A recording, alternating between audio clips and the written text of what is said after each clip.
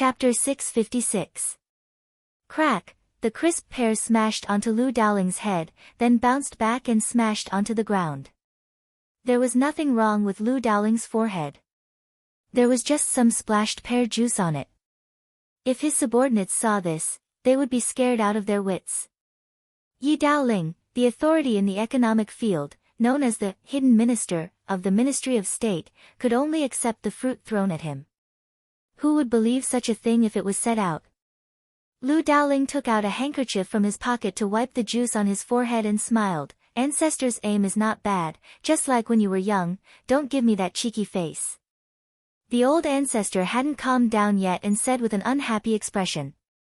Lu Dowling smiled bitterly. Ancestor, I'm just saying some words of understanding to Big Brother. I know my words aren't pleasant to hear, but it's the truth.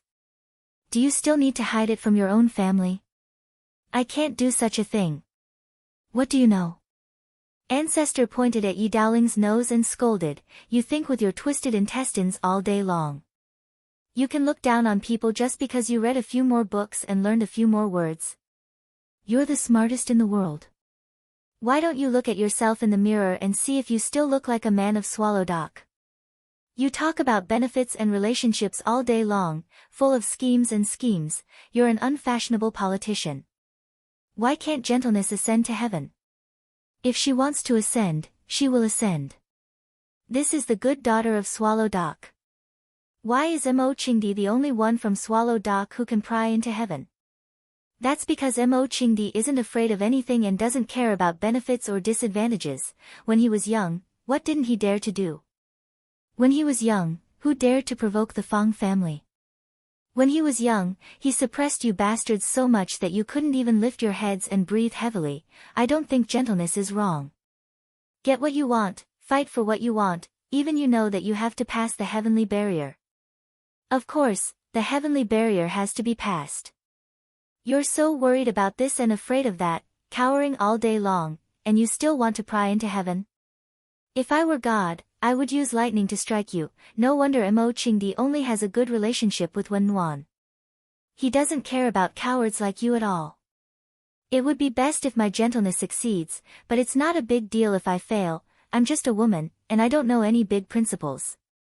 But in my opinion, the heavenly Tao is the human Tao. Humanity was about doing what one wanted to do. She is injured and crippled. Our Yi family will provide for her for the rest of her life. If she dies, our Yi family will also pinch our noses and accept it. Who can live forever? After listening to the elder ancestor's words, everyone present, regardless of age or gender, was moved. Yi Dowling's youngest daughter, Yi Zi, reached out to massage the old ancestor's shoulders and said, Old ancestor, don't be angry with my dad. He's also worried about my sister. Humph. If he was really worried, I wouldn't have said these things. Even at this time, he still has other thoughts. He deserves to be scolded. Yi Dowling's face was red, and he explained awkwardly to the old ancestor, Old ancestor, if I'm wholeheartedly doing this for my own benefit, I should encourage gentleness to challenge the heavenly axiom. How can I say that she's too anxious? I'm purely worried about her safety. You're right, I'm a mediocre politician now. I can't help it. It's said that our Yi family is prosperous, but most people are either seeking immortality or seeking the Tao. Each of them is a reclusive master, and each of them is untainted by dust. Our Yi family wants to live, and we want to live well. There has to be a few people who jump out to do those dirty things, right? Guanyin Bodhisattva still needs a group of ordinary people to worship her. Old ancestor, don't you think this makes sense? Yi family wants to rise, Yi family wants to develop, these are all correct. But don't forget what our duty and foundation is. Don't forget what the name of the land under your feet is. This is Swallow's Dock, remember this name. The old ancestor pointed at Yi Dowling and said, Little Ling, you forget the fastest. You are still far from being gentle. You're a loser. After the great ancestor finished speaking, he turned around with some uncertainty and asked, Yezi, is that what he said? Yezi's face turned red. He didn't dare to look at his father's eyes that were about to spit fire. He nodded and said, "Old ancestor is right, too right." Everyone in the room looked like they wanted to laugh but didn't dare to. Everyone was having a hard time holding back their laughter. Lu Dowling got up angrily and said, "I'm going out for a smoke." As soon as Lu Dowling stepped out of the hall, he heard the laughter of everyone behind him. After getting busy, even eating at the same table with his family became a blissful moment. Lu Wan first scooped soup for Fang Hui, then put some food for Fang Yen. She didn't touch her chopsticks, but she kept urging the old and the young to drink more soup and eat more food. Fang Hui looked at Fang Yen eagerly and said, "It's rare for Fang Yen to come back. Let's have a small reunion. Open the bottle of Mao Tai in my room. It's a happy day, everyone drink some." Lu Wan was the first to object. She said, "Dad, you're not in good health. The doctor also advised you not to drink. You should drink more soup." Fang Hui's mental state was really worrying recently. Lu Wan didn't dare to let anything happen to him. Fang Yen also followed and said, "My mom is right. Grandpa, you should drink the soup." Fang Yen ran to Fang Hui's room and took out a bottle of old Mao Tai. After he unscrewed the cap, the whole room was filled with the aroma of wine. "Good wine," Fang Yen praised. He poured half a cup for his mother and a full cup for himself. He said, "Today is a happy day. We should drink some wine. Come, let's have a toast." Then he said to Fang Hui, "Grandpa can't drink. Let's use soup as a substitute." Fang Yen raised his cup and clinked it with his mother's. They both took a sip. "Pa!" Fang Hui slammed the bowl of soup on the table and said angrily, "This meal is tasteless. I'm not eating anymore." After that, he was about to push the wheelchair away from the table. "I'll give you one spoonful," Fang Yen shouted. Fang Hui stopped pushing the wheelchair and said, "One tael. Only one spoonful. Half a tael. Only one spoonful. 2 spoonfuls. Only 1 spoonful. If you don't want it, then forget it." Fang Yen put on an uncompromising posture. Fang Hui hesitated for a long time and said, "1 spoonful then." So, Fang Yen poured a spoonful of Mao Tai into the spoon and carefully put it into Fang Hui's mouth. Fang Hui savored it with an intoxicated expression. He smiled happily and said, "Really good wine." Fang Yen and Lu Wan glanced at each other and laughed as well. Lu Wan whispered to Fang Yen, "Your grandpa will only be so happy when you come back." Fang Yen held his mother's hand tightly and said, "I won't leave this time. Even if I have to leave, I'll take you with me." Lu Wan shook her head and said, "Don't mention this to your grandfather. This is what he doesn't want to see the most. He doesn't need you to accompany him. He wants you to soar in the sky like an eagle. Do what you want to do. He won't hold you back, and he won't leave Swallow Dock. I won't either. I'll stay here and look after the house for you. I'll take care of your grandpa and stay with your father." Fang Yen sighed inwardly and said to Lu Wan with a smile, "Granny has been urging me to get married. She called me and talked about it. What's going on between you and Chaoga? And Teng, how are things going between you two? I heard that Teng Nuan has been cultivating in seclusion. I haven't seen her for a while." Fang Yen said with a smile, "I'm waiting for her to come out as well." After eating and drinking to their heart's content, Fang Yen sat in the courtyard with Grandpa Luo and chatted with him.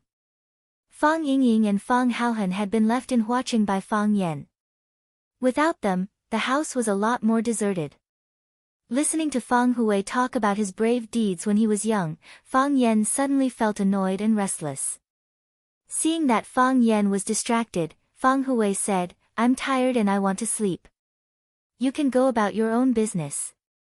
Fang Yen rose to his feet and said, "Grandpa, I'm going out for a while. Go ahead." Fang Hui waved his hand, looked at the eagle on the cage, and said, "I'll talk to this old man for a while and then go to bed." Fang Yen hurriedly ran to the entrance of the Yi family's old residence and banged on the door with all his might. The red door opened and Yi Lao San, who was guarding the door, saw Fang Yan standing at the door and said, "Little Yanzi, it's so late. What brings you here?" "I want to see Yi Rou." Fang Yan said. "That won't do." Yi Lao San wanted to close the door and said, "Miss Luo has been cultivating in seclusion for many days and has never seen any guests. No one in the family can see her, not to mention an outsider like you. I have something urgent to talk to her about." Fang Yan wanted to break in. "Fang Yan," Yi Lao San shouted. "I'm telling you, don't do anything stupid. Swallow Dock also has its own rules. You're barging into our Yi family in the middle of the night. What do you want?"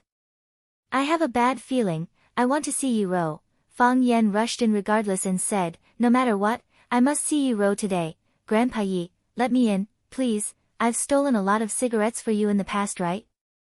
What if I don't let you in?" A clear voice came over.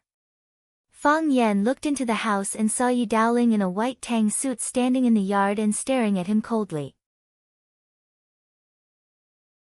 Chapter 657. What if I don't let you in?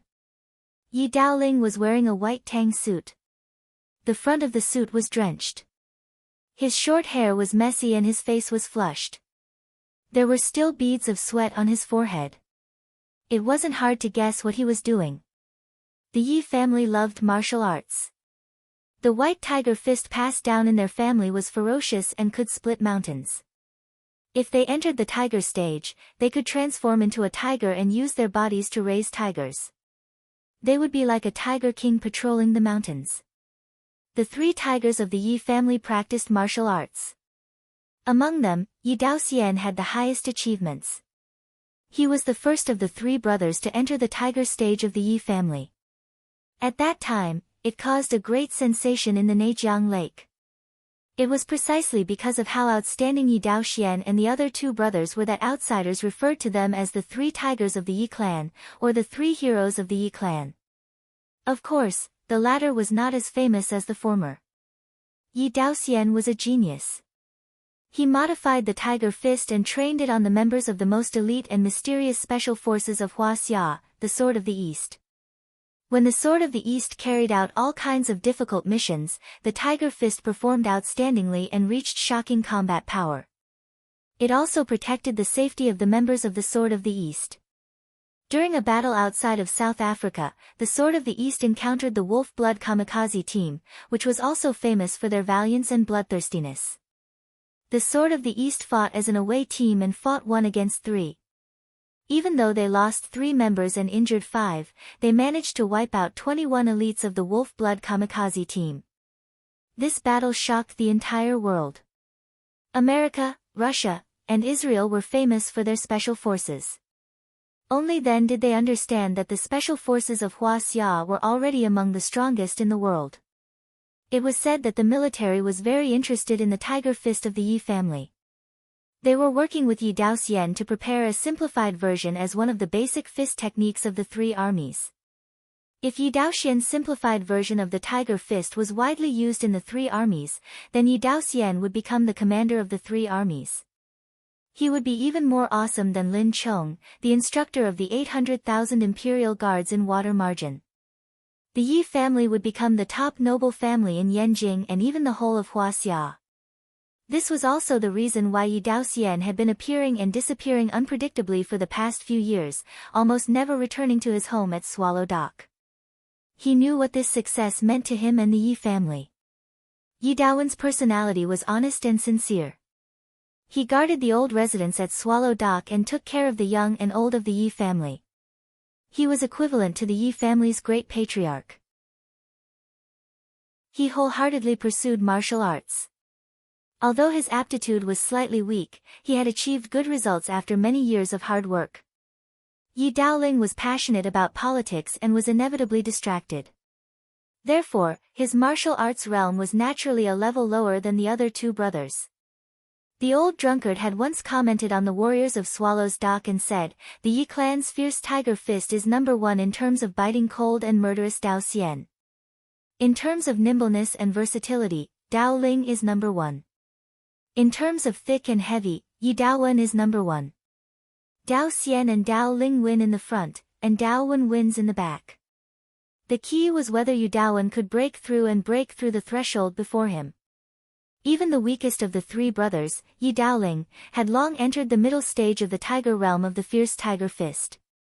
If he had enough time and could practice every day, it would be easy for him to break through again. But now, such a powerful person was blocking the door of the Yi family's old residence and said, "What if I don't let you in? Isn't this bullying?" Fang Yan laughed after seeing Yi Daoling. He warmly greeted him and said, "Third uncle, long time no see. When did you come back? I was thinking of visiting you in Yanjing after coming back. I didn't expect to meet you in Swallow's Dock. Third uncle just finished practicing martial arts. It's still early. I think third uncle won't be resting now. I'll go in and drink tea with you and chat." When Fang Yan spoke, he was about to pass by the gatekeeper, Yi Laosan. Yi Laosan reached out to stop him and happened to block Fang Yan's body. Fang Yan looked at Yi Laosan and said, "Grandpa Yi, third uncle has agreed to this. Why are you still blocking me?" Yi Laosan liked Fang Yan and sincerely advised, "Little Yanzi, go back. Come back in the morning. Grandpa will open the door for you." Yi Daoling thoughtfully looked at Fang Yan and said, "Fang Yan, do you know what time it is now? Everyone in the Yi family lives here. Do you think it's appropriate for you to barge in the middle of the night?" "Third uncle, I want to see Yi Rou." Fang Yan directly stated his intention. "No." Yi Daoling refused and said, Rou is training behind closed doors. She won't see anyone." "Third uncle, I feel upset and restless. I'm worried that something happened to Rou." Fang Yan said anxiously. Yi Daoling sneered and said, "Fang Yan, you feel upset and restless because you are sick. If you are sick, you have to see a doctor. What does this have to do with Rou? I feel that something is wrong with Rou. Maybe her breakthrough is obstructed." Fang Yan helplessly explained, "It's better if she's fine. If she's fine, I have to go check to make sure she's safe." Yi Daoling was amused by Fang Yan's words. He looked at Fang Yan and said, "Fang Yan, don't you think your request is too much? Rou's breakthrough is a big thing for our Yi family. During this time, everyone in the Yi family is serving Rou. The first priority is to ensure Rou's safety. You said that Rou is in danger. You said that you want to go in and see her. Why? Yi Rou is a member of our Yi family. If she is disturbed by you during the most critical period of her breakthrough, who is responsible for this? Who will bear this loss? If you destroy Rou's ascension and cause her to suffer from the backlash of the heavenly law, Fang Yan, why should I give you such a chance?" Fang Yan looked at Yi Daoling sincerely and said, "Third uncle, you care about Rou. I also care about Rou. Rou is now a member of your Yi family, but she will be a member of my family in the future." "Bastard!" Yi Daoling shouted coldly, "Who said that Rou will be a member of your Fang family in the future? Did our Yi family agree?" Fang Yan was not angry. He looked at Yi Daoling and said, "Third uncle, this is a private matter between me and Rou. It's fine as long as Rou agrees. I want to marry Yi Rou. I'm not going to marry all of your Yi family. She is my girlfriend, and I am her boyfriend. If my father hadn't died, Rou and I might have gotten married and had children. I knew that you, Fang Yan, are sharp-tongued and hard to deal with. Now you've learned to pester me endlessly." Yi Daoling's face was livid. He said to third brother Yi, "Get me a small stool. I will stay here tonight. I want to see how you will enter my Yi family's gate." Fang Yan's eyes were firm. He gritted his teeth and said, "Third uncle, you also know that you can't beat me." Yi Daoling was so angry that he laughed and said, "You really have confidence in yourself. Since you said that I can't beat you, I still want to try. If you dare to cross the threshold of my Yi family tonight, I will serve you with Yi family's fierce tiger fist. Third uncle, we will be a family in the future. Why do we have to fight?" Fang Yan said helplessly, didn't we get along very well when we were in Yanjing last time? At that time, you even praised me and said that I was the most outstanding young man in Swallow Fort. The most outstanding young man can't even cross the gate of your Yi family? No. Yi Daoling said. Before Ro Ro comes out, no one is allowed to disturb her. This is the rule set by our Yi family. I will be on duty tonight. Naturally, I can't let the commandment be broken on the first day. Then I can only let third uncle down. Fang Yan said. As he spoke, he had already bent over and rushed into the backyard of the Yi family's old house. Boom! Yi Daoling's body instantly bounced up and pounced towards Fang Yan like a tiger preying on its prey. The ancients were particular about reflecting on their mistakes while facing the wall, but today's people like to face the wall to make breakthroughs. In fact, facing the wall to reflect and facing the wall to make breakthroughs were the same. The ancients also had the idea of improving their strength while reflecting on themselves, whether it was on the physical or spiritual level. This was a sealed stone cave in the basement of the Yi family's ancestral hall. In the past, it was a place to avoid the flames of war or escape when the family encountered a major crisis. Now, it had become a place for important people in the family to live in seclusion when facing important decisions. The stone cave was extremely simple. There was a stone bed, a stone table, and a stone chair. This was all the belongings of the entire house. There was a simple and elegant glass bottle on the stone table. There was a bamboo branch in the glass bottle. This bottle and the bamboo branch in the bottle were brought in by Yi Ro when she was in seclusion.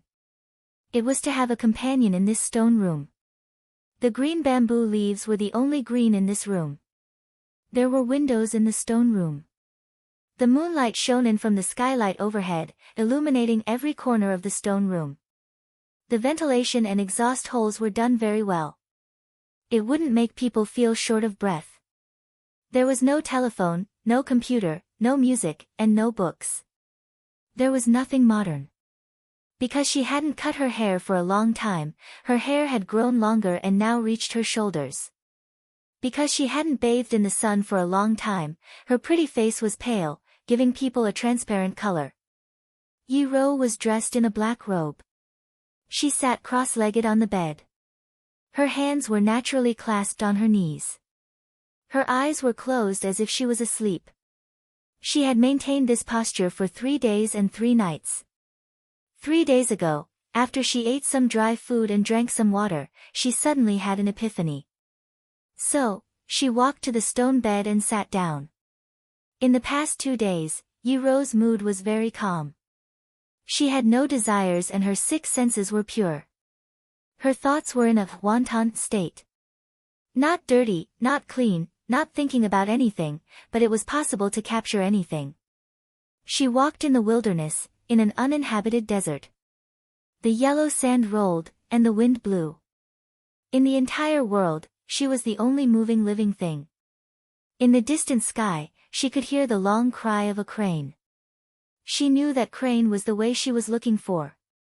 She wanted to find that crane. Chapter 658. The ferocious tiger fist was famous for its bravery and vigor. This fist technique was used by Yi Daoling, one of the 3 tigers of the Yi family. Yi Daoling had long entered the tiger stage, so when he pounced at Fang Yan, he had already turned into a tiger. His huge body was like the body of a tiger king. The powerful aura could suppress all the beasts in the forest and make it hard for them to move. Yi Daoling's hands turned into sharp claws. One clawed at Fang Yan's chest and the other at Fang Yan's throat. Both of them were vital points. True energy filled them. Yi Daoling's claws also seemed to have expanded several times. His hands faintly flashed with red light, as if they had been dyed with paint. A human's palm became a tiger's claws. The strength of a human was far greater than the strength of a tiger's pounce. Because of the extreme speed, the claws left countless afterimages in the air. Countless claws formed a line in the air, forming a heart-palpitating scene of ghost entanglement. He was 2 meters away from Fang Yan just now, but he had reached Fang Yan's chest and throat in an instant. the ferocious tiger descends the mountain. Yi Daoling's pair of sharp claws completely locked down Fang Yan's attack route. No matter which part he charged from, he could use the cruelest and most violent method to kill him, if Yi Daoling was willing. Ferocious tiger patrolling the mountain, amazing. Fang Yan praised in his heart. As a politician in economic work, Yi Daoling was able to have such deep internal energy and such brilliant skills while doing his job well. It had to be said that this person's talent and diligence were extremely rare. When Fang Yan saw Yi Daoling for the first time, he was practicing in the courtyard. When he saw Yi Daoling again, he was still practicing in the courtyard. Practicing in the winter and practicing in the summer. After a long time, he would definitely become a great person. The three tigers of the Yi family were praised like this. Naturally, they had their outstanding points. Before the tiger claws arrived, Fang Yan was already attacked by the air currents stirred up by the claws. The strong wind blades blew on his face and body, causing him to feel a burning pain. Fortunately, Fang Yan was also a martial artist with great skills. If he didn't have internal energy to protect his body and solid skin to protect himself, his face and body would have been cut into countless bloody wounds by Yi Daoling's claws. Fang Yan charged forward fearlessly, as if he was taking the initiative to charge into the range of Yi Daoling's claws. Hiss! Yi Daoling's first claw grabbed at Fang Yan's throat. Fang Yan's body turned into a Tai Chi Pisces as he rushed forward. At the same time, his left foot was still moving forward. His right foot turned 180 degrees and then turned again. He went behind Yi Daoling. Yi Daoling's claw missed, and he turned around like lightning. His other claw locked onto Fang Yan's chest. White Tiger turned around. Fang Yan's body fell backward. His feet landed on the ground as if there were two steel nails nailed to the ground. His body was almost parallel to the ground at 180 degrees. Gotcha! Yi Daoling's claw grabbed onto the vermilion door of the courtyard and a large piece of wood fell down. Yi Daoling threw away the wood in his hand and jumped up high, once again pouncing towards Fang Yan who was lying on the ground. Pala! Yi Daoling's two claws were deeply inserted into the ground. The old limestone was actually poked out two large holes by his claws. Fang Yan's body had already disappeared from where he stood, as if he had never been there. What a good move, evil tiger digs out the heart. Fang Yan stood not far away and looked at Yi Daoling with lingering fear. He said, "Third uncle, you don't have to risk your life like this, right? I just wanted to remind Wenwan. You don't have to think about digging out my heart too, right?" Gotcha! Yi Daoling pulled out his palm from the stone hole. He stretched out his hand and gently squeezed, turning the stone residue in his palm into powder. Opening his palm, the stone powder was blown away by the night wind.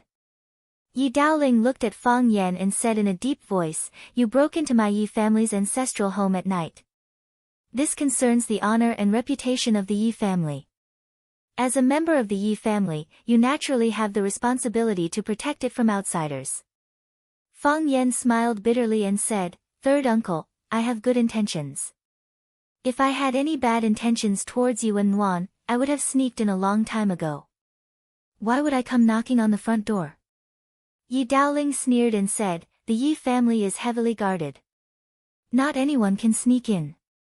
"Fang Yan, didn't you say that I'm not your opponent? If you are a real man of swallow stock, then fight me to your heart's content. What kind of hero are you if you hide like this?"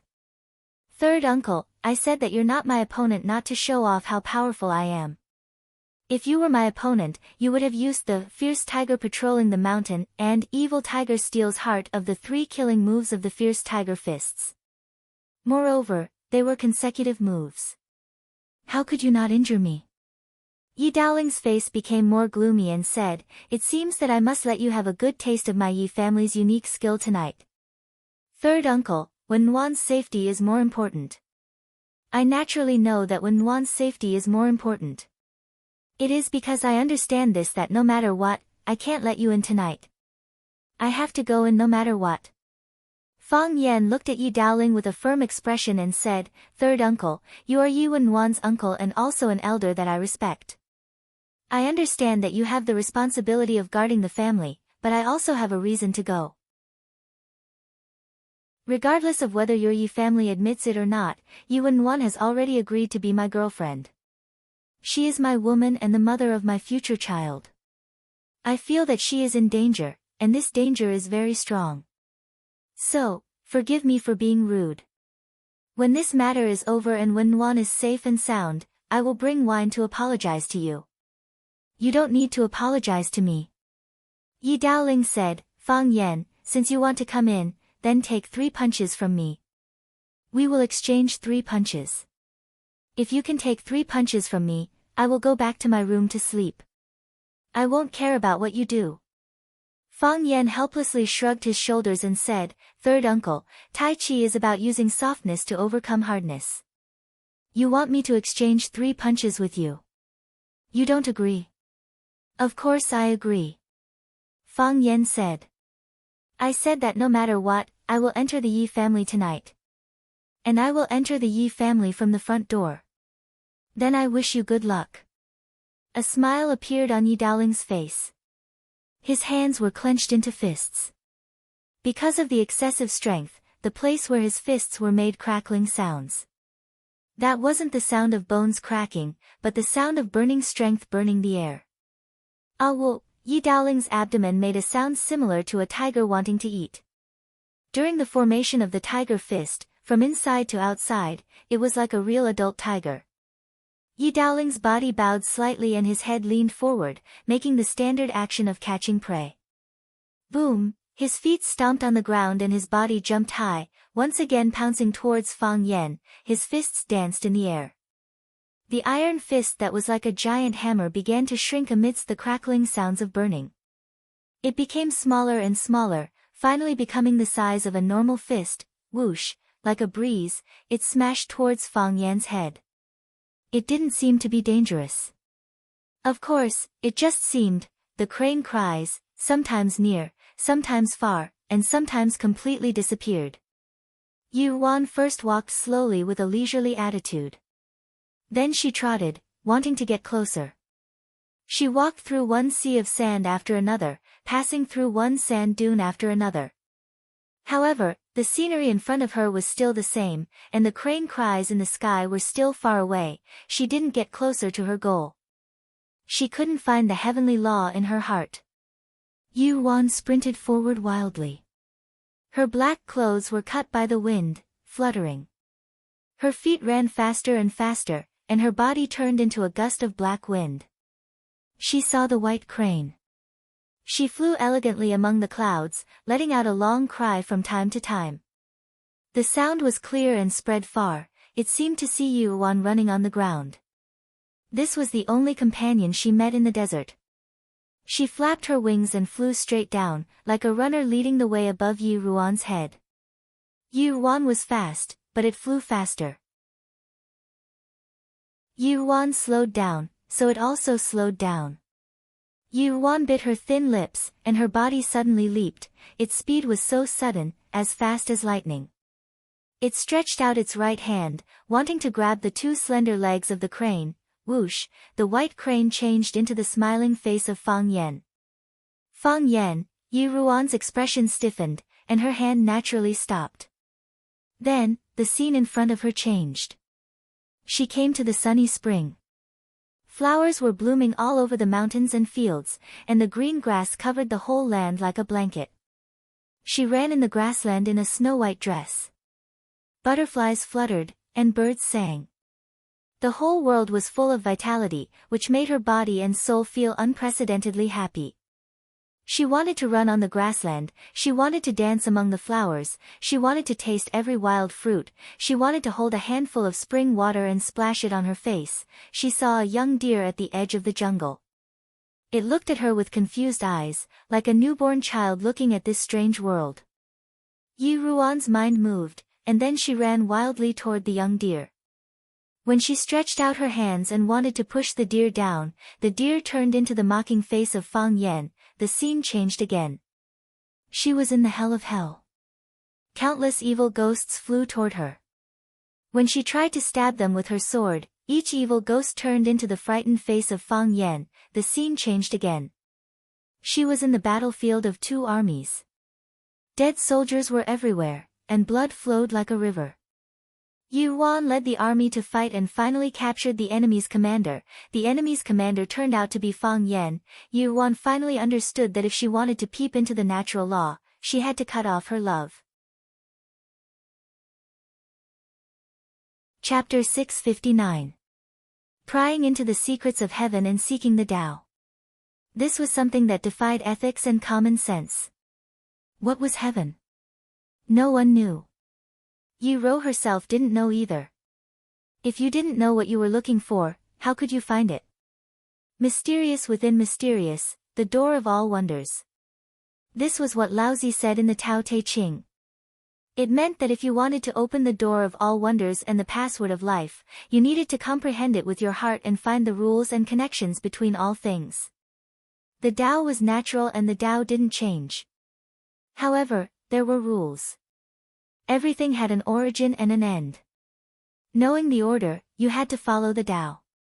No one knew what heaven was because 10,000 people would have 10,000 different answers in their hearts. This was the same logic as the classic saying, 1,000 readers have 1,000 Hamlets in their hearts. Heaven wasn't a fantasy or a different world. It was just a thought in your heart. Everyone had all sorts of thoughts in their mind, and each thought represented the only path they could take. Some people couldn't understand some things their entire lives and died in depression. Some people struggled for a while and finally thought it through or decided to give up. Instead, they felt refreshed and happy for the rest of their lives. This was a challenge that everyone had to go through. It was also a test that they had to endure every day. From small things like, what to eat today, to big things like, should I beat up the neighbor old Wang, this was a choice and a clear thought. All martial artists knew that heaven was the strongest power in the world. Prying into the secrets of heaven and seeking the Tao. This was something that defied ethics and common sense. In serious cases, it would even trigger the power of laws. Therefore, to pry into the backlash of heaven, one had to gamble with the most important beliefs in one's heart. A good official would lose his position, a greedy person would lose his wealth, a good name would lose his reputation, a good person would lose his person, either he regressed and became immortal for all eternity. Or move forward and give up what you cared about the most. Heaven was the only one. If one wanted to pry into heaven, one had to cut off their emotions, desires, and dust to become a servant of heaven. It was easy to say, but how could it be? If Yi Daoling were to give up his position, if Fang Yan were to give up his family, if Yi Ro were to give up Fang Yan, everyone had countless desires in their hearts. Everyone had their own people or things that were worth protecting with their lives. Who dared to give up so easily? Those who had the willpower to become monks were all heartless bastards with great ideals and wisdom. Those who had the courage to commit suicide were just pure heartless bastards. It wasn't until this moment that Yi Ro realized that her deepest obsession was Fang Yan, the man whom she had beaten since she was a child, the man who used to regard her as a scourge, the man who was treacherous and affectionate, the man who could make her furious and bring her laughter, the man she had fallen in love with when she was very, very young. If she wanted to find the heavenly axiom, if she wanted to run on the road of martial arts without any worries, then she had to completely separate from that man. She had to expel him from the depths of her heart, delete him from the depths of her memory, let him leave her thoughts, let him leave her life, let him no longer be able to arouse any of her emotions, let him become a passerby, let him become a faceless person. The scene changed again. Yi Ro was once again in the deserted Gobi Desert. She saw the white crane that looked like Fang Yan. As long as it stretched out its hand, it could break her neck. The scene changed again. Yi Ro came to the grassland in the spring breeze. She looked into the eyes of the young deer. The deer nudged her chest with its sharp horns and even rubbed her soft breasts shamelessly. She felt a tingling sensation on her body. She almost couldn't stand steadily. As long as she slapped down, she could slap the deer to death. The scene changed again. Yi Ro was choked by the ferocious ghost that looked like Fang Yan. Her face turned purple and she had difficulty breathing. The scene changed again. The long sword in her hand was hanging on Fang Yan's neck, but she couldn't chop off his head. This scene kept repeating. All the scenes related to Fang Yan kept changing. In the end, it turned into countless fast-forward scenes that flashed in and out of Yi Ro's mind. Countless scenes flashed. Countless Fang Yan were shouting at her, smiling at her, brandishing his claws at her, waving his long sword at her. Yi Ro's mood began to become agitated. A lot of beads of sweat appeared on her forehead. Her meditating body was unstable. Her hands that were upside down on her knees were trembling slightly. Every time she trembled, large beads of sweat would fall from the back of her hands. Her hair was soaked and stuck to her scalp. On the stone table, the water had already formed a river. Between the heavenly Tao and Fang Yan, how should Yi Ro choose? How should she choose? The agitation became stronger and stronger. Her body turned into a barrel of dynamite, as if it could explode at any time. Fang Yan wanted to shout to Yi Daoling, "Let's have a temporary truce. I want to see Yi Ro," but he was very clear that if he didn't beat Yi Daoling until he was convinced, Yi Daoling wouldn't allow him to see Yi Ro. Just as Yi Daoling said, no one cared more about whether Yi Ro could successfully break through than the Yi family. The Yi family wouldn't allow anyone to destroy Yi Ro's breakthrough at this critical period. At least in their eyes, Fang Yan was here to destroy.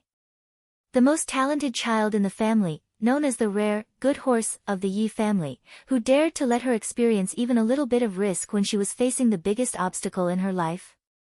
Yi Daoling's fist that was swollen with a strong force became smaller and smaller. When it reached Fang Yan's face, it was no different from an ordinary fist. It was even smaller than a normal person's fist. It looked like a child's fist. The force was restrained, tightening the flesh and shrinking the bones. The fist was like a grenade. When it collided with a person or object, it would explode like a grenade. Right now, Fang Yan felt the pressure of facing a grenade. Fang Yan felt the danger, and so did the heart of Tai Chi. The silent heart of Tai Chi suddenly spun wildly. The Tai Chi domain also fully unfolded in Fang Yan's mind. In the Tai Chi domain, Yi Daoling disappeared. There was only a big red ball attacking him. The Tai Chi domain wouldn't lie. The big red ball that it presented was the true face of Yi Daoling's punch. What the naked eye could see was a maze. White tiger swallows the moon. Yi Daoling's abdomen had a whimper. Yi Daoling opened his mouth and roared. Yi Daoling was like an adult tiger, wanting to destroy the moon of Fang Yan with one punch. Fang Yan stood in place, his feet apart, his hands stretched out naturally, and kept drawing circles in front of him. One circle connected to another, and countless circles turned into a chi core. This chi core was like a tornado, covering Yi Daoling, who was pouncing at him. Yi Daoling's body was shrouded by the tornado, and then he disappeared. Crackle crackle, a loud explosion and the roar of a tiger came from the tornado. A dazzling white light flashed. The white light cut through the dark night of the small courtyard, and the silence of Swallow Dock. It was like a searchlight rising into the sky, shining so brightly that people couldn't open their eyes. The wind swept the fallen leaves, and the dust flew. The world changed color, and the bright moon shone brightly. Hiss! A hole was torn in the tornado, and Yi Daoling's body rushed out from that hole. The hole created by the tornado naturally couldn't maintain the integrity of this domain. Boom! The tornado burst open. The wind swept in all directions, and the gatekeeper Yi Laosan was blown down by the strong wind. His body rolled several times on the ground. The biggest gust of wind hit the century-old vermilion door of the Yi family's old residence. There was a loud crack, and a big hole appeared on the door. Creak creak, the door on the left shook violently for a few times, and then fell to the ground with a bang. The door of the Yi family's old residence was actually knocked down by the tornado energy released by Fang Yan. Yi Daoling's body soared in the air, and he charged forward rapidly. Clang! His feet trod on the bluestone tiles. The bluestone tiles couldn't bear the great power that came with his body, and with a loud cracking noise, the tiles caved in, just like two pieces of tofu being crushed by someone's foot. Yi Daoling's hair was messy, and his clothes were torn into pieces. Wounds appeared on his face, and blood was oozing out. Yi Daoling's pupils were filled with red veins, and he stared at Fang Yan without blinking. There was some doubt, but more of an uncontrollable anger. Hearing the commotion outside, the Yi family all turned on the lights, and many people rushed to the small courtyard. Yi Daolin's expression was slightly angry, but he didn't say anything to Fang Yan. Since Yi Daoling had appeared, as the big brother, he wasn't in a hurry to express his attitude. Yi Daoling's other juniors had ugly expressions. Fang Yan's actions were seen as provocation by them. Fang Yan, are you crazy? You came to smash our door in the middle of the night? Yi Daoli stared at Fang Yan with an unfriendly expression, and shouted in a low voice. Fang Yan, what are you dash? Yi Daoli originally wanted to scold Fang Yan, but thinking of the relationship between Fang Yan and sister Wen Nua, he stomped his feet and said, why did you come to the Yi family so late at night? Yi Fengshen was shocked to see the fallen door. The Yi family had been standing for thousands of years, and had been despised, trampled, and stepped on countless times. However, it was the first time the door was torn down like tonight. Yi Fengshen moved his fat butt and jogged in front of Fang Yan. His voice became a bit shaky as he said, Fang Yan, how did you know that our door was about to fall? I already found out that this door was rotten, and I always wanted to get a new one, but this is our Yi family's matter, you should quickly go back. As he spoke, he tried to push Fang Yan away. You tore down the door of our Yi family? Yi Daoling looked at Fang Yan with a hoarse voice and asked. Chapter 660. The ancients often said, bring glory to the family. For the people of Huaxia, the door had a rich and colorful meaning. The door represented dignity, power, and the face of a man and a family. No matter in any dynasty or era, no matter if it was a powerful person or a commoner in the countryside, tearing down the door was a taboo.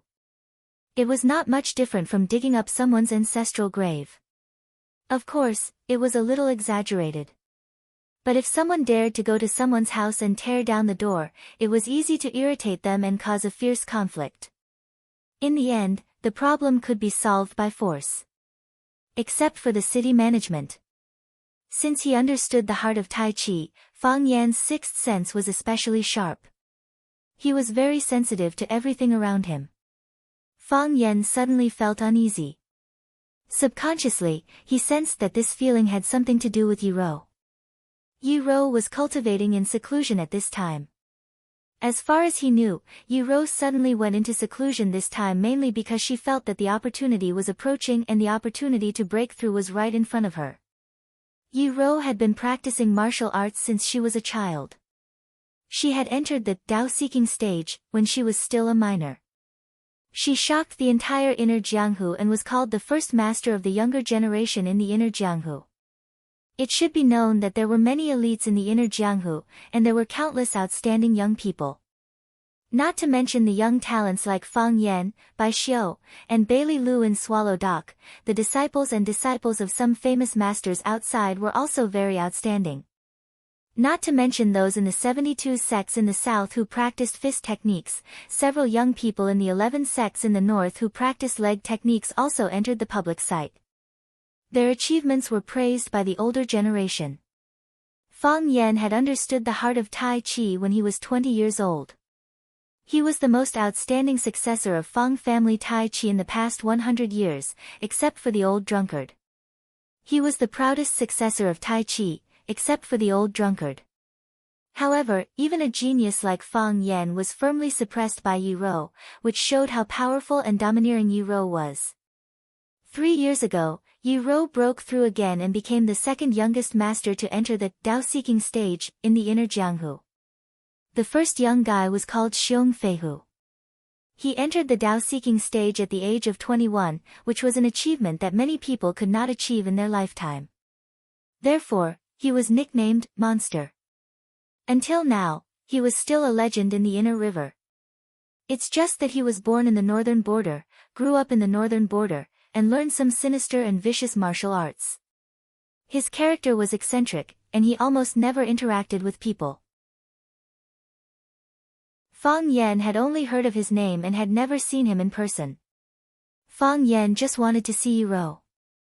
He just wanted to make sure that his girlfriend was safe. In all honesty, Yi Rou had promised to be his girlfriend. They had walked hand in hand on the path outside the village countless times. He even wanted to kiss Yi Rou when she was not paying attention. It turned out that Yi Rou had never been unguarded against him. Every time Fang Yan's mouth approached her, she would always be able to slap Fang Yan away in time or kick Fang Yan to the ground. Sometimes, Fang Yan would think that Yi Rou agreed to be his girlfriend because she could hit him easily. No other man could give her such a strong sense of accomplishment. Later, he tried very hard to throw such thoughts out of his mind. Because he felt that it was disrespectful to him. How could I accidentally tear down someone's door? Fang Yan also had a headache. It seemed that things were getting more and more complicated and difficult to deal with. Fang Yan looked at Yi Daoling and said, I didn't tear it down. If you didn't tear it down, then did I tear it down? Yi Daoling sneered. Third uncle, you did. Fang Yan said with a serious face. This kind of thing couldn't be admitted even if he died. At this time, he couldn't be shameless. I saw it with my own eyes. This door was hit by your chi and then collapsed. Third uncle, you have to touch your conscience when you speak, Fang Yan said solemnly. I just want to see your gentle side, but third uncle insisted that I compete with you. I was forced to accept your extremely unreasonable condition. The door was indeed knocked down by my chi, but think about it seriously, third uncle, was my chi aimed at you at that time? My Tai Chi storm's target was third uncle, and the target was also third uncle. When the Tai Chi storm surrounded third uncle used the white tiger swallows the moon that you had been accumulating for a long time inside the storm. Third uncle is good at martial arts and forcibly tore a hole in my Tai Chi storm. However, because you used too much force in the Tai Chi storm, it caused the Tai Chi storm to explode, the domain disappeared, and the chi leaked out. This caused the Yi family's door to be destroyed. I know third uncle didn't do it on purpose. You just wanted to change the old house's door, right? Yes. Yes.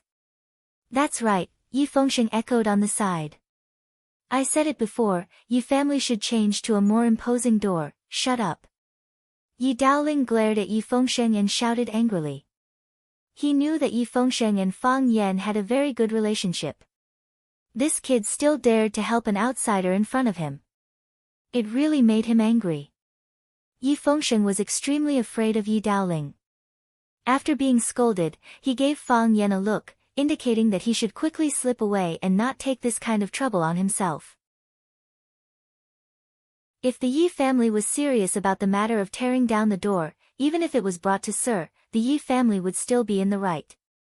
At that time, not only would Fang Yan have to bow his head and apologize, but grandfather Fang would also have to come and apologize. At that time, where would the Fang family's face be? Fang Yan understood his best friend's intentions, but he had no intention of leaving. Just as he said, before seeing Yi Rou, before confirming her safety, he would not leave the Yi family no matter what. He believed in his own premonition and judgment. Yi Daoling looked at Fang Yan and said, according to what you said, I was the one who tore down the door. Fang Yan nodded and said, you were the one who tore down the door. Since I tore it down, then I won't ask you to compensate. Fang Yan looked at Yi Daoling with a face full of astonishment. He thought, what does this uncle mean? Just now, he looked like he was going to denounce me, but he was convinced with a few words. It was not the first time that Fang Yan dealt with Yi Daoling. He knew that Yi Daoling was a man with great wisdom. How could such a person be easily convinced? Yi Daowen also looked at Yi Daoling with a puzzled expression, his face revealing a thoughtful expression. Yi Daoling ignored Fang Yan's scrutinizing gaze and said in a deep voice, you still don't want to exchange a few punches with me? Fang Yan shook his head and said, I don't want to. Because, Yi Daoling licked the blood stains at the corner of his mouth and said, you feel that I am no longer qualified to be your opponent? Fang Yan had a hesitant expression and didn't directly answer his question. You can speak frankly. Yi Daoling said. I'm not a narrow-minded person, I'm worried about hurting third uncle. You are a gentle third uncle, and also my third uncle. In the future, we will still be a family. I don't want to hurt the relationship between uncle and nephew before we reach that step, Fang Yan said with a sincere expression, as if he was completely thinking for Yi Daoling's sake. Yi Daoling pointed at Fang Yan and yelled at the Yi Dao disciples, "Beat him up." The Yi Dao disciples heard Yi Daoling's order and each took out their weapons, preparing to attack Fang Yan. "Bastard," an old voice resounded. With the help of a servant girl, the ancestor of the Yi family tiptoed over to this side. Yi Daoling quickly ran over to greet him and scolded, "Ancestor, why did you come out in the middle of the night? What if you get cold from the wind? Can I not come out?" The ancestor pointed at Yi Daowen, then at Yi Daoling, and said, "You're already so old, yet you're still arguing with a child, aren't you ashamed?" Yi Daoling had an innocent expression and said, "Ancestor, I was just standing here watching the show, but I didn't say a word. Watching the show is also your fault." The ancestor said rudely, "The Fang family's boy is worried about Wen Nuan's safety and came to visit out of goodwill. Is this how you treat your guests? Is this how we Yi family's men treat our guests?" Yi Daoling knew that the ancestor was difficult to deal with, but he still braced himself and said, "Ancestor, Fang Yan doesn't have any good intentions. Letting him visit Wen Nuan is like a weasel paying a visit to a chicken. Pa, you're the weasel paying a visit to a chicken. I feel that the Fang family's boy is kind." The ancestor looked at Fang Yan and asked, "Fang Yan, are you sure Wen Nuan is in trouble?" "Yes," Fang Yan answered firmly and said, "I just have this bad hunch. I hope Wen Nuan is fine, but I'm worried that if something happens, I might be able to help by her side. Okay, come with me, I'll take you to see Wen Nuan." The ancestor said. "Ancestor, this mustn't be done," Yi Daowen and Yi Daoling shouted at the same time. "Why mustn't be done?" the ancestor said with an unhappy expression. Yi Daowen and Yi Daoling looked at each other. Yi Daoling gave a look, meaning to say that I've said what I should say, and you're the big brother. At this time, you should stand up and take some responsibility. Yi Daowen cleared his throat, walked in front of the ancestor, and said in a low voice, "Ancestor, this mustn't be done, when Nuan is at the critical moment of her breakthrough. I don't think it's appropriate to be disturbed by outsiders at this time. In addition, Wen Nuan's retreat is in the stone room. The stone room is in a hidden location in the Yi family's ancestral temple. The Yi family's rules clearly state that only descendants of the Yi family can enter the Yi family's ancestral temple without permission." Yi Daowen looked back at Fang Yan and said, "Fang Yan, he's not a member of the Yi family. He's not qualified to enter the Yi family's ancestral temple." Chapter 661. Those who were not men of the Yi family could not enter the Yi family's ancestral hall. Not only did the Yi family have such a rule, but other families in Swallow Dock also had it. The Fang family also had it. If an outsider wanted to enter the Fang family's ancestral hall, the Fang family would definitely be extremely unwilling. Some strict families even had the rule that women could not enter the ancestral hall because in their view, women would eventually marry into other families. This rule was too disrespectful to women. Back then, the Thousand Leaves division died in battle in Swallow Dock. Not to mention placing the memorial tablet in the Fang family's ancestral hall, it was impossible to even find a cemetery in Swallow Dock. Fortunately, the old drunkard Mo Qingdi took the initiative to offer his cemetery, and the many heroes of Swallow Dock maintained respect for the actions of the Thousand Leaves division, so he was buried peacefully. The stone room used by the Yi family for seclusion was in the basement under the Yi family's ancestral hall. He had already heard this information from his friend Yi Fengsheng. Yi Daowen didn't lie to him on this point. Fang Yan understood the difficulties of Yi Daowen and Yi Daoling. Because if this happened in his family, grandfather would also be in a difficult position, right? It was also because of this reason that Fang Yan spent so much time with Yi Daoling at the door. If he didn't waste so much time, he would have rushed in and hugged Yi Ro in his arms, or rather, Yi Ro hugged him in her arms. He just wanted to influence or conquer Yi Daoling so that he would agree to let him see Yi Ro. Without the permission of the Yi family, he wouldn't dare to break into the ancestral hall. Otherwise, the entire Swallow Dock wouldn't let this rude and unreasonable person go. Fang Yan would become the public enemy of Swallow Dock. When the old ancestor heard Yi Daowen's words, he also hesitated for a while. He raised his eyes and glanced at Fang Yan, then looked at Yi Daowen and asked, "Is there no other way?" "No." Yi Daowen shook his head. He paused and said, "Unless Fang Yan is willing to marry into our Yi family and become a disciple of our Yi family." Fang Yan's heart suddenly tightened. "Father-in-law, don't play with your son-in-law like this, okay? Although I like your daughter very much, aren't you afraid of destroying our father-in-law and son-in-law relationship by making such a request to me? I am a very narrow-minded man." Yi Daoling chuckled and said, "If Fang Yan is willing to marry into our Yi family, there will naturally be no problem with this matter.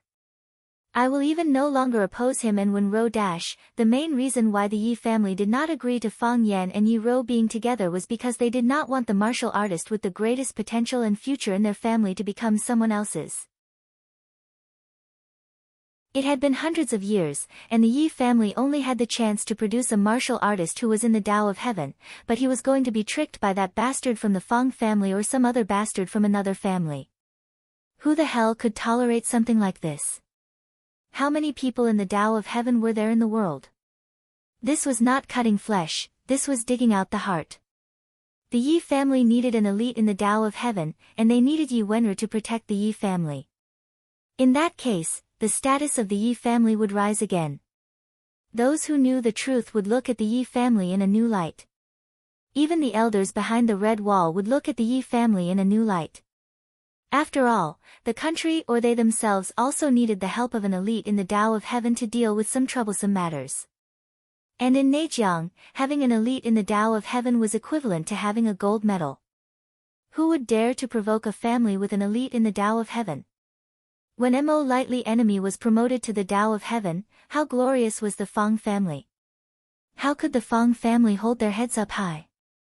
Mo Lightly Enemy waited at home for a year, but no one came to challenge him. He had just been promoted to the Tao of Heaven. This was like a woman who had just bought a dress, or a man who had just bought a luxury watch.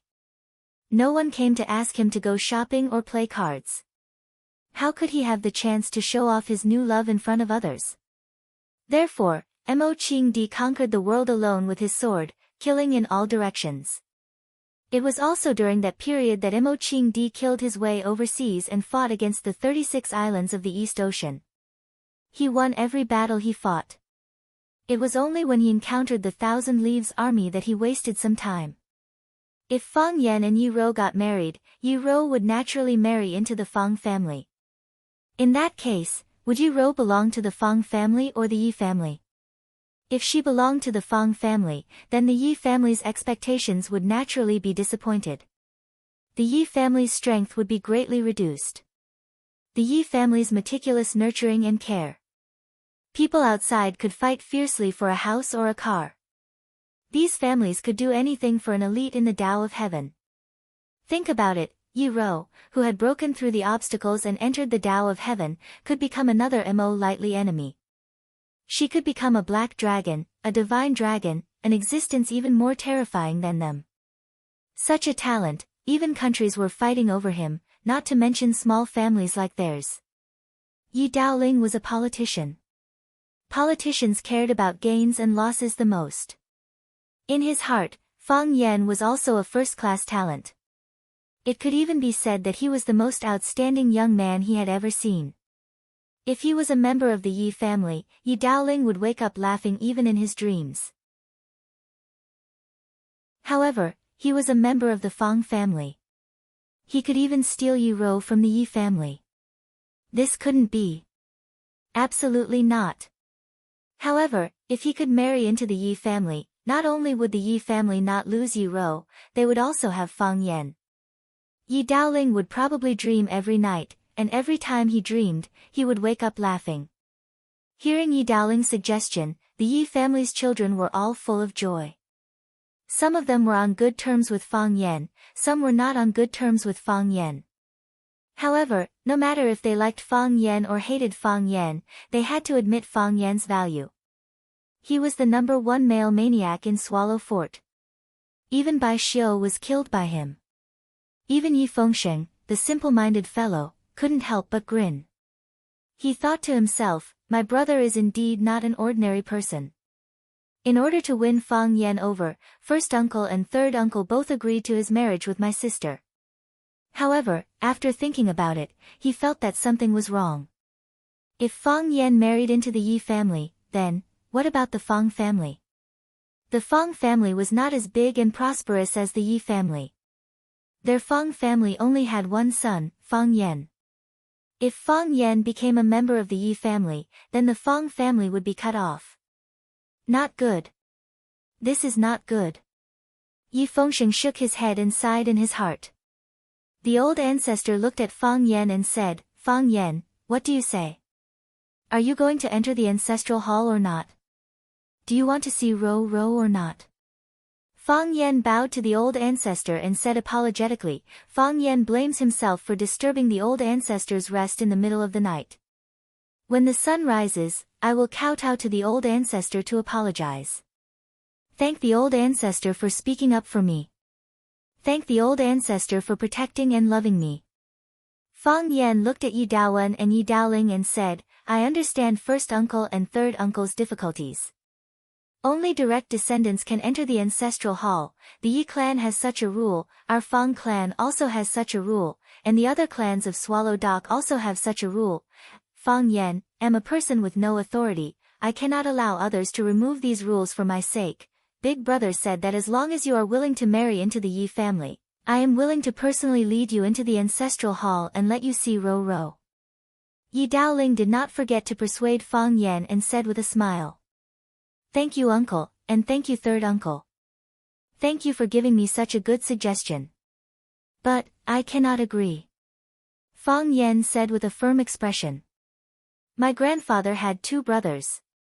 He also had an older brother, but he died young, leaving only one daughter to marry abroad. She had no contact with the Fang family for many years. My father was the only son in my grandfather's family, and all 3 of my aunts were married. 3 years ago, my father was killed by Bai Xiu at the entrance of Swallow Dock.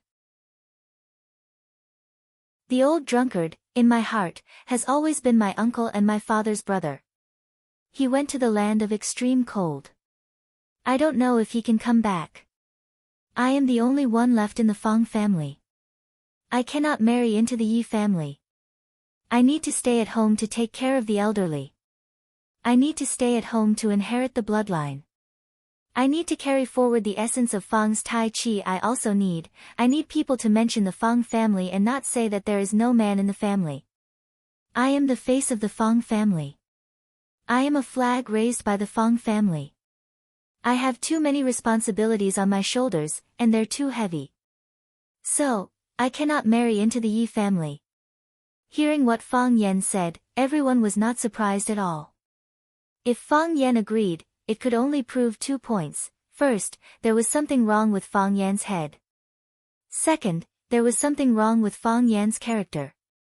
He abandoned his father and mother and was willing to marry into the Fang family for a woman. Was such a man worthy of trust and entrustment? Hearing Fang Yan's words, Yi Daoling felt it was reasonable. He felt some pity in his heart.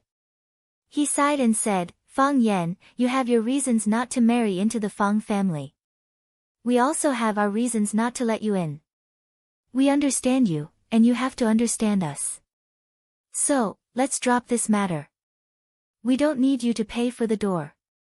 It's getting late. Even the ancestor got up to stay up with you. Go back quickly. Let our Yi family return to peace. I can't go back.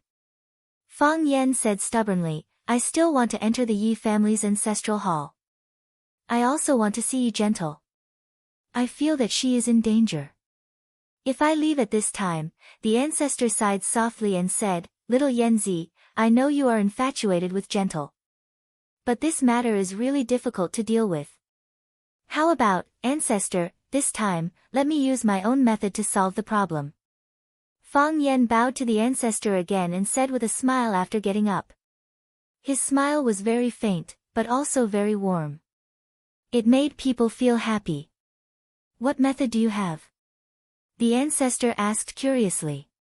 Fang Yan looked at the many Yi family men present and said, You have the rules to not let me in. I also have my reasons to go in. So, if I force my way in, you can't stop me, Fang Yan, don't you dare, Yi Daoling was furious. Is this kid crazy? Fang Yan's figure had already disappeared on the spot, rushing towards where Yi Daoling was standing. Chapter 662. Fang Yan was a scholar, and scholars liked to reason with people. Convincing people with reason or clothes. Fighting and killing were what barbarians did. Of course, this was under the condition that he could reason with them. If he couldn't reason with them, then he could only choose to use his fists. Fang Yan really despised himself at this time. He felt like a barbarian. His body swooped down and charged in Yi Daoling's direction. Why did he choose Yi Daoling? Because Yi Daoling was completely unprepared, and in the process of fighting just now, he had roughly figured out Yi Daoling's martial arts. Most importantly, Yi Daoling had an inner demon towards him. This was human nature. When people faced people who were stronger than them or had beaten them, they would always feel a little unconfident. Because he had already lost, he still subconsciously felt that he was inferior to others.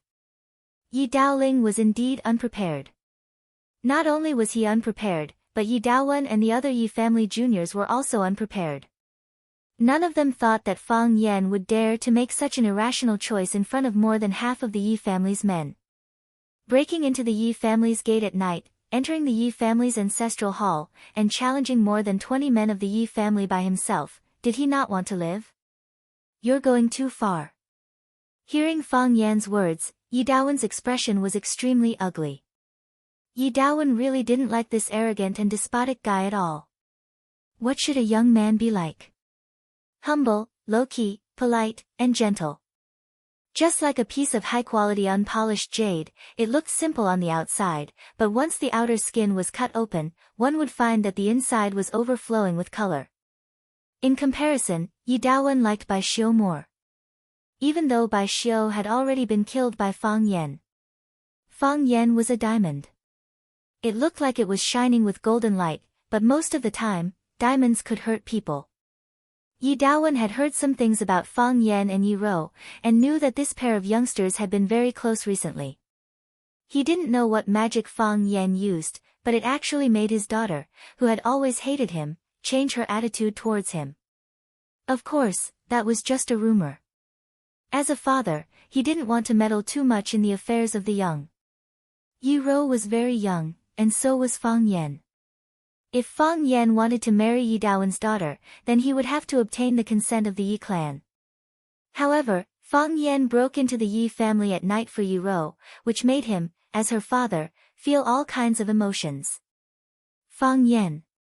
The young men of the Yi family were so angry that their faces turned green. What do you mean by, you can't stop me? Do you think the Yi clan is dead? Fang Yan, you arrogant guy. Yi Zi clenched her fists, her face flushed with anger.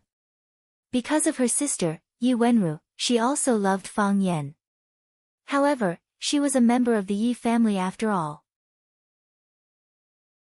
After hearing Fang Yan's words, how could she not be angry?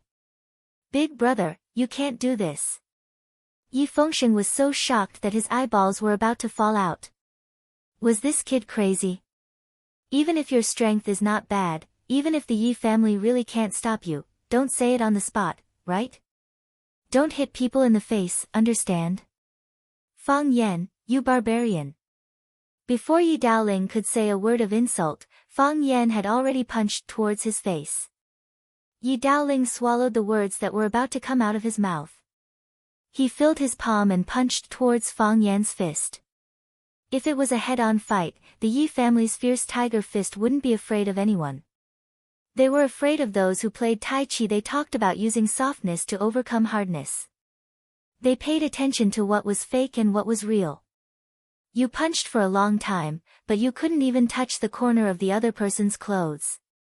When the other person took the opportunity to hit you, it was quite painful, and the injuries were all important internal organs. Yi Daoling thought that Fang Yan didn't dare to fight head-on with him. He thought that Fang Yan's punch was a bluff to attract his attention.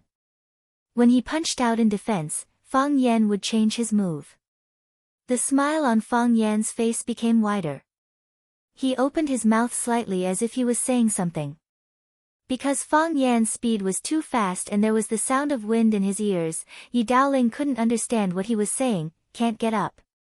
Yi Daoling heard the word, can't get up. What can't get up? Is he mocking me for not being able to get up? Yi Daoling's eyes broke through, and his hair stood on end. Fang Yan didn't retract his fist, nor did he change his move. He was really throwing a punch at his own fist. Is he going to fight head-on with me? Yi Daoling's fist was burning in pain. Yi Daoling felt a powerful force pressing towards his fist. It was a serious blow to his self-esteem. The Yi family's fierce tiger fist was famous for being hard and fierce. If it was a hard fight, who would be afraid of who?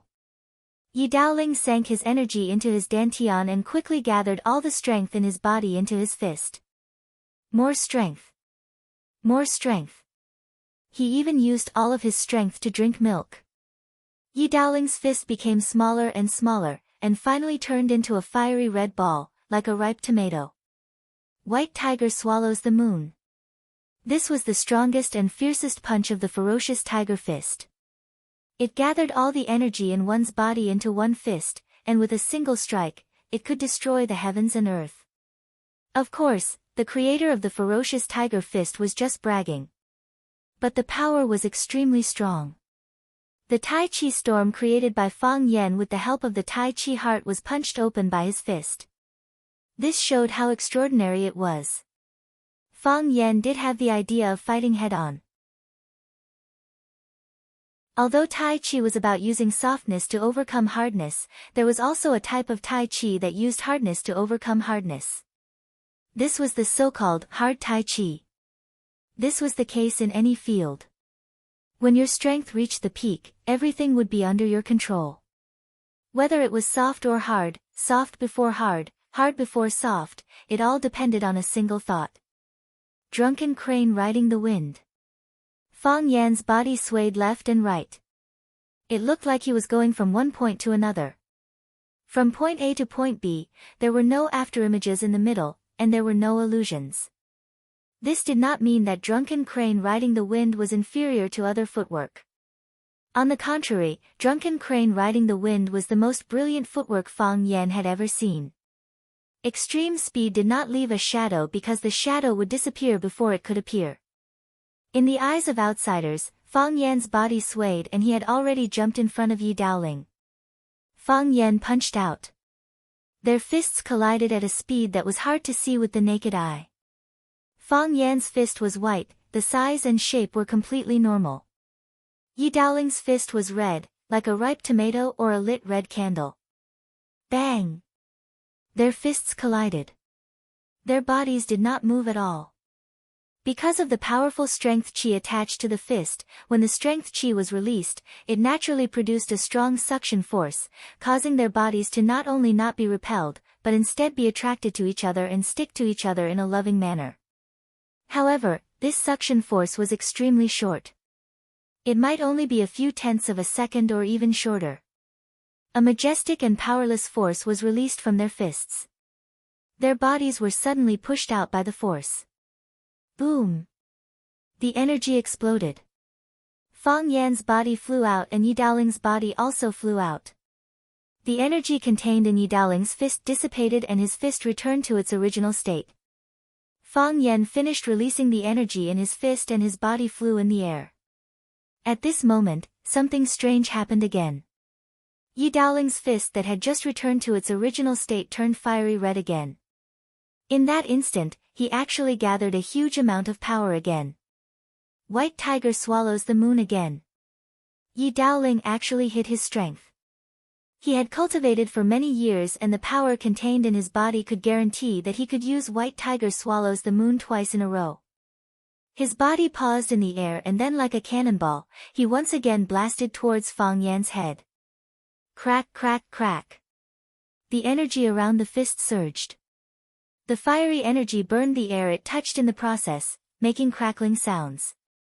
Fang Yan felt danger. Yi Daoling's white tiger swallows the moon was used again, which was what we often called second drive. Of course, this move was more advanced than second drive. Because second drive was used when the first force was reserved and the body's remaining strength was used again. The main purpose was to use it when fighting with others. The person who used this move was very powerful, vicious and shameless. White tiger swallows the moon was used again after the first all-out attack. It was similar to exploding the small universe and burning the instinct of life. Whoa! The heart of Tai Chi felt danger and quickly spun again. Once the Taiji domain was unleashed, everything in the world would become its subordinates. Fang Yan's body danced and spun in the air. His right hand clenched into a fist and collided with Yi Daoling's white tiger swallows the moon again. Whoosh! The punch was silent, no different from a mortal. You've been tricked. Yi Daoling's body was like a white tiger pouncing towards Fang Yan like a thunderbolt. Pa! Their fists collided again. Yi Daoling felt something was wrong the moment they made contact. Something was very wrong. His white tiger swallows the moon was a technique that used his body's strength to use the second force. This was his secret. It was an ultimate move that he rarely showed to the outside world. Other than a few people in the Yi family, no one else knew that he was this powerful. Hiding. As a wise politician, one must understand the principle of not using all one's strength and leaving one's strength to spare. Unlike those young people who showed all their strength and revealed all their trump cards to others. It was very dangerous. Young people must know how to hide. Fang Yan had just finished exchanging blows with him, so he should be in a state of emptiness where he had used up all his strength and had yet to generate new strength. Why was he still able to give him so much pressure? Bang! Fang Yan's body stopped in mid-air, while Yi Daoling's body flew towards the ground like a ball that was knocked out. Clang! Yi Daoling's body fell heavily to the ground. The blue stone plate shattered into several pieces. Yi Daoling vomited blood. He looked at the night sky unwillingly and asked with grief and indignation, "How is this possible?" Chapter 663. Fang Yan was a low-key man. He would never take the initiative to show off to others. For example, did he tell others that he had a beautiful girlfriend like Yuan Ro? He only took her to every corner of Swallow Dock that could be seen with the naked eye. What was helpless was that his kung fu was too amazing. Every breakthrough was earth-shattering. The 7 stars aligned and the sun and moon shone. The commotion was too big. Fang Yan couldn't hide it even if he wanted to. The light of Tai Chi opened up the Ren and Du meridians and all the shackles of the human body, allowing one's Qi to circulate endlessly in the body. His body was a closed circulatory system. After the old power was used up, new power would be produced. After the old Qi was used up, new Qi would be produced. For Fang Yan, there was never a time when he could use his Qi completely. Not to mention that Yi Daoling could only use White Tiger Swallowing the Moon. Even if he could use White Tiger Swallowing the Moon or White Tiger Swallowing the Moon, it would be meaningless to him. For a normal person, the gap period between the old and new power didn't exist at all. He could exchange punches with Yi Daoling, and in the end, the strong would defeat the weak. Yi Daoling knew that Fang Yan had broken through again and knew that he had used the light of Tai Chi. However, what kind of miraculous kung fu was the light of Tai Chi, and what kind of state would appear after comprehending it? It was unfamiliar to Yi Daoling, and even to Fang Yan. This was because Fang Yan was walking on a completely different path compared to his predecessors. Yi Daoling was unwilling, but the rest of the Yi family were very discouraged. Among the 3 tigers of the Yi family, Yi Daoxian's kung fu was ranked first, Yi Daowen was ranked second, and Yi Daoling could only be ranked last. Being ranked last didn't mean that his kung fu wasn't brilliant. Because he was a politician, he used to be in charge of an office under the state minister, and he helped the state minister make suggestions for national policies. 3 years ago, Fang Yan forced Mr. Gong and forcefully helped Yi Daoling snatch an important position from the general family. He was now an important figure in the financial field of Huaxia, and could even affect the country's economy. In such a position, the workload every day was extremely heavy. It was indeed an extremely difficult task for him to achieve such achievements in martial arts while doing his job well. Yi Daoling was unwilling. He didn't understand why he would lose to that bastard. How did he use his strength twice in such a short period of time? Moreover, a fellow who learned Tai Chi actually used a head-on to beat him, an elder who had trained in the fierce tiger fist of the Yi for decades. Didn't he have any shame? Didn't he have any professional ethics? Fang Yan's attack was successful. Before his body landed on the ground, he was already dashing towards the inner courtyard. Yi, tiger, he, Yi, the disciples of the Yi clan were furious and wanted to chase after them. The Yen said. All, said, the Taoist. Although his voice was not loud, it was clearly heard by every disciple of the Yi family. Yi, to, he, to, Tian. Yen, king, to say, he, fu, to say, he, is, fu, was, you. He, yen, to, he, yen, was, how, this kid dared to break into our, Yi family's ancestral hall. He is sincere to one. How many good men can a woman meet in her life? If you meet one, then marry him. Old ancestor, the old ancestor waved his hand and said, I'm old and won't live for more than a few years. I don't even know if I can make it through this winter. Your dad doesn't care about the family now. He has handed over nearly 100 members of the Yi family to you. You brothers have your own ideas and your own plans. I won't get involved in these things. Little Yanzi broke in himself. You can beat or scold him, it's up to you. But one thing, don't hurt my one. The Taoist glanced at Yi Daoling, who was lying on the ground, and snorted. You practiced for so many years, but you can't even beat a brat. Aren't you ashamed? Yi Daoling closed his eyes and pretended not to hear what the Taoist was saying. Yi, come back to sleep with me. The Taoist said. Yezi agreed and helped the old ancestor walk toward her room in the backyard. After the ancestor left, all the Yi family disciples in the courtyard looked towards Yi Daowen, waiting for his order, to chase after him or retreat. Yi Daowen waved his hand and said, be in charge of Wind's sound. Everyone, guard your posts. As for Wen Nuo, I don't think that kid would dare to act recklessly. Yi Fengxing smiled and agreed. He clapped his hands and shouted, disperse, disperse, everyone disperse. The disciples of the Yi clan were dissatisfied, but they could only disperse. Yi Daowen walked to Yi Daoling's side and squatted down. He looked at the blood at the corner of his mouth and asked, are you all right? I'm fine. Yi Daoling panted lightly. This kid has improved again. It seemed like the Tai Chi light had transformed his bodily functions and unlocked the layers of shackles in his body. There were countless meridians and acupoints in the human body. If one was blocked, then hundreds would be blocked. If one was blocked, then hundreds would be unblocked. He was completely unobstructed. I could feel that he had used his full strength when he had punched me. If it was a normal person, it would be impossible for him to gather his aura again so quickly. This battle, it was not unjust that he lost. Yi Daowen sighed and said, he is a talent. He is simply a genius. Yi Daoling said.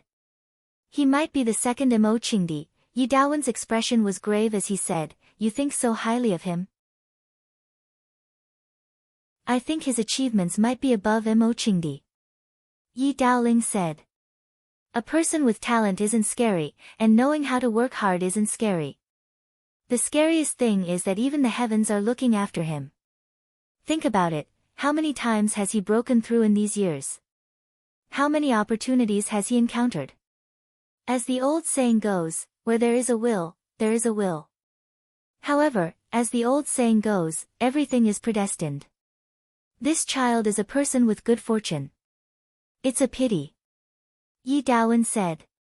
Yes, it's a pity. Fang Yan is not a disciple of my Yi clan. The Fang clan has a Fang Yan, the Yi clan must have a Yi Wen Nuo. Yi Daowen said firmly. Yi Daoling smiled bitterly and said, "The ancestor seems to like that kid a lot. The ancestor said that he will no longer participate in these matters." Yi Daowen said, "We have to think about the future of the Yi clan, then I can only wrong Noa Noa." Yuan Noa's condition was getting worse and worse. It was difficult for her to see, difficult for her ears to hear, and difficult for her brain to think. In her brain, countless scenes of Fang Yen flashed. Fang Yen who had turned into a white crane, Fang Yen who had turned into a young deer, Fang Yen who had turned into a malicious spirit, Fang Yen who had a knife on his neck. They flashed quickly in front of you, so you couldn't see anything clearly. They kept talking in your ears, so you could only hear noises. He was a curse in your mind, a nightmare in the depths of your soul. Choice. He had to make a choice. Either he broke the neck of the white crane, or he sucked the hot blood of the young deer, or he cut off the head of the enemy. He had to make a decision. Otherwise, he would be punished by the laws of the heavens. With one sword strike, everything would be cleansed. She would no longer have to endure this endless pain and worry. She would pry into the heavens and become the youngest person to conquer the heavens, and she would be a woman. Yi Ro. These 3 words were likely to be recorded in the annals of history. She could flash her name in the long river of history like countless martial arts sages, and be admired and worshipped by future generations. She could challenge the divine dragon, or she could challenge the black dragon. She could defeat them and replace them. However, in that case, she would have to give up on Fang Yen. She had to cut off her emotions, cut off her roots, and become an immortal, without emotions and distracting thoughts. The heavens was supreme, so it made people feel that it was unreachable. It was precisely because of this characteristic that if she wanted to conquer the heavens, she could only wholeheartedly serve the Tao. The divine dragon wholeheartedly served the Tao, the black dragon wholeheartedly served the Tao, and Mo Qingdi wholeheartedly served the Tao back then.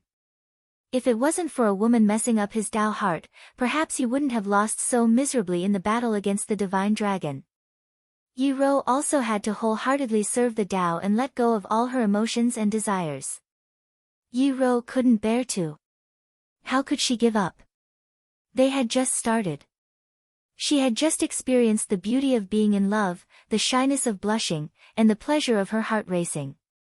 She had just become Fang Yan's girlfriend, and they hadn't even kissed seriously. She could give up on Fang Yan and choose the heavens. Or she could give up on the heavens and choose Fang Yan. Whether it was feelings or the heavens, each could only be one. This was indeed a difficult choice. Yi Ro's clothes were completely soaked, as if she had just been scooped out of the water. Her body rolled on the stone bed, and her expression was twisted, as if she was about to be torn apart by the 2 opposing emotions. This was the consequence of the backlash from the heavens. The critical point of breaking through meant that one of her feet had already stepped on the threshold of the heavens. Half of her body was inside the door, and the other half was outside. At this time, she could either barge in and become a master of the heavens. Or she could be kicked out, and be severely injured, or even unable to step on the path of martial arts for the rest of her life. In the process of climbing the heavens, there were countless examples of failure. Some people were lucky, and after failing, they would only lose a lot of energy, which could be recovered after a few days of repair. Some people were unlucky, and after failing, they became lunatics or idiots. Among them, there were some powerful people with outstanding talents. Because it was too painful to endure, the physical pain and mental torture kept urging people to make a decision. I can't. Yi Ro gritted her teeth and said. She couldn't cut off the love, and she didn't want to give up on Fang Yan. However, if she didn't make a choice, such a tearing would drive her crazy, and the sound that had almost become an invisible electric current would burn her brain. Bang! Yi Ro's body rolled down from the stone bed, and fell on the floor that was also paved with stone. I can't kill. Yi Ro's voice was intermittent, and she even lost the strength to speak. I can't kill. Clang! The stone door was pushed open from the outside, and a figure with white hair rushed in.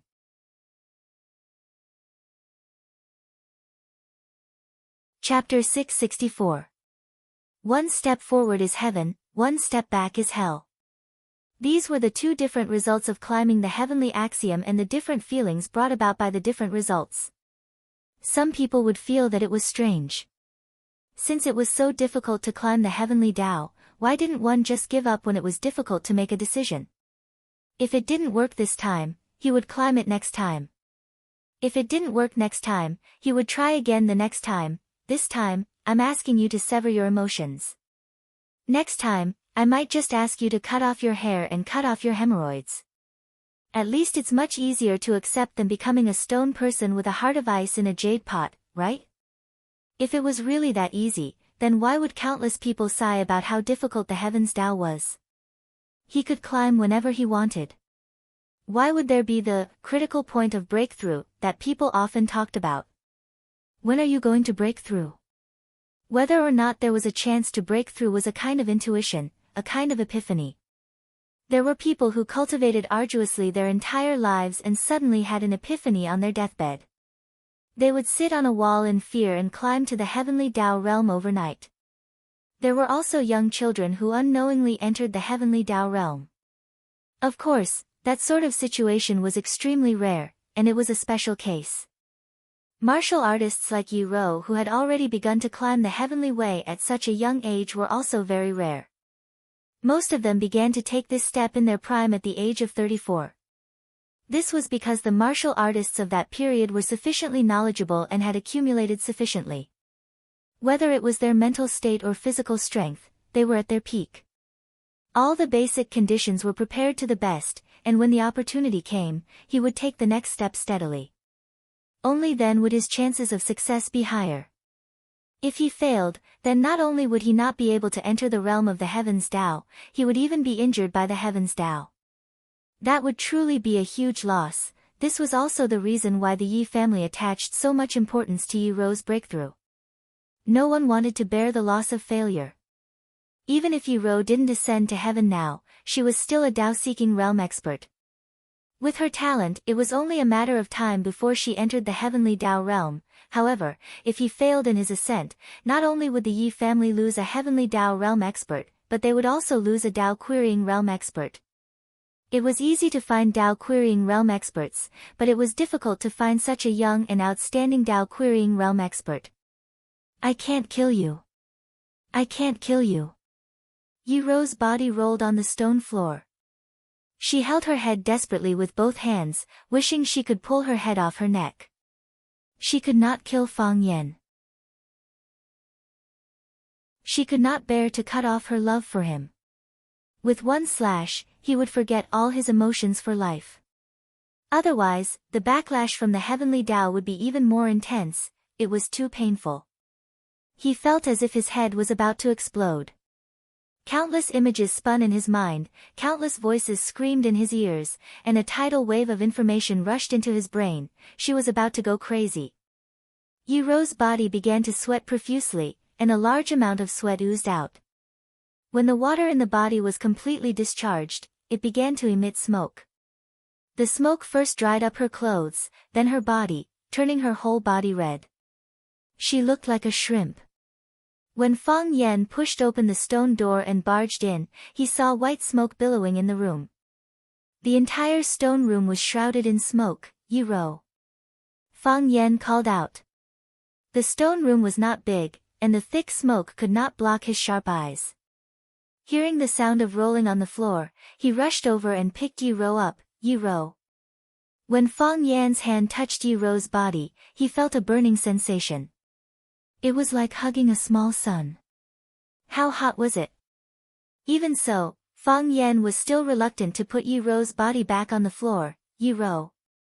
Fang Yan called out Yi Ro's name loudly. Yi Ro, wake up. What's wrong with you? Her head was muddled, and she had gradually lost her sense of self. She just kept shouting words like, I can't kill you, over and over again to strengthen her belief, because she was worried that she would lose control of her actions after falling into chaos. Her eyes became darker and her head became heavier and heavier. She felt she was about to die.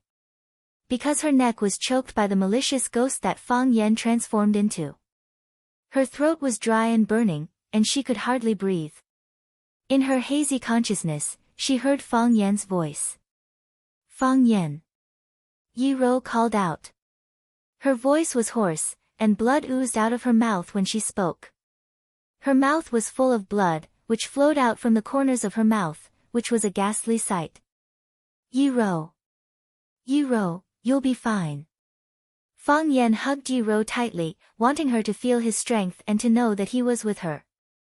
One of Fang Yan's palms pressed on Yi Rou's back, trying to transfer his true qi into her body and gather their strength to overcome this difficulty together.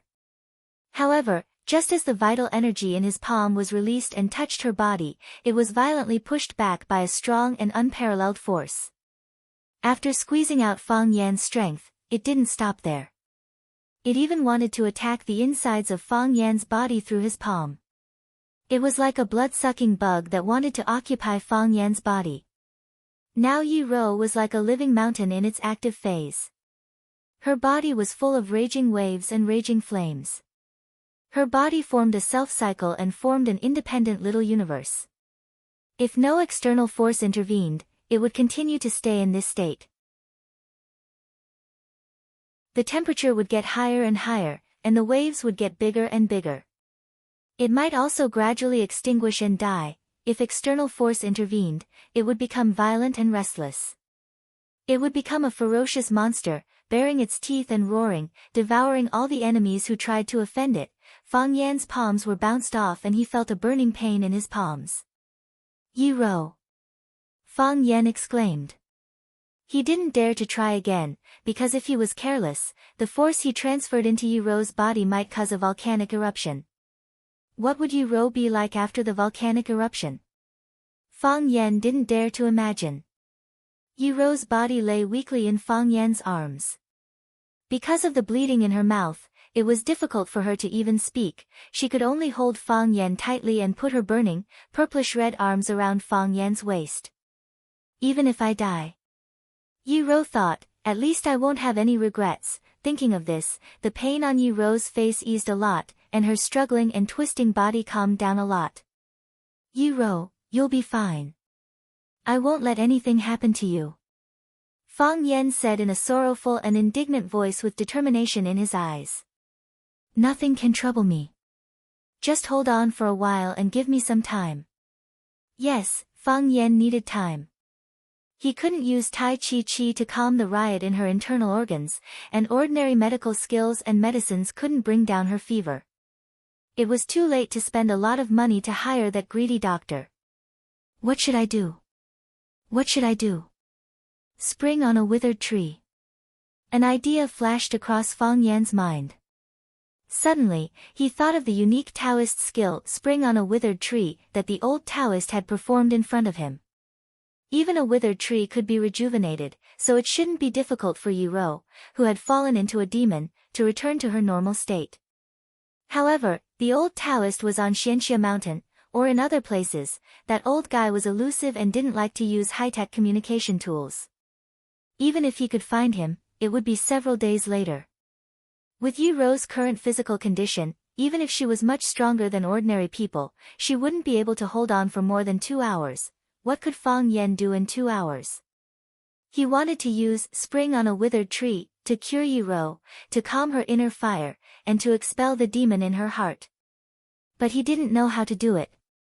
He only comprehended the first stage, withered tree, but how did he achieve the second stage, spring on a withered tree?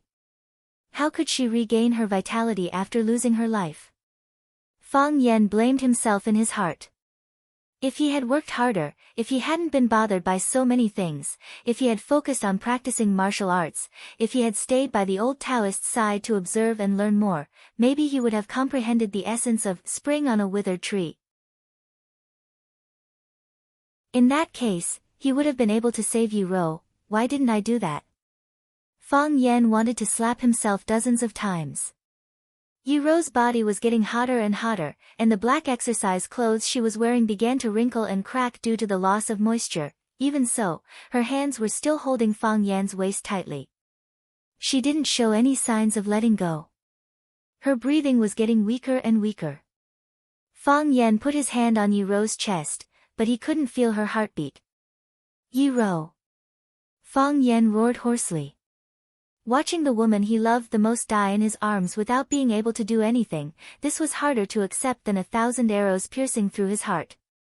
Fang Yan, you idiot, don't pull my braid. Fang Yan, you bastard, how dare you pick my plum blossom. Fang Yan, get up. Don't lie on the ground and pretend to be dead. Fang Huahua, I'm going to kill you. Fang Yan. Fang Yan's eyes were bloodshot, and big drops of tears fell down. Tears fell on Yi Ro's face.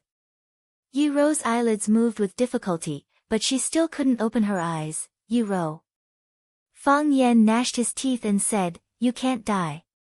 You said you would kill me 126 times, but you haven't done it. So you can't die. Fang Yan picked up Yi Ro's body and laid her on the stone bed. Then he put his palm flat on Yi Ro's belly button. Move a mountain. Fang Yan wanted to move the volcano in Yi Ro's body into his own. Since the volcano needed to erupt, he would erupt in his body.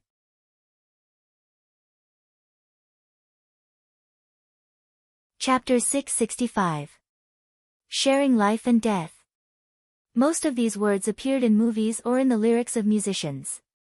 In reality, how many people could do it?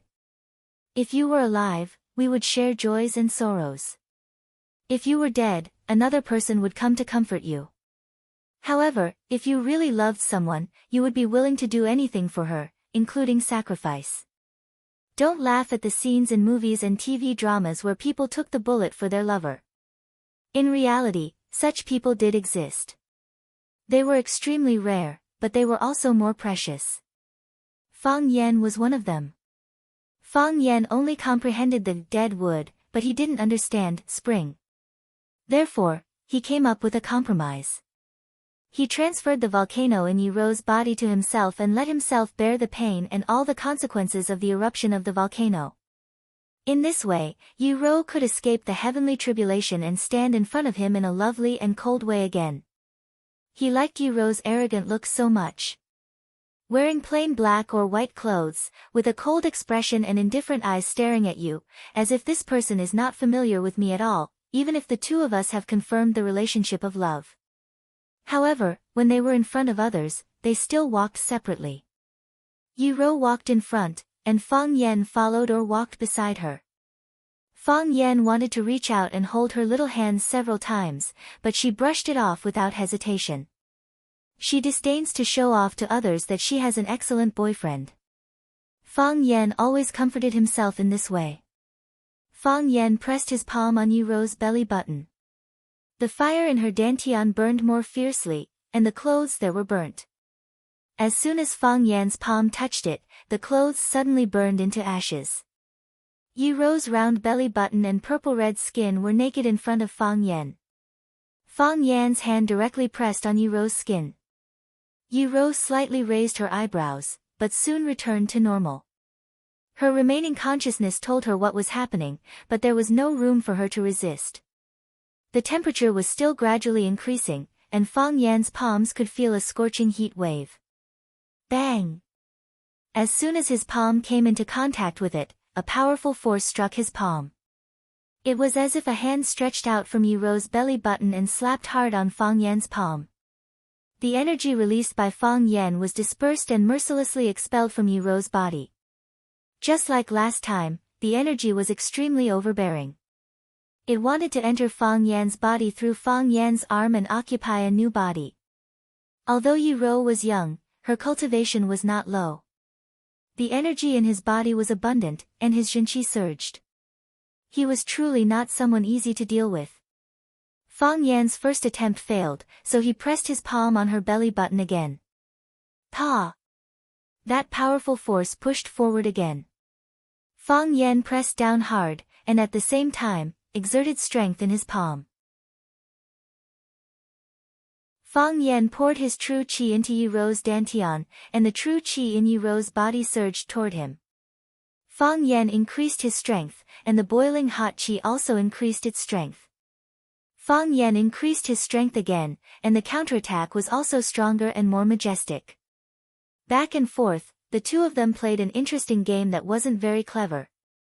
Fang Yan concentrated his qi in his dantian and gathered all his strength on his right palm that was pressing on Yi Ro's belly button.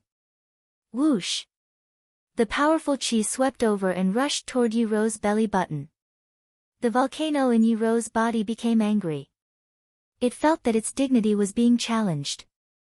Boom! The volcano drew strength from all the meridians and acupoints in Yi Ro's body and crushed toward Fang Yan's palm with great force. If you are hard, I will be harder. If you are strong, I will be stronger. This was a fight of life and death. Logically speaking, Fang Yan should have used his energy again to support himself. However, after he released his energy to attract all the power of the volcano inside Yi Ro, he suddenly withdrew his energy.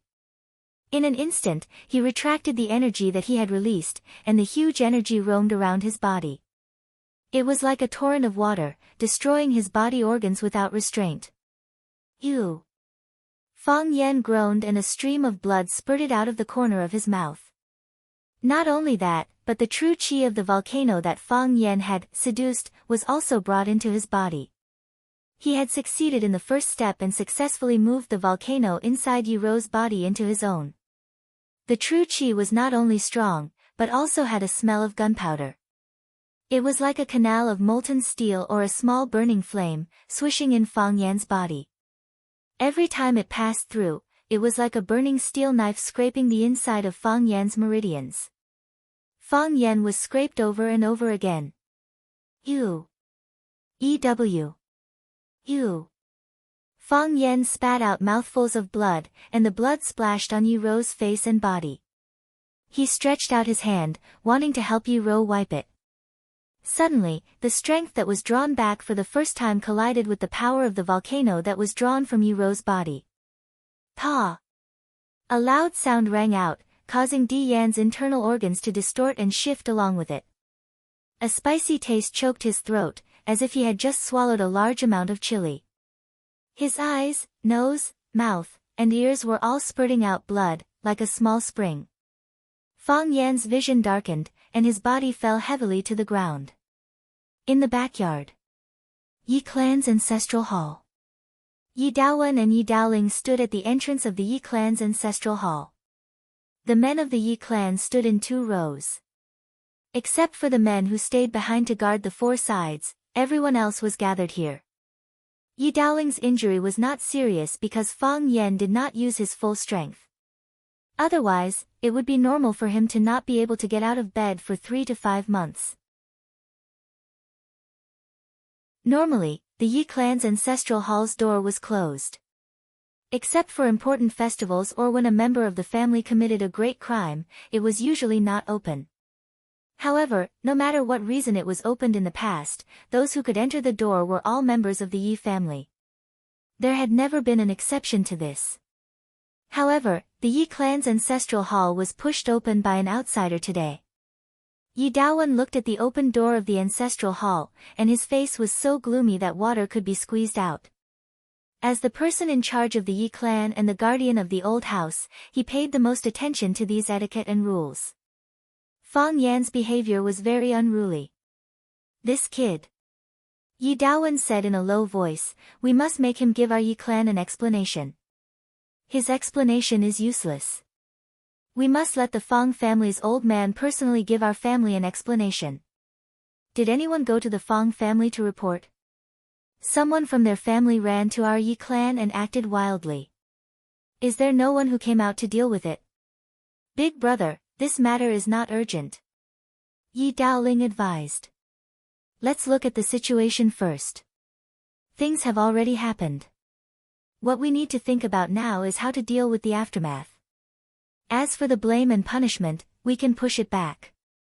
The most important thing now is, what is Wen Nua's current situation? Was it just like what Fang Yan had said? Did something happen to her during the process of breaking through? You and I both know Fang Yan. Although he is usually mischievous, he is not someone who speaks without thinking. 3 years ago, he brought a group of brats from Swallow Dock to force Mr. Gong and snatched such an important position for our Yi clan. Is this something that a hot-headed brat can do? Wen Nua will naturally be fine. Yi Daowen said firmly. He had unlimited confidence in his daughter. Wen Nua has a calm temperament. She has never failed in something she has decided on. Yi Daoling shook his head and said, Big brother, other things are easy to say.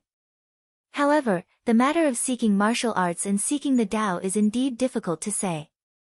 Those who can reach that step, which one of them is not a genius? What is the result? Didn't many people get into trouble? One wrong step will lead to a myriad of calamities.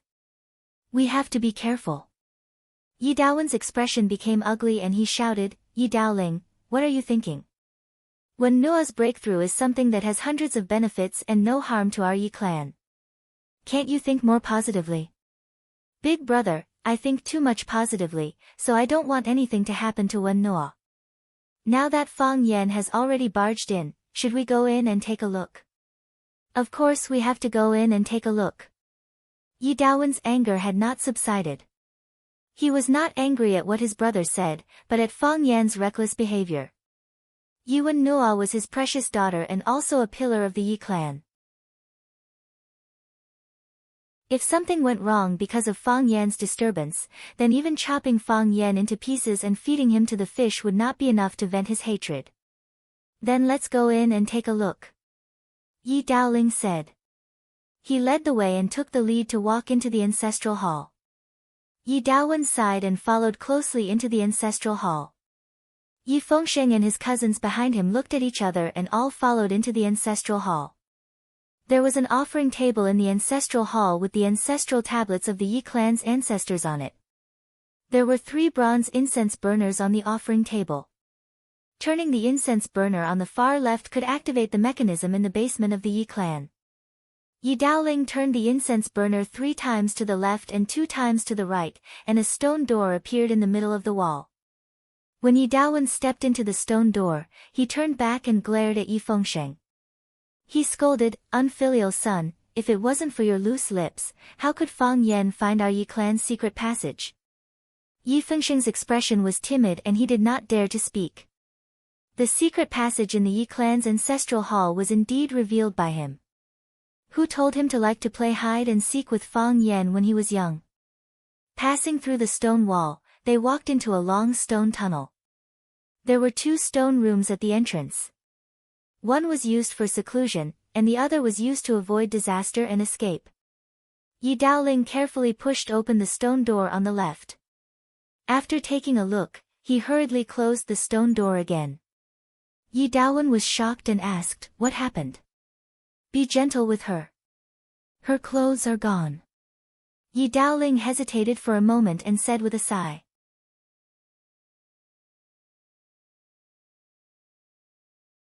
Chapter 666. What? Yi Daowen's expression froze, suspecting if he heard wrongly. About the children Yi Daoling's voice contained a hint of comfort. Let them decide for themselves. What did you just say? Yi Daowen asked in a deep voice. Yi Daoling pointed at the thick stone door of the stone room and said in a low voice, 2 people, not wearing cloths Hua, there was an uproar outside the stone room. Everyone who heard the news was dumbfounded. They had an expression of, how could such a thing happen, on their faces. No matter how anxious Fang Yan was, he only went in for a short while and Yi Ro was already naked. Moreover, with Yi Ro's personality, how could she do that kind of thing with Fang Yan here? Even if she did it, she would do it in her room. She wasn't that kind of person. It must be Fang Yan who took advantage of his sister's unprepared cousin was unconscious when she broke through, that's why Fang Yan took advantage of it. Fang Yan, this despicable person, I already knew he wasn't a good person. Yi Fengsheng tried to hold it in but still couldn't help but say, could it be, they were dual cultivating? I heard that dual cultivating can yield twice the results with half the effort. Yi Daoling slapped Yi Fengsheng's head and said, what dual cultivating? That kind of evil and obscene thing, our Yi family doesn't have that kind of technique and method to break through. Don't say such words again, if anyone spreads it, I'll skin him alive. Got it. Yi Fengsheng covered his head and said. The other children of the Yi family also nodded, expressing that they wouldn't spread it. Yi Daowen was dazed at first, then the anger in his heart rose rapidly, causing his face to turn red. His eyes were filled with murderous intent as he shouted, move aside. Let me go in and chop that bastard to death. Yi Daoling blocked the door and said, Big brother, since it's like this, let's handle it carefully. Carefully? How can we be careful? If it wasn't for the ancestors stopping me, I would have already. How could this happen? Yi Daoling was furious. Yi Daoling smiled bitterly and said, Ro is currently in the breakthrough phase. Breakthrough what? They even have the face to do such a thing. Big brother, don't be rash. There might be some hidden secrets. Go in and tie up Fang Yan.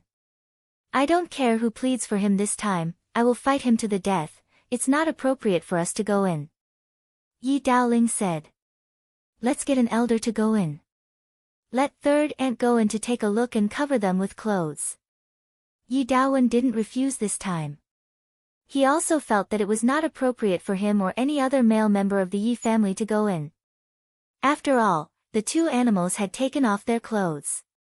Yi family. In the lobby. Feng Hui was drowsily sitting in his wheelchair. The Vajra eagle was also looking around listlessly. Yi Daowen's face was pitch black like the bottom of a pot. He sat on the Grand Preceptor's chair and drank tea without saying a word.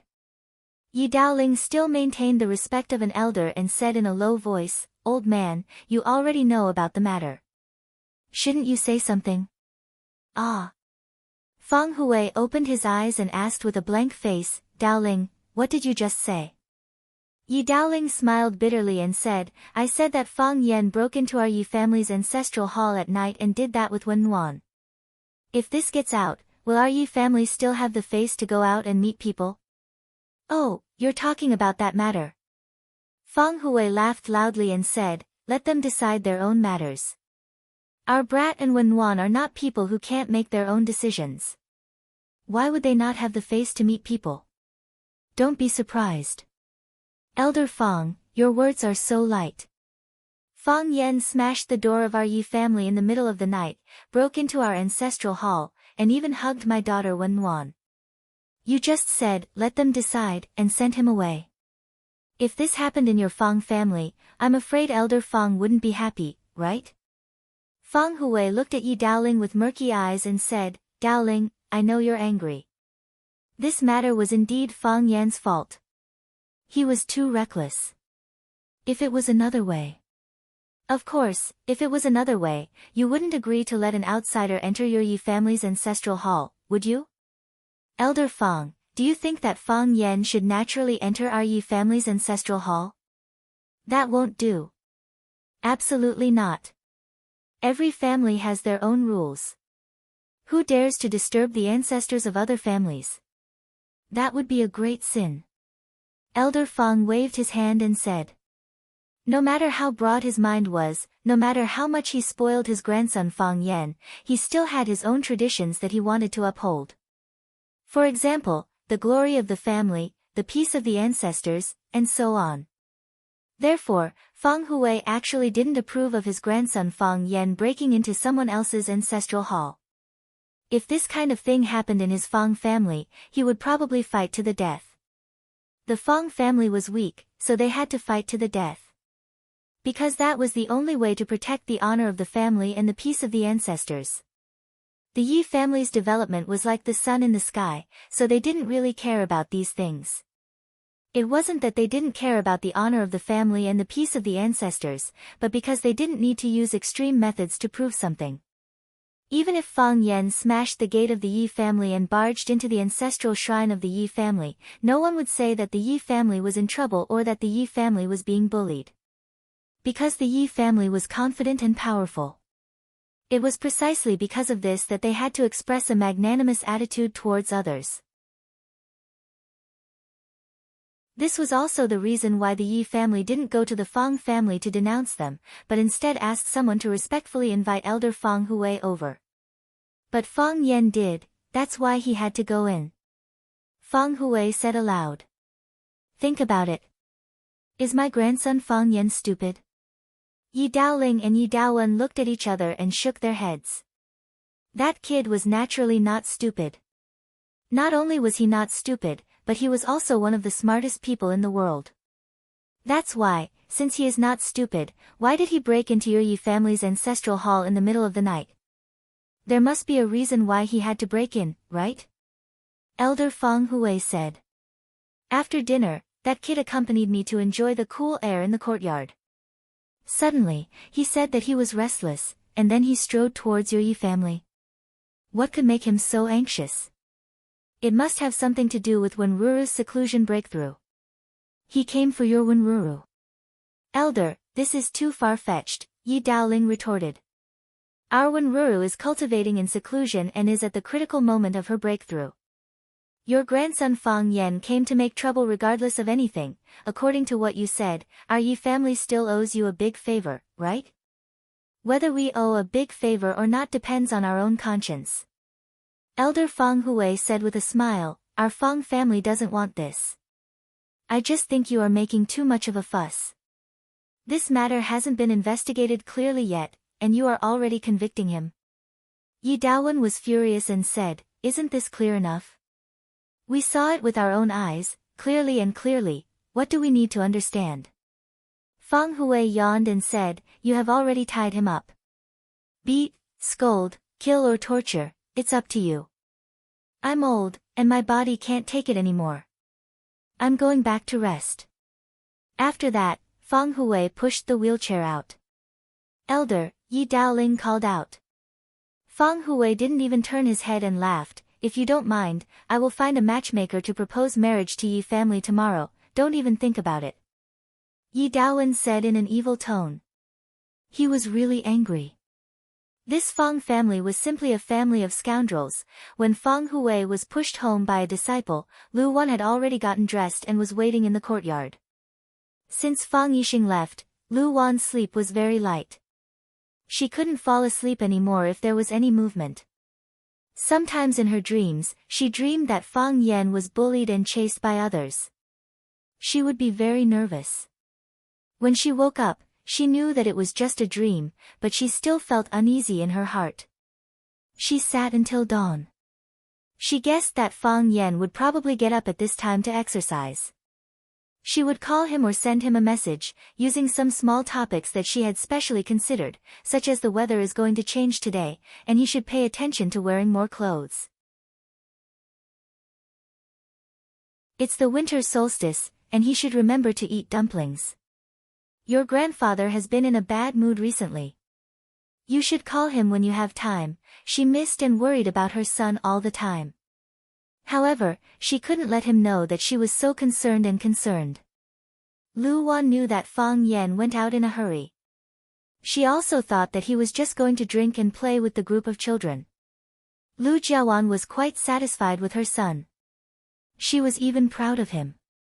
He had been independent since he was a child, and he was smart. He could make many decisions by himself.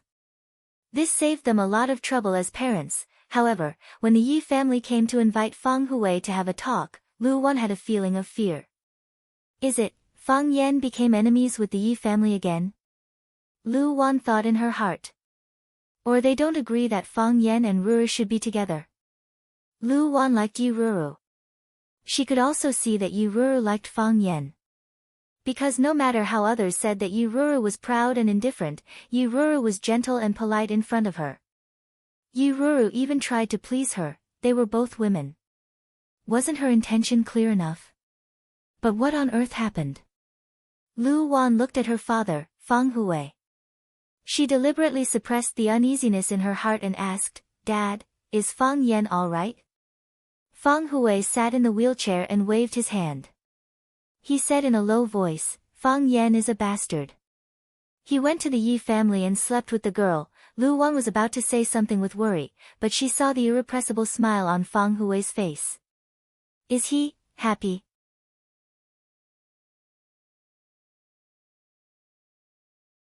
Chapter 667. Dad, Lu Wan looked at Feng Hui carefully and said with uncertainty, aren't you worried? The Yi family invited you over so late. They must be talking about Fang Yan, right? They haven't released Fang Yan yet. Will there be any problem? Feng Hui was indeed laughing. At first, he restrained himself, but after he laughed, he became a little unscrupulous and said, "Don't you think it's something worth being happy about?" Lu Wan thought for a while, but she really didn't understand what was worth being happy about. Her son harmed the Yi family's daughter, and now the Yi family was going to vent their anger on her son. How could she laugh? Fang Yan and the Yi family's girl have been in love for a long time. Fang Yan likes that girl, and Wen Wan has taken care of our Fang family a lot these years. She often comes to our house. Fang Yan is a good boy. He is one of the best boys in Swallow Dock. In the whole Huaxia, there are only a few young people who can be better than my grandson. They are all too childish. Although Lu Wan liked others to praise her son, she really couldn't accept it when her father-in-law spared no effort in praising her grandson. This kind of thing shouldn't be said from others' mouth. Lu Wan, you have a good son. Fang Yan is really an excellent young man. Our Xiao Chao is as good as your Fang Yan, and then said some modest words with a smile. While pointing out some harmless shortcomings of her son, she also praised other people's children, saying, "You are good, I am good, and everyone is good. If you dare to say that other people's children are not good, others will not say that your children are good in the future, even if other people's children are not good." Wen Wan is also a good boy. His appearance is perfect, and so is his ability. Why did I beg the Yi family shamelessly? Why did I send my grandson to be humiliated by them? To tell you the truth, I'm doing this for a reason. Ruru is the granddaughter-in-law I've chosen for Fang Yan for a long time. I can't let such a good girl be taken away by someone else. I'll let them get to know each other and settle Yi Ruru. Lu Wan wanted to refute her father-in-law. In the past few years, the relationship between Fang Yan and Yi Rou was more than just an exchange of acquaintances. Every year in the competition, Yi Rou never showed mercy to Fang Yan. When Fang Yan mentioned Yi Rou, he always referred to her as, "that savage woman, that big dinosaur, and, that ugly monster." Did this mean that he had decided on his aunt in advance? He felt that things were not so reliable. As if he knew what Lu Wan was thinking, Fang Hui said with a smile, "I know that Fang Yan was wronged a few years ago, but he was not as good as others. If he could beat Tenderness and defeat her in a fair and square manner, wouldn't the other side be the one who would suffer? He couldn't beat her, it's reasonable for him to suffer some physical pain. However, there are advantages to not being able to beat her. It can also stimulate his fighting spirit and let him know that there is always someone better than him in the world." He comprehended the heart of Tai Chi at such a young age. "I dare say that half of this achievement is due to Tenderness." Tenderness did help a lot, Lu Wan echoed. She was still uneasy in her heart and said, "But the thing in front of us, besides, Fang Yan is a boy." "He didn't suffer any losses," Fang Hui said rudely. "If he has a child, he will be our Fang family's child. This kind of thing is not good for a woman's reputation." Lu Wan thought about the words in her mind. She was born in a scholarly family and had a different way of thinking from these martial arts people. Fang Yan is my son. I certainly hope for the best for him. I like Tenderness too. It's rare to see such a simple and clean girl. However, there are some things that can't be rushed. The Yi family is also a big family. The Yi family is arrogant, and they usually have their eyes on the top of their heads. They feel that they have treated Tenderness unfairly. However, Fang Yan is so reckless. He ran into the Yi family in the middle of the night and did such a stupid thing. How can Tenderness live in the future? How can the Yi family raise their heads in the future? Even as a mother, I also feel ashamed. Lu Wan sighed and said, "Where is Fang Yan now? I'll go to the Yi family. This kind of thing has to be explained clearly to someone. This time, it's really us who let him down." Fang Hui looked at his daughter-in-law with a gratified face. She was gentle, wise, and generous.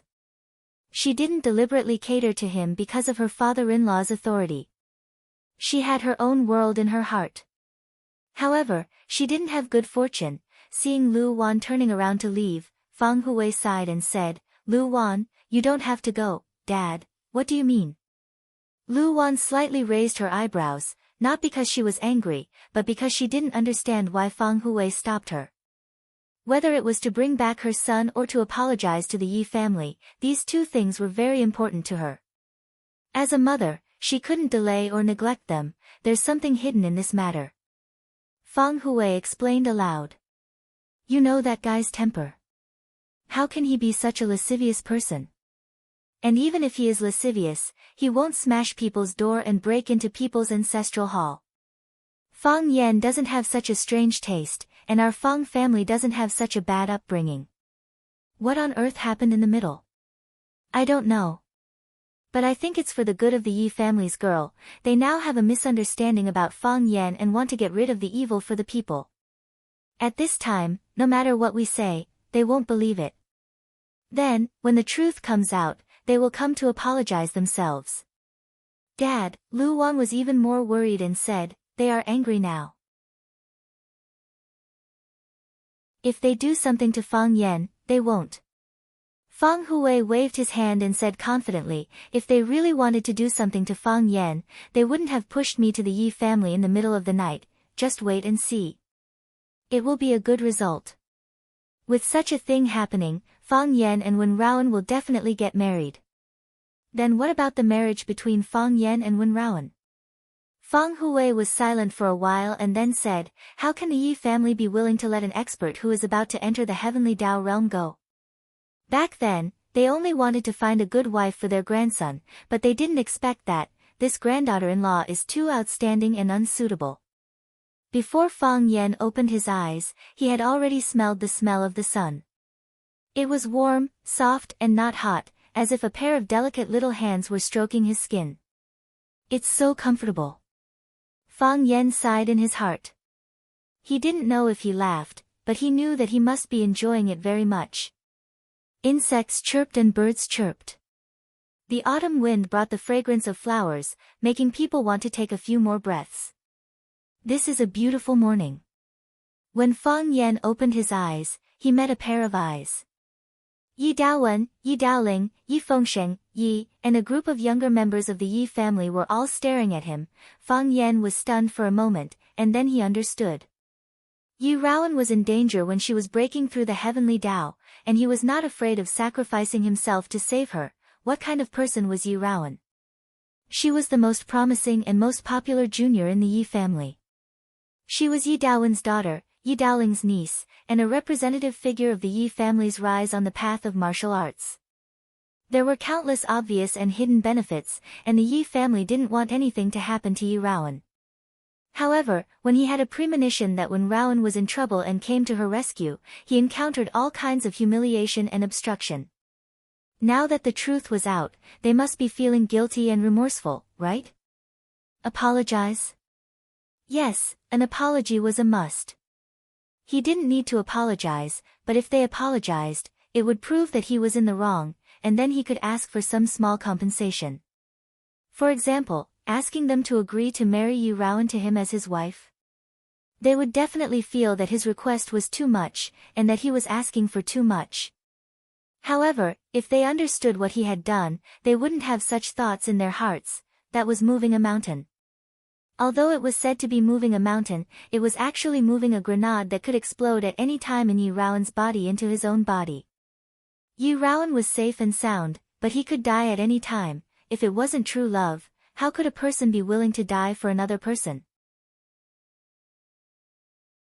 Since they already knew that their love for Yi Raoan was true, then what reason did they have to refuse a man who loved Yi Raoan? He smiled at Yi Daowen and Yi Daoling and said, Uncle, third uncle, why are you here? Don't mind these small things, I just did what I should do. Everyone looked at Feng Yan as if they were looking at a lunatic. This guy made such a big mistake, yet he still had an expression that wanted to be praised. What was he thinking? Feng Yan, do you still have any shame? What kind of hero is taking advantage of someone's difficulties? Feng Yan, if you don't give my Yi family an explanation today. The crowd was agitated, and everyone began to concentrate their firepower on Feng Yan. Feng Yan's expression stiffened again, and then the smile that spread out was filled with endless bitterness. You guys bullied me like this, I won't easily forgive you later.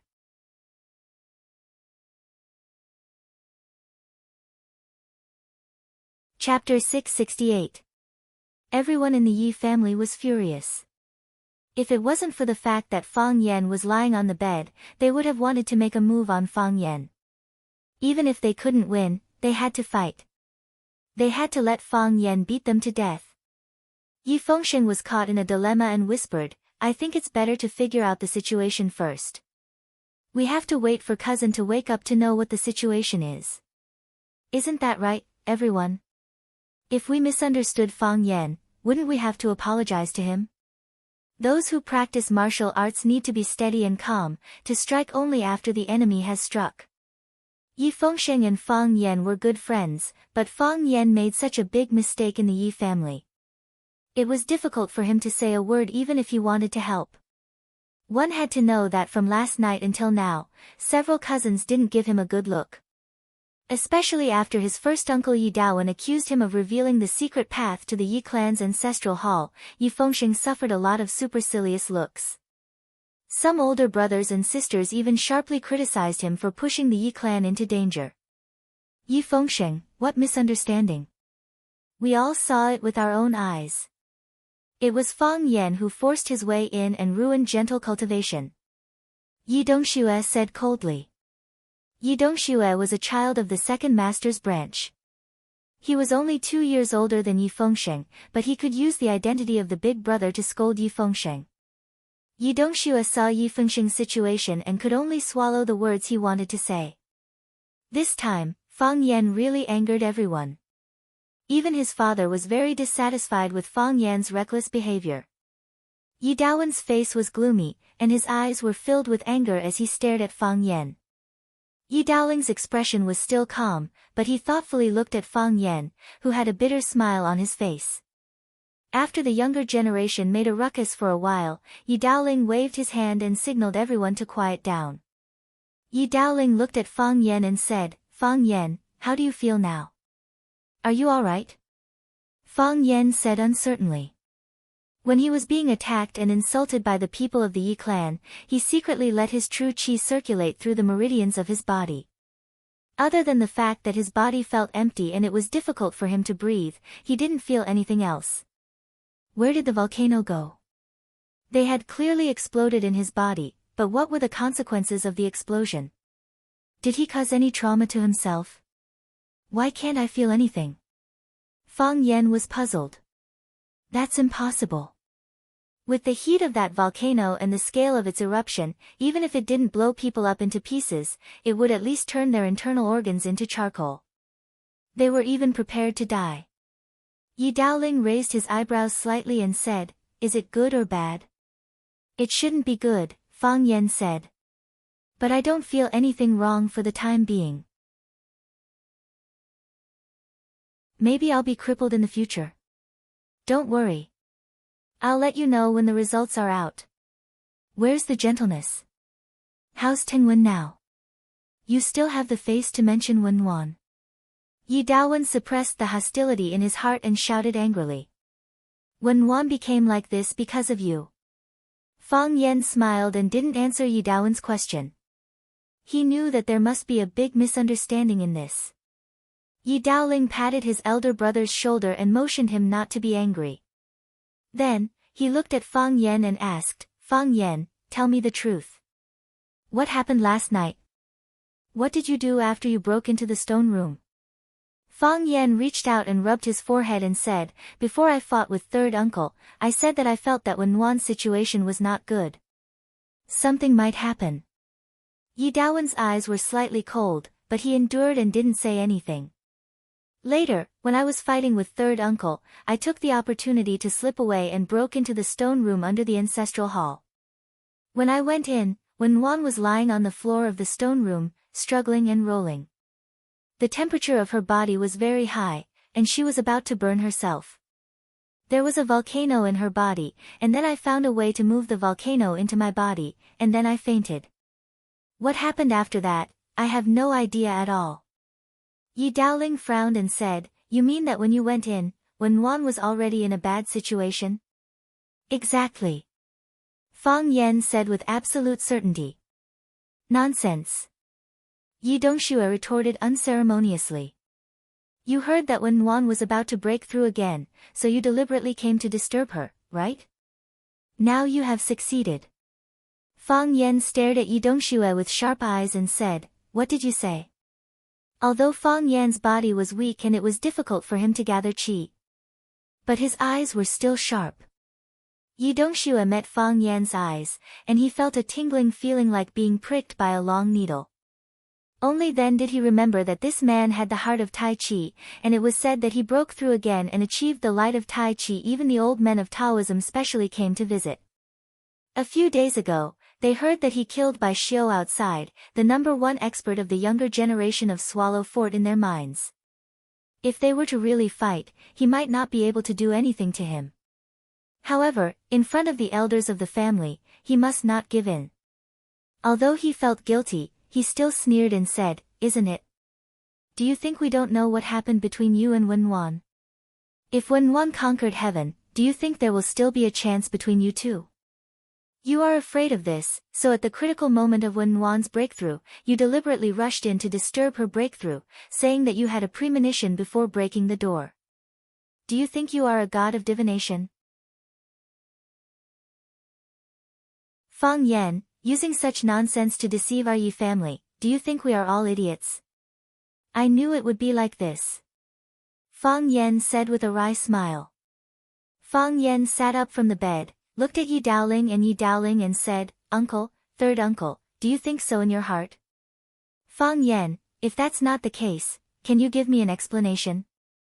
Yi Daoling clenched his fist and shouted in a deep voice, Wen Wan's breakthrough in the secret room was supposed to be a foolproof thing. However, you broke the door in the middle of the night and broke in at the critical moment of Wen Wan's breakthrough.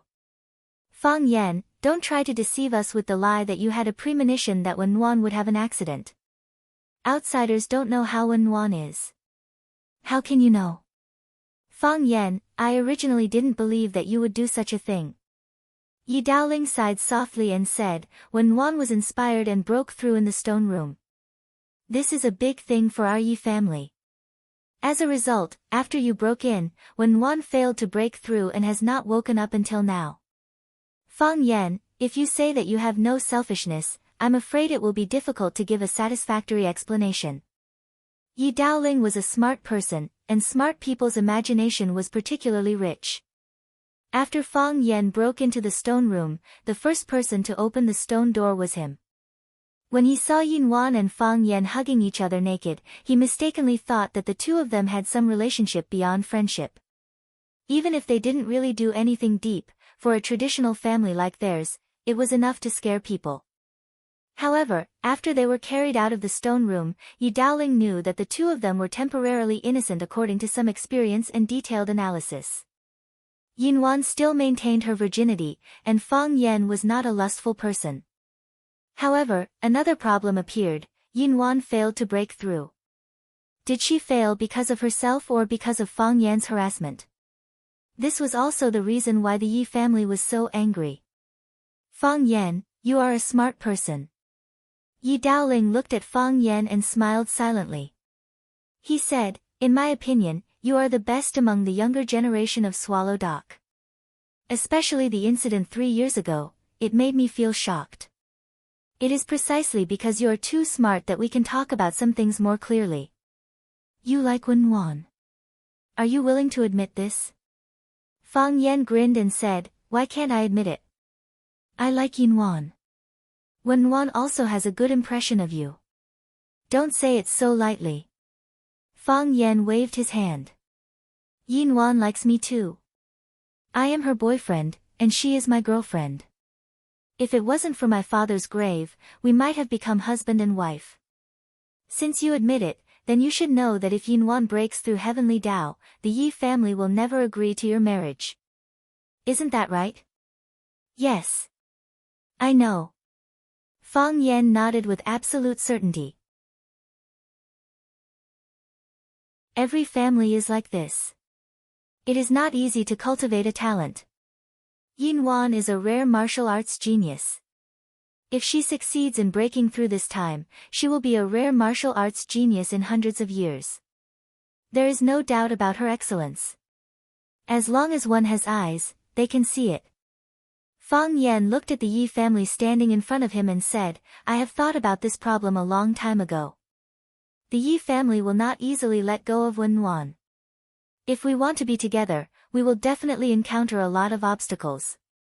However, there is no other way. I have already fallen in love with her. Since I have fallen in love, then there is no way to find another woman to fall in love with. If it is so easy to do, then this kind of love is not love. This kind of love is not worthy of Yin Wan. What else can I do? Fang Yan shrugged his shoulders and laughed self-deprecatingly. He said, as long as you don't kill me or cripple me, I will marry her as my woman.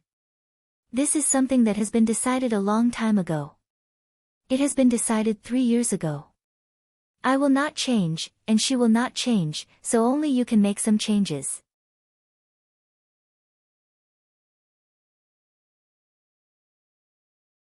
Chapter 669. Autumn was gradually approaching, and Swallow Dock was now a bit chilly. The leaves of the locust trees in the yard were still lush, but they were dazzling yellow. The sunlight, which was not so hot, shone on these yellow leaves, making them more golden, and even the edge of the leaves seemed to leak light. Most of the people in the room were wearing unlined shirts, which didn't make people feel cold. For martial arts practitioners like them, a little cold wind couldn't hurt them at all. Even in winter, it was easy for them to swim naked. Yi was the weakest, but she also had some martial arts foundation. At this time, she didn't show any abnormality. She had a good relationship with her sister Yi Ro since childhood, and she had always regarded Yi Ro as her idol. Therefore, Yi Ro's position was her position, and her position had always changed with Yi Ro's position. When she just learned that Sister Ro and Fang Yan were in love, she rejected it in her heart, and even questioned Sister Ro's choice to her face. She thought that Fang Yan didn't deserve Sister Ro. As for who could deserve Sister Ro, she didn't have a specific name or outline in her mind. She just thought that it should be someone more excellent and powerful than Fang Yan. There were many talents in Yanjing City, and heroes were like carps crossing the river. Why did she have to choose a husband in Swallow Dock? But Sister Ro was willing to endure it, and she could only accept it. Therefore, from last night to this morning, she had been trying to say a few words for Fang Yan. Although she knew that no one would listen to her words, and it probably wouldn't have a good effect. After hearing what Fang Yan said, she didn't get angry like the Yi family, but was a little moved. A sincere man, a stubborn man, a man who wouldn't give up easily. Wasn't such a man what women longed for and pursued? In the autumn morning light, in the backyard of the Yi family, where insects and birds wandered freely, the man was slowly saying something on his mind. I know you won't like what I said, and you will even be very angry. But it's really from the bottom of my heart. I also know that no matter what I say, you won't agree to let Yi Ro marry me. Using words to move people is meaningless in your eyes. At this point in time, you won't be thinking about love or not. To you, this is just a trivial matter. The first thing you consider is that your family will lose a heavenly Tao expert. You will imagine it as Mo1, or a divine dragon that can injure Mo1. They are only at the heavenly Tao realm. If Yi Gentle succeeds in ascending the heavenly Tao, she will be a figure like them. Such a person can dominate the 9 heavens and soar tens of thousands of kilometers. How much influence and benefits can she bring to the Yi family? Fang Yan was lying on the mahogany bed near the window. This was Yi Fengsheng's bed. In the past, when Fang Yan came to find Yi Fengsheng, he would often roll around on this bed. But I care. I like Yi Ruru, so I must marry her. You will object. You will object vehemently, but I will also find ways to get her. We may elope, or we may set up a table outside, light a pair of candles, and get married. That's what couples in feudal society would do when they are forced to do. Now it's a legal society. Yi Ro and I are both adults. We will bring our ID cards to Beijing, or to any government office. We can legally become husband and wife for only 9 yuan. If you dare to break us up, you will be breaking the law. I will sue you. We have known each other for so long. You must not think that I am a lecher. But if I have no choice, I will not hesitate to coax you with flowery words. Drinking or drugging is also possible. I have to find a way to do it. I want you, Ro, to be my woman. I want you, Ro, to give birth to our child. I want you, Ro, to be with me. It's better for you to be angry than for me to sulk. It's better for outsiders to scold me for being shameless than to scold myself for being useless. Look, I can also be like you, a man who will do anything. I won't talk back if you scold me. It's natural for me to suffer a little grievance if I want to abduct someone else's girl. If you hit me, I will naturally dodge or fight back, because I know you may really kill me. I don't want to die. If I marry you, Ro, I don't want to die. Everyone present was stunned. No one would have thought that he would be so direct with his words, and that he would be so blatant about it. The men of the Yi family were either angry, sarcastic, or staring at him with deep eyes. Watching him speak his mind could also be regarded as another form of declaration of war. This was probably the meaning of Fang Yan's vow to marry Yi Ro. I want to tell you that I will definitely marry Yi Ro. Fang Yan looked at the people in front of the bed and said. His tone was calm, but there was unshakable firmness in his words. But I also want to do it beautifully, so that you will feel less resentful. At least, don't let Ro be in such a dilemma. Although Ro looks cold, she values affection the most in her heart. She values the love between us, and she values the affection between you more. We can fight and scold each other unscrupulously, but what about Ro? She doesn't want to give up our feelings, she doesn't want to disappoint your affection, so she can only be in a dilemma in the middle. I don't want Ro to be in a dilemma. Fang Yan looked at Yi Daowen and Yi Daoling and said, so, today, I will tell you my thoughts and what I want to do. I want to marry you, Ro, and what do you want me to do? Marry into her family. Yi Daowen gritted his teeth and said. Fang Yan smiled bitterly and said, it seems that I am in a dilemma now. Let's not be changed by him. Someone reminded him.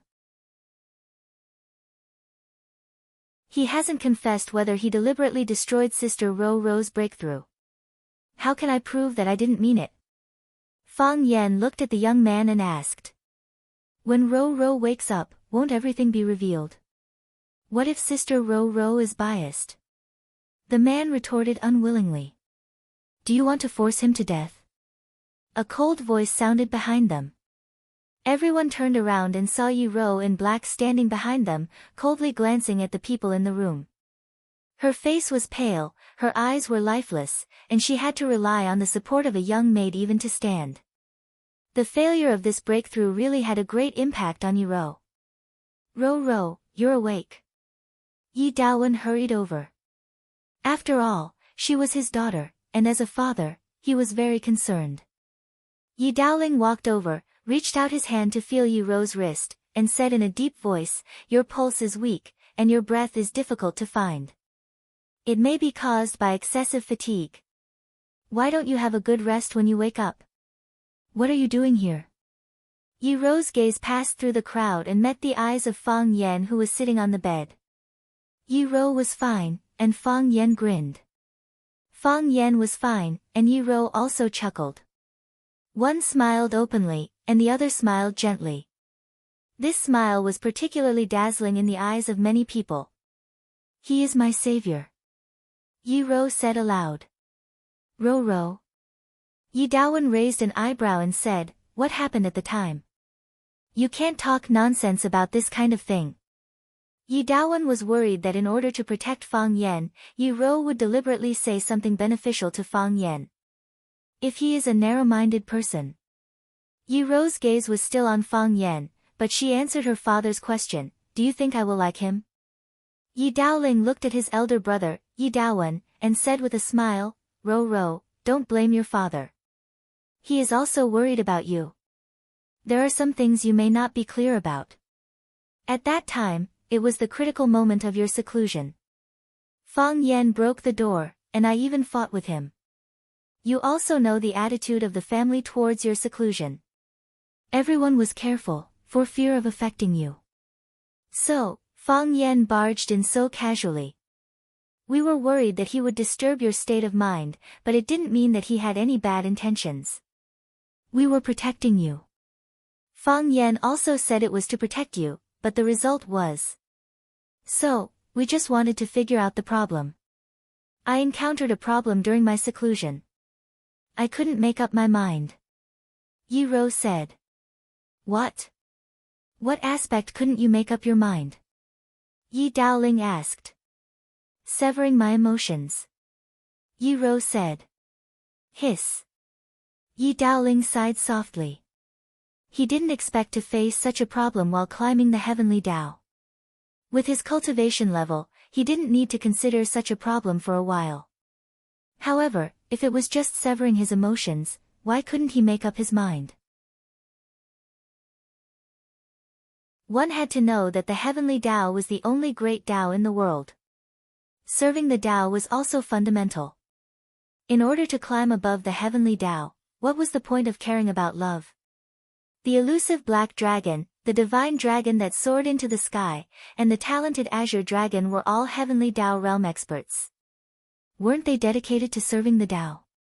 How could they be affected by the mundane matters? To them, these were ultimately trivial matters. A person might only have one such opportunity in their life. If they lost it, it would probably be too difficult to break through again. Yi Daowen looked at Yi Rou with a puzzled expression and said, Emotions? How do you sever it? That crane is Fang Yan. That deer is Fang Yan. That enemy general is Fang Yan. That malicious ghost is also Fang Yan. Yi Rou looked at Fang Yan with a burning gaze before turning her gaze away shyly. She said, I can't bear to kill him.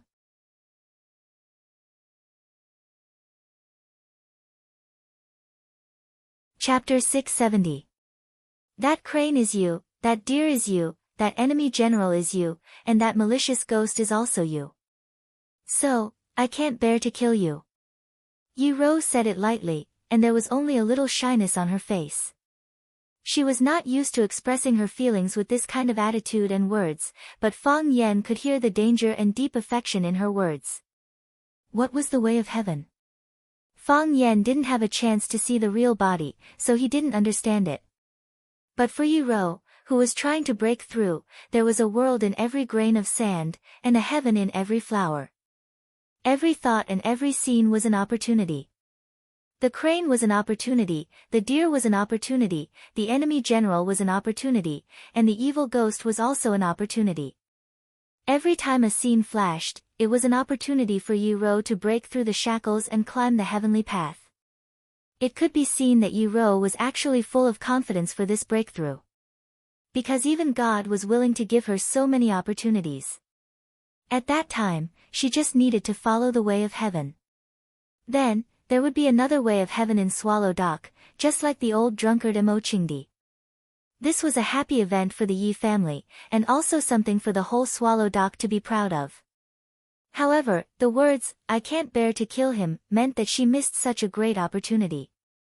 Learning martial arts was more difficult than crossing a single plank bridge in the college entrance examination. No matter good or bad students, no matter how hard they studied or how lazy they were, as long as they endured for a certain period of time, the school would give them a fair chance to take the exam. But climbing the way of martial arts wasn't like that. There was no competition. You only needed to give yourself competition. There was no examiner. Your strength was the biggest affirmation of yourself. Ordinary people would have to wait for decades, but Yi Gentle let it in so easily. She let go of the chance to climb the way of heaven. Between the way of heaven and Fang Yan, she chose Fang Yan. Fang Yan had to admit that Yi Rou's words touched him. His heart was full of affection, and even his eyes were a little red. Others didn't know what she had paid for this, but he did. She went against the way of heaven, and in the end, her realm collapsed, her energy scattered, and her whole body burned like a volcano that was about to erupt. If he hadn't arrived in time, Yi Rou might have died. Because I can't kill Fang Yan, my mind is in a mess, and my aura is out of control. My eyes couldn't see, my ears couldn't hear, and there was only a sliver of remnant thought in my heart. My body's temperature was rising, and my mouth was getting thirstier. Breathing was difficult, and I nearly died. Back then, I also thought that I was about to die. Yi Gentle recounted what she had encountered while climbing the heavenly Tao realm. This was an incomparably precious experience. For experts like Yi Daowen and Yi Daoling who had the possibility of climbing the heavenly Tao, this was a hint. For the younger generation of the Yi clan, this was a very good warning and example. After all, not everyone had the opportunity to climb the heavenly way. Even if someone did, they wouldn't share their experiences and insights with others for free. However, Yi Rou deliberately mentioned this in front of Fang Yan, which naturally made the Yi family feel a little indignant. This is the treasure that our Yi family has risked our lives for. How could he just give it to an outsider? Is it worth it? Fang Yan looked at Yi Rou and asked. You missed such a good chance. What about you?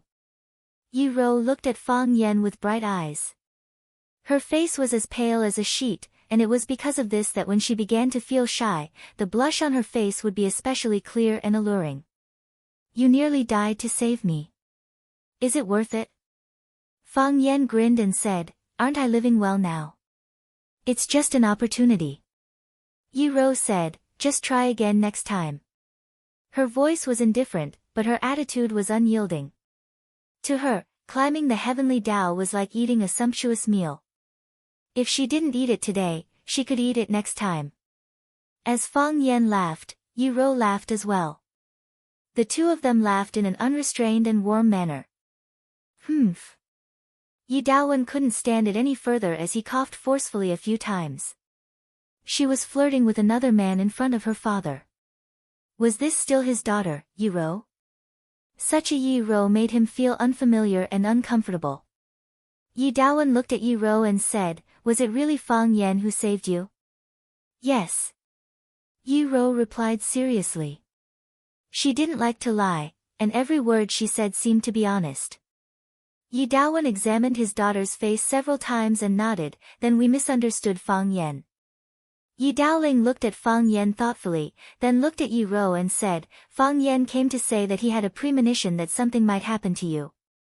Is there really such a thing as a telepathic connection? I don't know if there is, but when Fang Yan went over. Yi Rou thought for a moment and said, I was already delirious and was suffering from the heart fire. Rou's state at that time was very dangerous. If the heart fire was allowed to burn or explode in her body, it is possible. Fang Yan thought for a moment and said, she would either be crazy or stupid. Her life might even be in danger. This is also the reason why I broke into the Yi family's ancestral hall in a hurry. So, please forgive me. This is also for the good of the Yi family. After figuring out the situation and knowing that he misunderstood Fang Yan, Yi Daowen was straightforward. He bowed deeply to Fang Yan on the bed and said, thank you for saving Rou. Fang Yan waved his hand and said, I just said that Rou is my girlfriend. If you want me to save her, I will save her. If you don't want me to save her, I will save her. We will discuss other things later. Yi Daowen said. He was still unwilling to admit the identity of Fang Yan as his prospective son-in-law. He was even unwilling to discuss this topic with him in depth. This was a major event related to the Yi family. As a father, he might not be able to make the decision. However, he was Yi Rou's father and could make the decision to a certain extent. He turned to look at Yi Rou and said, your body is weak. Go back and lie down to rest. After that, he flicked his sleeves and left. Yi Daoling looked at Fang Yan and said, Fang Yan, we misunderstood you. As you said just now, you have your position, and we also have our position. The Yi family's face needs to be maintained, and the Yi family's ancestral hall needs to be guarded. Some unpleasant things happened in the middle. Don't take it to heart. After all, you didn't suffer a loss. Instead, it was my side that suffered a big loss in your hands, right? Fang Yan looked at Yi Daoling and said, third uncle, I know. It's not easy for us, and it's not easy for you. I won't take these things to heart. That's good. Yi Dowling laughed and said, however, I also want to thank you for saving our family's Ro. She is the lifeblood of our family. We don't want her to be in any danger. I thank you on behalf of the Yi family. When Yi Dowling spoke, he bowed deeply to Fang Yan. The younger generation of the Yi family looked at each other and also bowed to Fang Yan. Fang Yan didn't dare to accept it. When he wanted to get up from the bed, his wrist was weak and he almost fell to the ground. Yi Fengsheng's hands and feet were nimble. He used his big belly to push Fang Yan back. He looked at Yi Dowling and said, "Third uncle, Fang Yan was seriously injured just now. His body is very weak. How about we let him have a good rest?" Yi Dowling nodded and said, "That's right. Fang Yan should rest well here. There's no need to rush home. I'll personally go to the Fang family in a while and explain it to your family." Fang Yan nodded and said, "Okay, thank you, third uncle." Yi Dowling walked to Yi Ro and said a few words to comfort her. "Don't feel bad, relax, and there will be opportunities in the future." Then, he turned around and left. Yi Fengsheng patted Fang Yan's shoulder and said, "I knew you would be fine." Fang Yan looked at his chubby face and said gratefully, "Thank you." He knew that Yi Fengsheng had been speaking up for him and protecting his position. It wasn't easy to do this kind of thing in his own home. It wasn't easy for Yi Fengsheng either. Everyone had their own difficulties.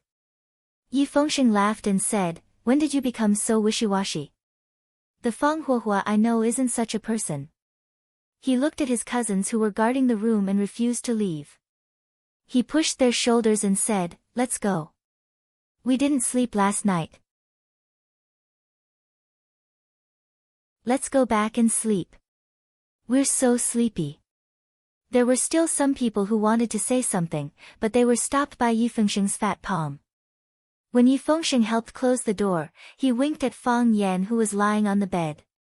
Fang Yan smiled bitterly. This guy was really a good brother. Bang! The wooden door of the room was closed. Only Fang Yan and Yi Ro were left in the room. The young couple hadn't seen each other for months. When they met again, it was such a dangerous moment. Now that the crisis was over, the two of them could be described as surviving a disaster. There were some indescribable feelings in their hearts. Fang Yan looked at Yi Ro, and Yi Ro looked back at Fang Yan. The two of them looked at each other. Endless words were exchanged through their eyes. They didn't even need to speak. "I've been thinking." Fang Yan lowered his head and said, "If I die like this, although you'll miss me, I'll more or less feel indignant. For a smart person like me, why would I give up my life for a woman whom I've only held hands with a few times? Isn't that too much of a loss?" "Yes, it's too much of a loss." Yi Ro nodded. She walked towards Fang Yan step by step. Her body was weak, so even when she walked, she was a little unsteady. This time, she had really lost a lot of energy. Yi Ro stood at the head of the bed and stood in front of Fang Yan. She said softly, "Look up." "What?" Fang Yan looked up and asked. Yi Ro bowed slightly and pressed her soft lips against Fang Yan's.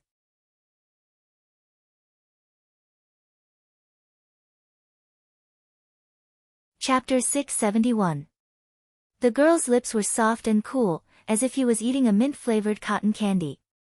This was not the first time that Fang Yan and Yi Ro had intimate contact, but the previous contact could only be called lip rubbing. This was their first real kiss. Yi Ro not only pressed her lips on Fang Yan's, but also put her tongue into Fang Yan's mouth. Oh, this was a French kiss. Fang Yan didn't know why it was called a French kiss when people put their tongues into each other's mouth and stirred. He didn't even know what kind of French kiss was, such as Huasia's, British's, Koreans, Japanese's, or Africans. He didn't have much experience in this. However, Yi Ro's movements were also jerky. She put her tongue into Fang Yan's mouth, and it was as stiff as a frozen snail. The snail crawled and squirmed with difficulty, but it always accidentally scratched Fang Yan's teeth. Fang Yan didn't feel any pain. He just felt sorry for Yiro. He was worried that his teeth might cut her tongue. Because his mouth was blocked by Yiro, Fang Yan could only signal Yiro with his eyes. He turned his eyes to the left to remind Yiro that she could also turn her tongue to the left.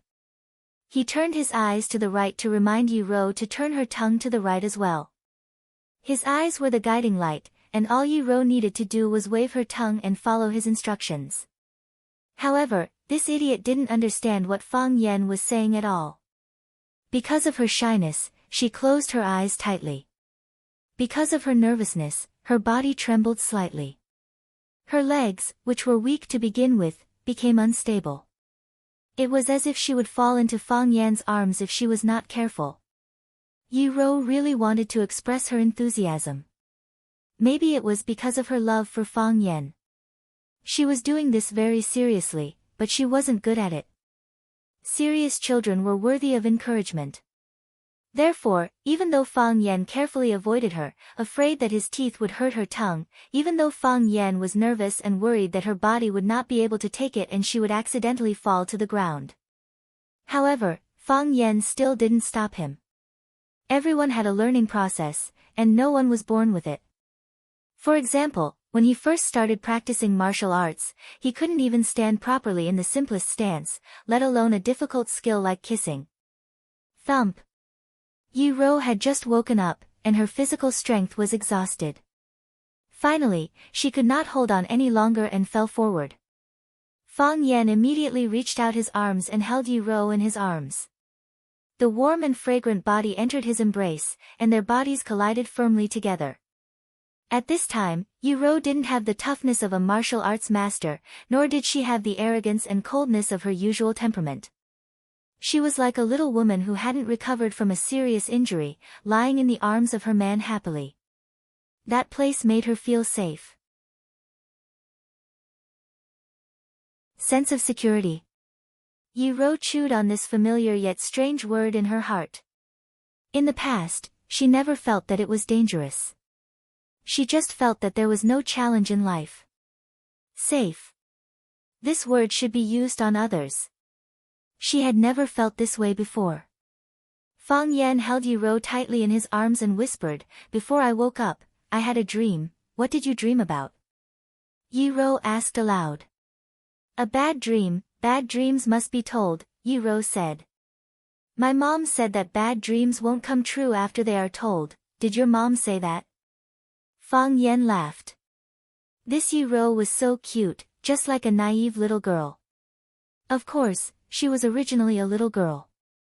It was just that her talent in martial arts was so outstanding that people always forgot her age and gender. Because she was so powerful, no one had ever thought of protecting her. Yes. Yiro pressed her head in Fang Yan's arms and nodded gently. Her forehead rested on Fang Yan's chest, which made Fang Yan feel a burst of itch. "Okay." Fang Yan thought for a while and said, "Actually, I don't remember it very clearly. I just feel that my head was in a mess at that time, and images kept flashing in my head. In the dream, Bai Xiu didn't die. He was still alive and even more powerful than before. He said that he also liked you and challenged me. We had a fight and I defeated him again. But I don't know what happened, but you left with him. I was very angry and shouted at you, 'Yiro, you are my girlfriend. How can you like someone else?' You told me that liking is liking, and there was no or no. Later, there was a longer story. I met Bai Xiu again, I killed him, and you stabbed me. I think this dream is ridiculous." "It is ridiculous." Yiro nodded seriously. "I don't like Bai Xiu.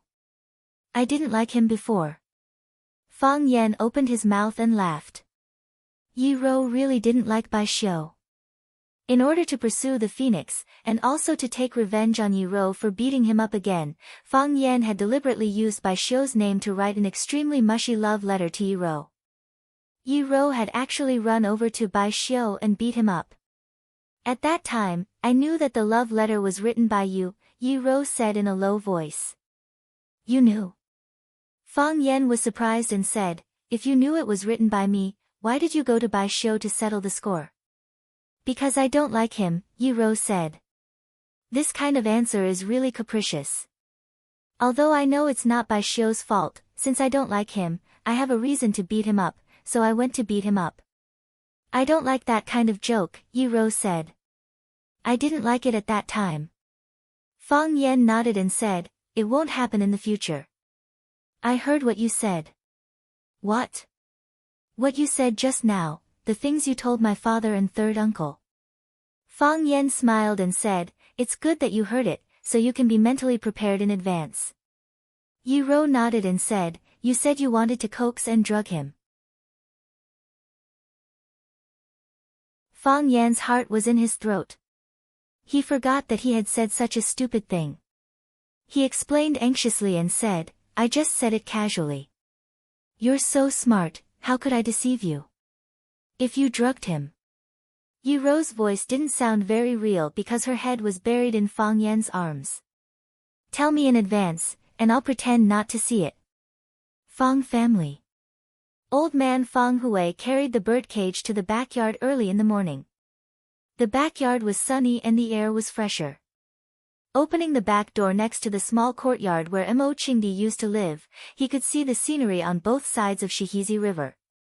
There were village women washing clothes and vegetables by the river, urchins running and playing by the river, and old men playing chess and fishing by the river. Because they were in the middle of a battle, they didn't have time to care for the fish that bit the bait. Fang Hui thought that he should take his old friend out for a stroll on such a good day, but the eagle's silence made him worried. Old friend. Fang Hui had never given the eagle a name, so he always called it by that name. Ever since it came to the Fang family, it had become a part of the family. Today is another good day. The eagle looked at him with lifeless eyes. Its body was getting weaker and weaker. Look at you, you're such a stupid bird. Other birds are catching insects in the sky and fish in the river, but you? Other than standing here all day, you can't do anything. You don't even know how to say a word. The Vajra eagle still didn't speak, no longer teasing him like before. Fang Hui sighed and said, you've also got the temper of the Fang family, stubborn. A voice came from the front. Fang Hui tilted his head to listen and then said to the Vajra eagle in front of him, old buddy, they should be here soon. I hope that kid didn't suffer in the Yi family. The eagle naturally didn't respond. Steady footsteps came over. Yi Daoling stood beside Fang Hui with a smile and said, old man, are you walking your bird again? I'm old, talking to people will be disliked. So when I have nothing to do, I talk to it. It doesn't dislike me, and I don't dislike it either. Instead, we live in harmony. Fang Hui said with a serious face. Yi Daoling said with a face full of guilt, old man, don't be angry. Last night, everything happened so suddenly. Big brother and I were a little rash. We invited you over to discuss a solution to the problem. At that time, Big brother was worried about Wenwan's safety, so his words were not pleasant to hear. Old man, don't lower yourself to our level.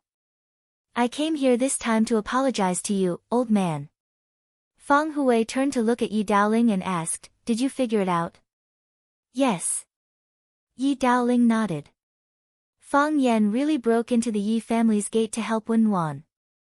It happened suddenly, and we didn't quite understand his behavior. That's why there was a series of misunderstandings. You know it, but I don't. Fang Hui sneered and said, my grandson was worried about Wenwan's safety. He didn't even give me the time to explain and ran to your Yi family. What's the result? How did your Yi family treat my Fang family? How did your Yi family treat Fang Yan? What does my grandson owe your Yi family? If you think about it carefully, it's your Yi family that owes my grandson more. Daoling, our Fang family is small. We can't let others bully us, right?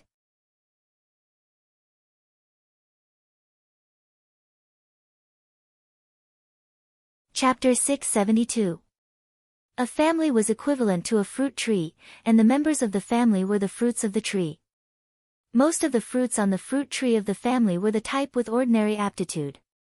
They were not pleasing to the eye, and hated to taste. This was also the reason why ordinary people or ordinary families occupied the majority of the world. This was the foundation of society, the base of the pyramid. A few of the fruit trees of the family would have one or two geniuses with above-average aptitude. They could not lead the whole family to charge forward, and they were far ahead of the other children of the family, neighbors, and friends. Therefore, these people were the object of envy. Some lucky clans would have several big and sweet fruits on their fruit trees. Like the Yi clan, where the three tigers advanced side by side, the three tigers took the lead to attack the city and pillage the stronghold, while the other clan's disciples waved flags and shouted war cries to support the attack. This kind of clan was extremely rare. Once they appeared, they could become the best in their field.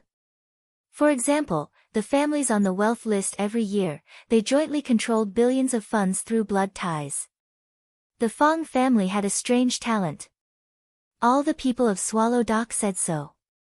The Fong clan was not a top-notch clan in Swallow Dock. Not to mention a colossal clan like the Yi clan, the Fong clan was slightly inferior to the Ruan clan where Ruan Qian was from, the Zhu clan where Zhu Zaidan was from, and the Li clan where Li Xiao Tian and Li Long were from. The biggest reason for this situation was that the Fong clan did not have many descendants, and they did not have many sons. Old man Fong Hui had at least one brother. When it came to the generation of Fong Yan's father, Fong Yixing, there were only one boy and 3 girls. The 3 aunts had married off, and Fong Yixing had died in battle. The backbone of the Fong family at the entrance of Swallow Dock was suddenly wiped out. This was also why the heavy responsibility of revitalizing the Fong family fell on the shoulders of a young man like Fong Yan. He was the same age as Yi Fengsheng, Li Xiaotian, and the others, but he had already shouldered the responsibility of Yi Daoling and Yi Daowen's generation. Wasn't it natural for him to work harder than others?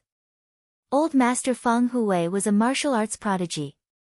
Fong clan's Tai Chi Kung Fu, which was famous for its gentleness, was modified by him. He infused it with a strong and forceful force, turning it from a strong body into an invincible, killing technique. Even Mo Qingdi and Fong Yan were deeply influenced by this kung fu.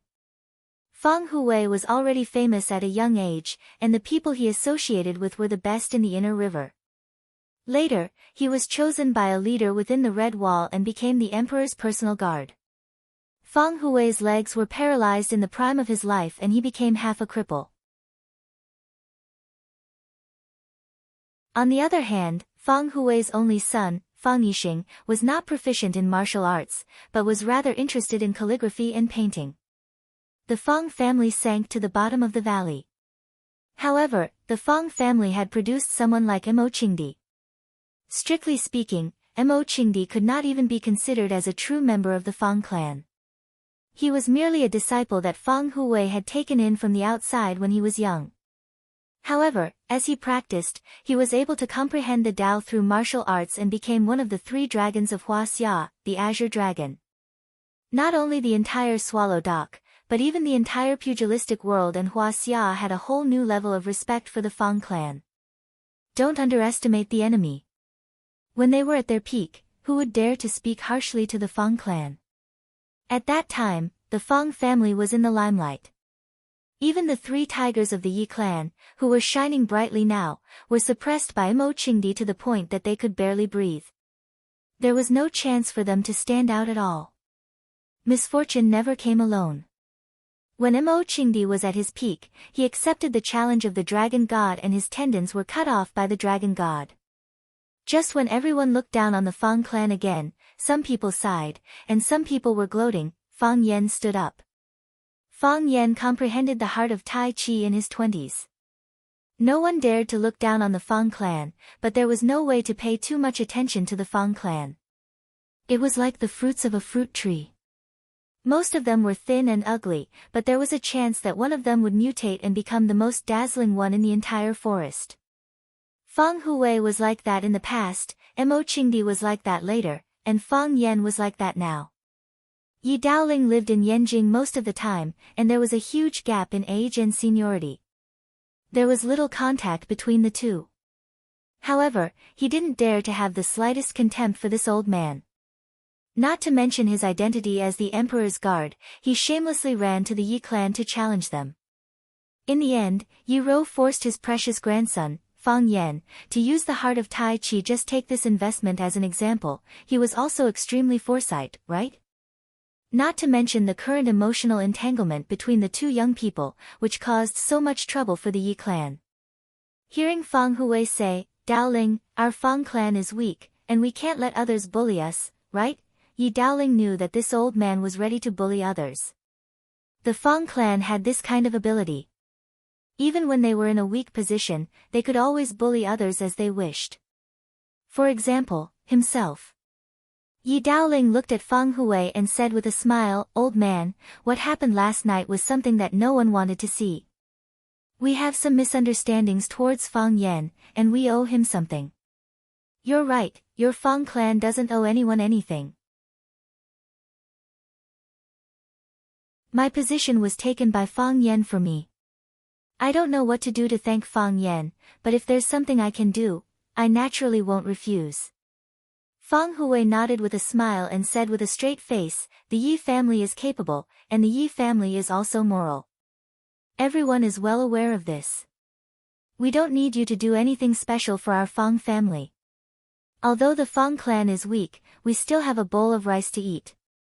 I just hope that when the Fang clan is being bullied, the Yi clan can stand on the side of fairness and speak up for our Fang clan. This isn't difficult, right? Yi Daoling smiled bitterly and said, Old man, this is indeed difficult. Why? Daoling is unwilling. Fang Hui looked at Yi Daoling and asked. I know it's not easy. Yi Daoling put away the smile on his face and said, but our Yi clan is duty-bound. Fang Hui reached out to pat Yi Daoling's arm, but thinking of his current position, he raised his hand in the air and didn't put it down. Yi Daoling smiled and squatted down. He said, Old man, come, I'll push you out for a walk. I haven't chatted with you for a long time. How can one have so much time to gossip with others when one is in an official career?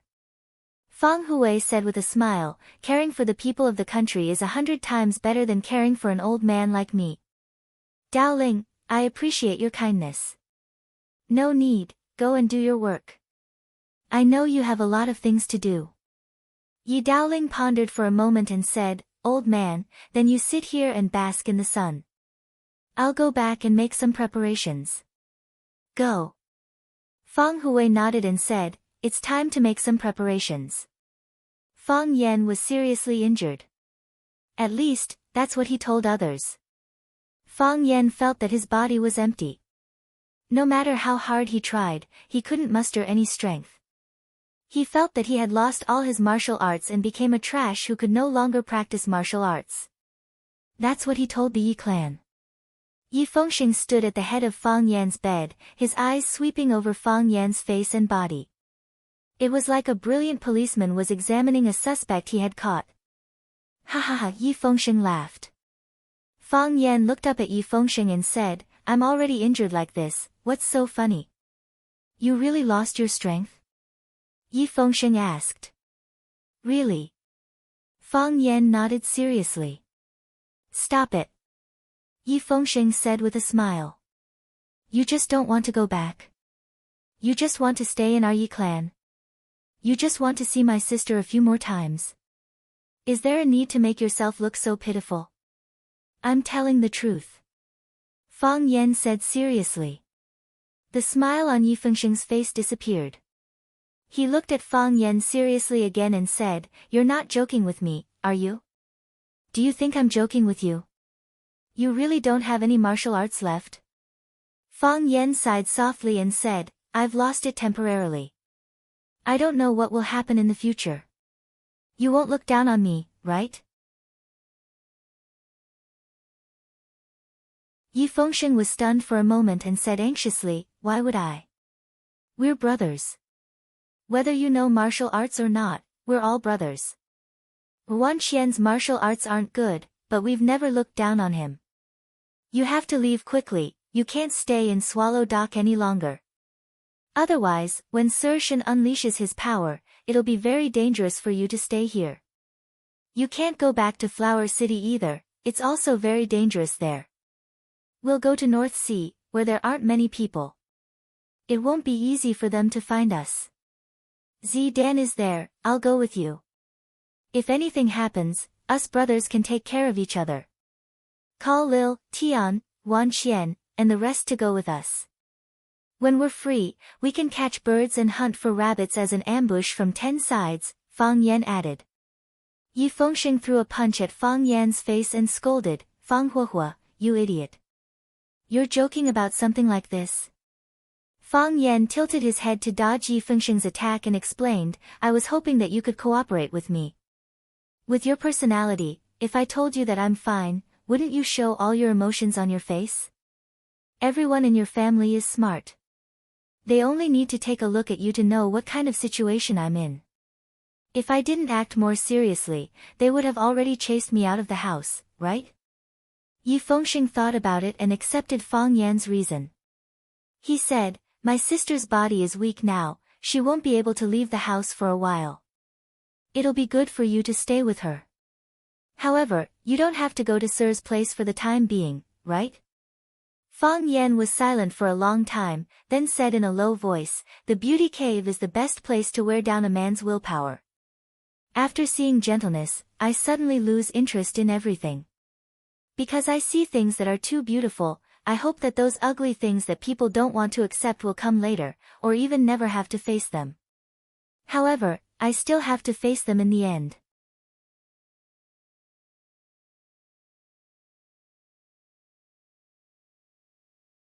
Chapter 673. What are you trying to say? Yi Fengxing asked in confusion.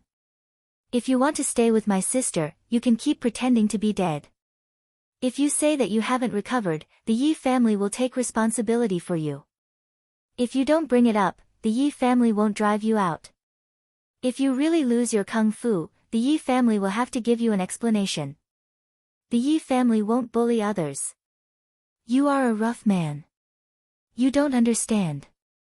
Fang Yan sighed.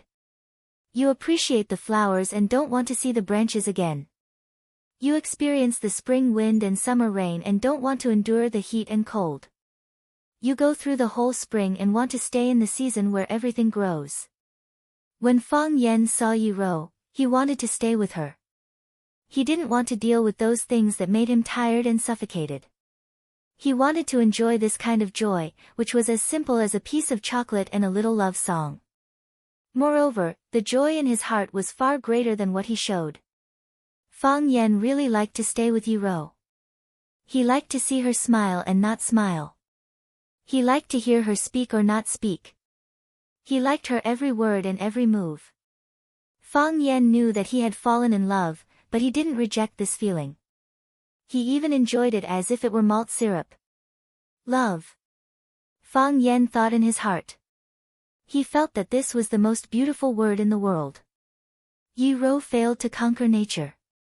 At the critical moment of life and death, he risked his life to save her. He and Yi Rou went through the gates of hell together. Only after experiencing life and death could one understand the preciousness of life. Therefore, what Fang Yan wanted to do most now was to stay by Yi Rou's side quietly but restlessly.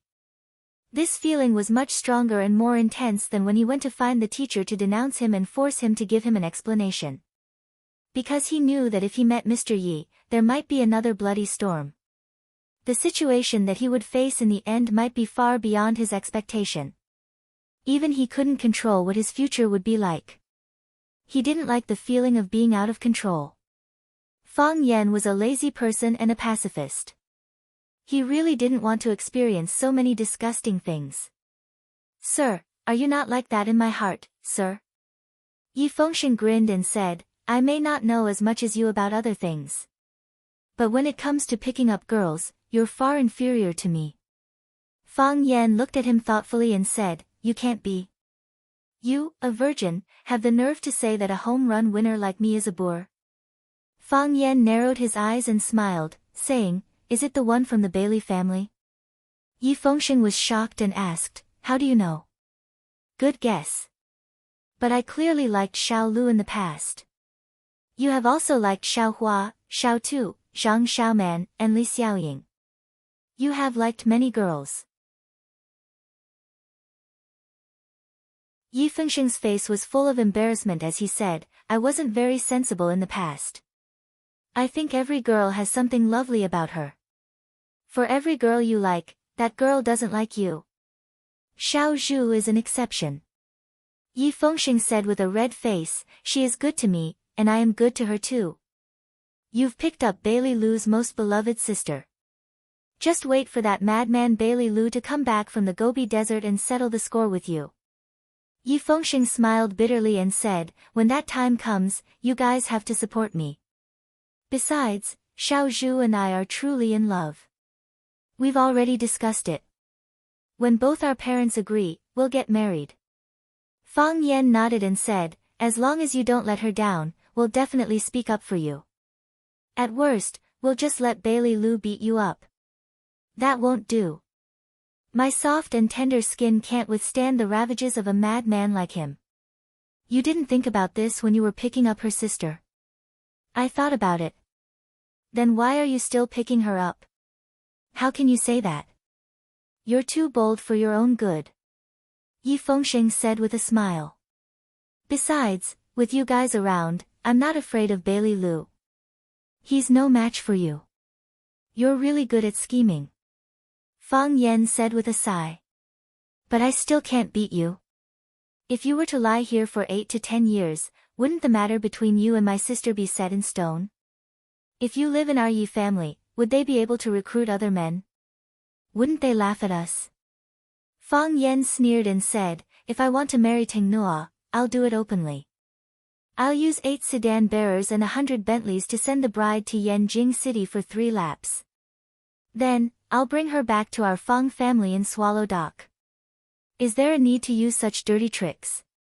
Yi Fengsheng nodded repeatedly and said, that's right. That's how it should be done. Women all like to be ostentatious. Fang Yan waved at Yi Fengsheng. Yi Fengsheng put his big face over.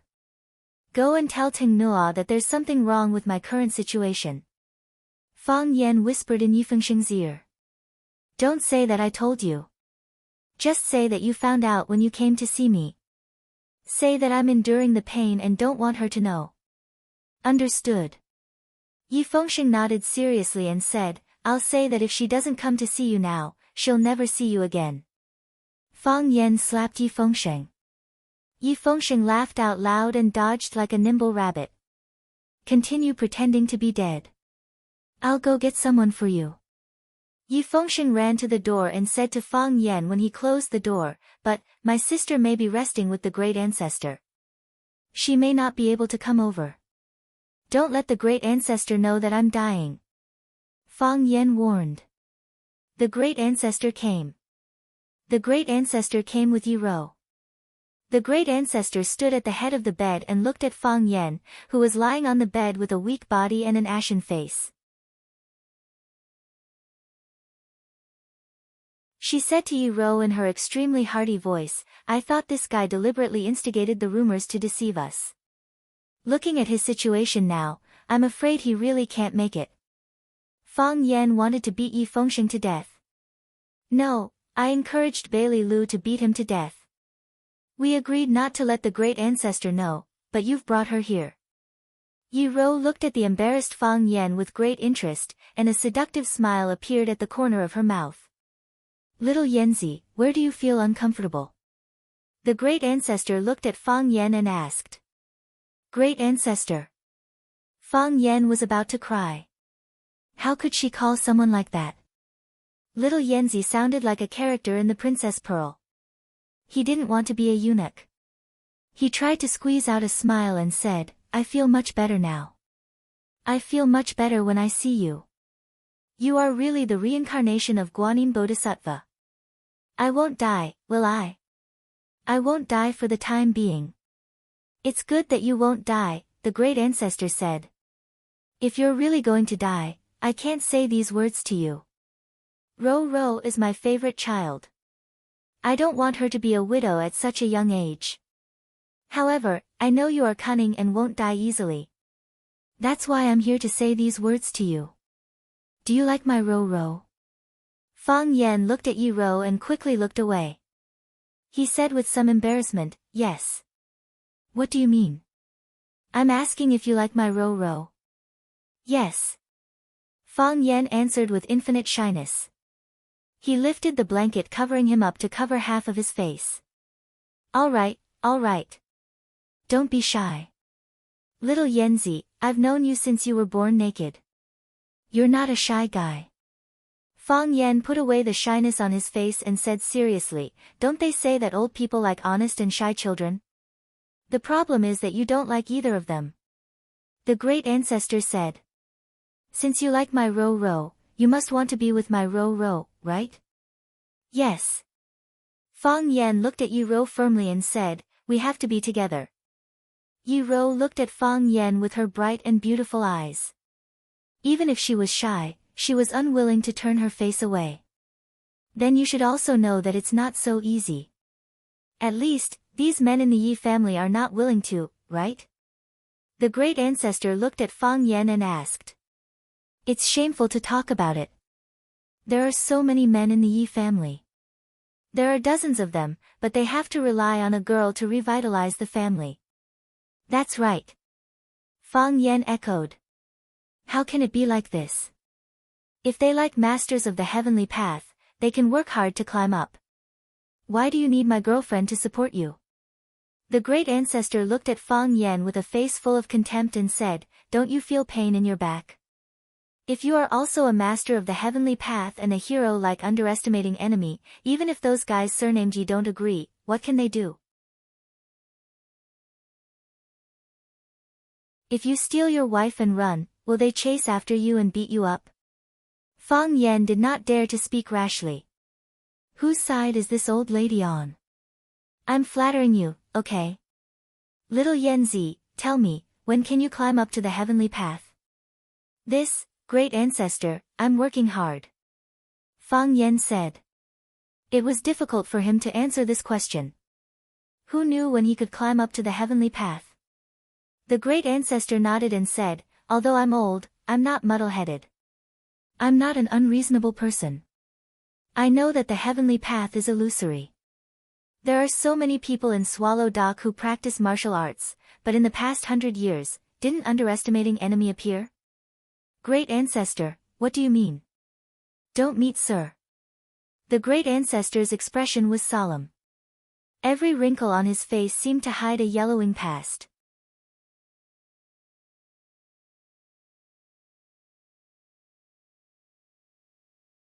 Chapter 674. Don't see sir, the elder ancestor said again. Her voice was a little softer. There were reminders, warnings, but mostly pleas. Because Fang Yan was the Fang Yan that Yi Ro liked, she also liked the Fang Yan that Yi Ro liked. Fang Yan wanted to see sir and interrogate him. This was not a secret in the whole of Swallow Dock. In Fang Yan's mind, a life for a life, a debt for a life, was the highest and most important rule of conduct that humans should abide by. If the murderer didn't pay with his life, then there would be more people who would kill. If the debtor didn't pay, then no one would be willing to borrow money. Some people said that this society was so cold that even the closest friends couldn't borrow money. However, if you had the experience of borrowing money and not paying it back, then wouldn't you be harming your own friends? The people on the roadside wouldn't be willing to lend you a single cent. Everything had a cause, and good and evil would be rewarded. However, the elder ancestor of the Yi family said to Fang Yan with a serious face, don't see sir. Because of his good relationship with Yi Fengsheng and his bad relationship with Yi Ro, Fang Yan often went to the Yi family. Sometimes he went to play with Yi Fengsheng, and sometimes he went to take revenge on Yi Ro. The more he went to the Yi family, the more he interacted with the elder ancestor of the Yi family. She was gentle, loving, generous, and candid, and even joked with Fang Yan from time to time. She often gave Fang Yan food and scolded him as a naughty monkey. Fang Yan liked the elder ancestor of the Yi family, just like how he liked his grandmother, who passed away a long time ago. In his memory, the elder ancestor had never spoken to him in such a serious tone. She had always been kind and cheerful, and treated him the same as other children. Maybe she liked him a little more. Fang Yan's face was solemn.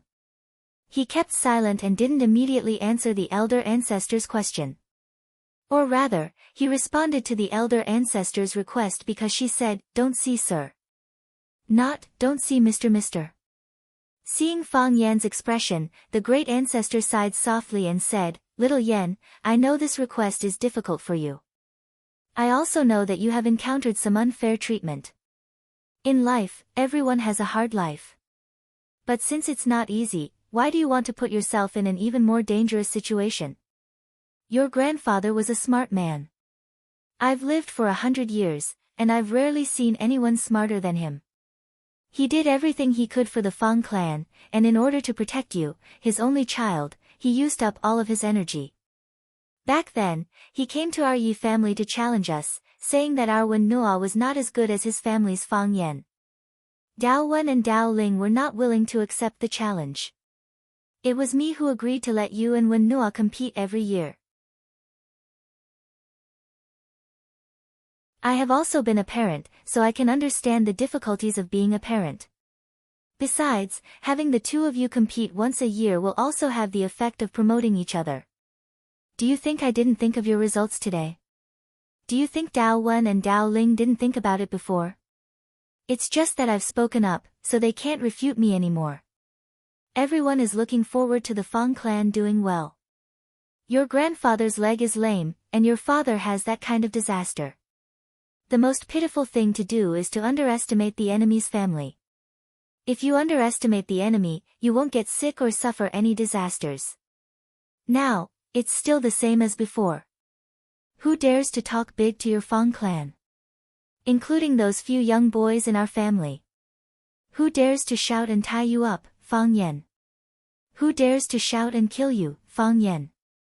Who dares to fetch your grandfather from home in the middle of the night to discuss the matter of punishing you?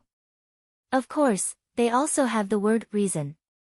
In a situation where the truth is unknown, it's understandable for them to be angry. You can count with your fingers.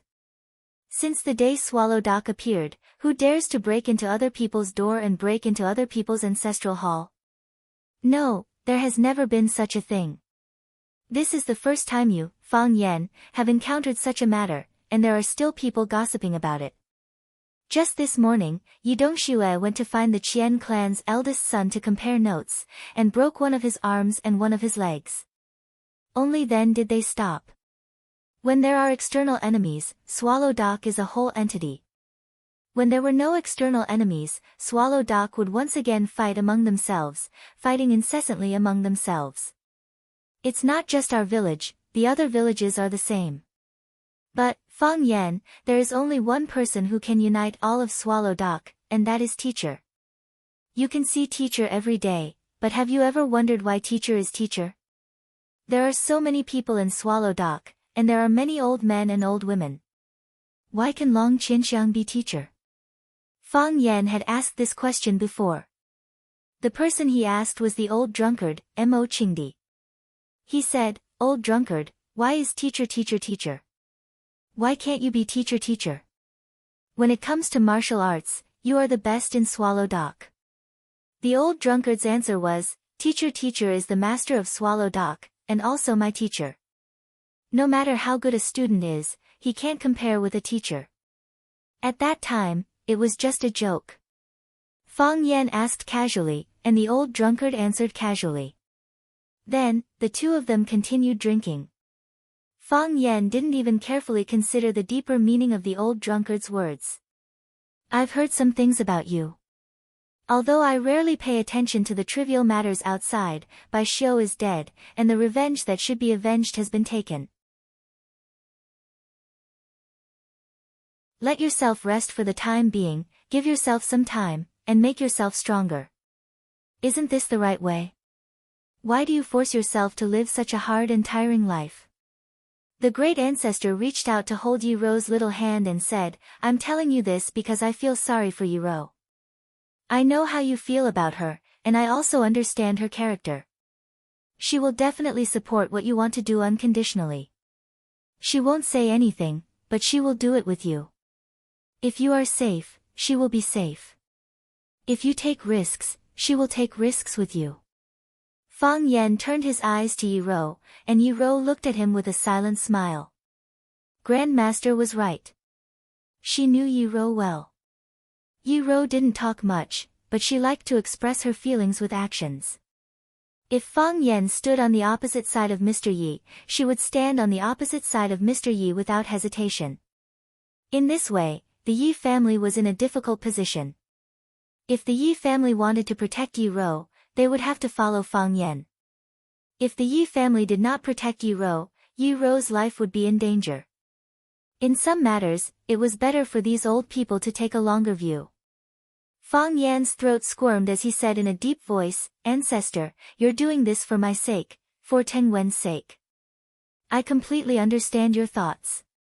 In all honesty, if it were just based on my own likes and dislikes, I wouldn't want to see Sir either. If it wasn't necessary, who would want to offend Sir from Swallow Dock? Who would want to go against an old guy who could raise a freak like Bai Xiu? But, can I not go see Sir? Impossible. Bai Xiu is Sir's disciple, and Bai Xiu killed my father. What is Sir's position in this matter? Does Sir know or not? Sir, are you irrelevant or involved? Why did Sir do this? Fang Yan deliberately suppressed the anger in his heart, but his voice was still murderous. Sir was the Sir he respected. His father was killed by the disciple of the person he respected. Who wouldn't be angry when encountering such a thing? I went to Sir to seek justice, and also to uncover a mystery. If Sir is still the Sir in my heart, then he should tell me the facts and let me know the truth. If Sir is no longer the Sir in my heart, then even if I don't go to him, will Sir not take the initiative to find me? Instead of passively taking the blow, like Bai Xiu went to Huaqing to set up a fatal trap to deal with me, it's better for me to simply return to Swallow Dock, stand in front of Sir, and make it clear to him. If he scolds me, I will scold him back. If he hits me, I will fight back. Even if I die, I will die in this Swallow Dock, in front of thousands of Swallow Dock villagers. The ancestor sighed softly and said, I knew I couldn't persuade you. Fang Yan jumped up from the bed, bowed deeply to the ancestor, and said, Ancestor, I have let you down this time. This was also an old man he respected, an elder who wholeheartedly hoped for the best for him. The ancestor waved his hand and said, Didn't you ask Fengsheng to bring a message to Wenro? Let's have a good talk with her. The ancestor moved his little feet and turned to leave, leaving Fang Yan and Yi Ro in the room again. Fang Yan looked at Yi Ro and said, I know, the ancestor is doing this for our own good. Yi Ro nodded lightly. But I can't promise her. I think it's better to settle this kind of thing earlier than later. Fang Yan explained seriously. Yi Ro still nodded and looked at Fang Yan with her watery eyes without blinking. She was calm and sure, but there was no shyness of a little girl. What do you think? Fang Yan said. What do you think? I don't think. Yi Ro said. Your thought is my thought. After thinking for a while, Fang Yan gritted his teeth and said, In this case, I'm going to see Mr. Yi when I feel better. Okay. Yi Ro looked at Fang Yan and said, I'll go with you. Don't go. Don't stop me. Don't always look at me like that. Fang Yan felt a little guilty under Yi Ro's gaze and said, I'm a little embarrassed. You are the man I like. Yi Ro's voice was like the tinkling of spring water, small but clear. Why can't I look at you more?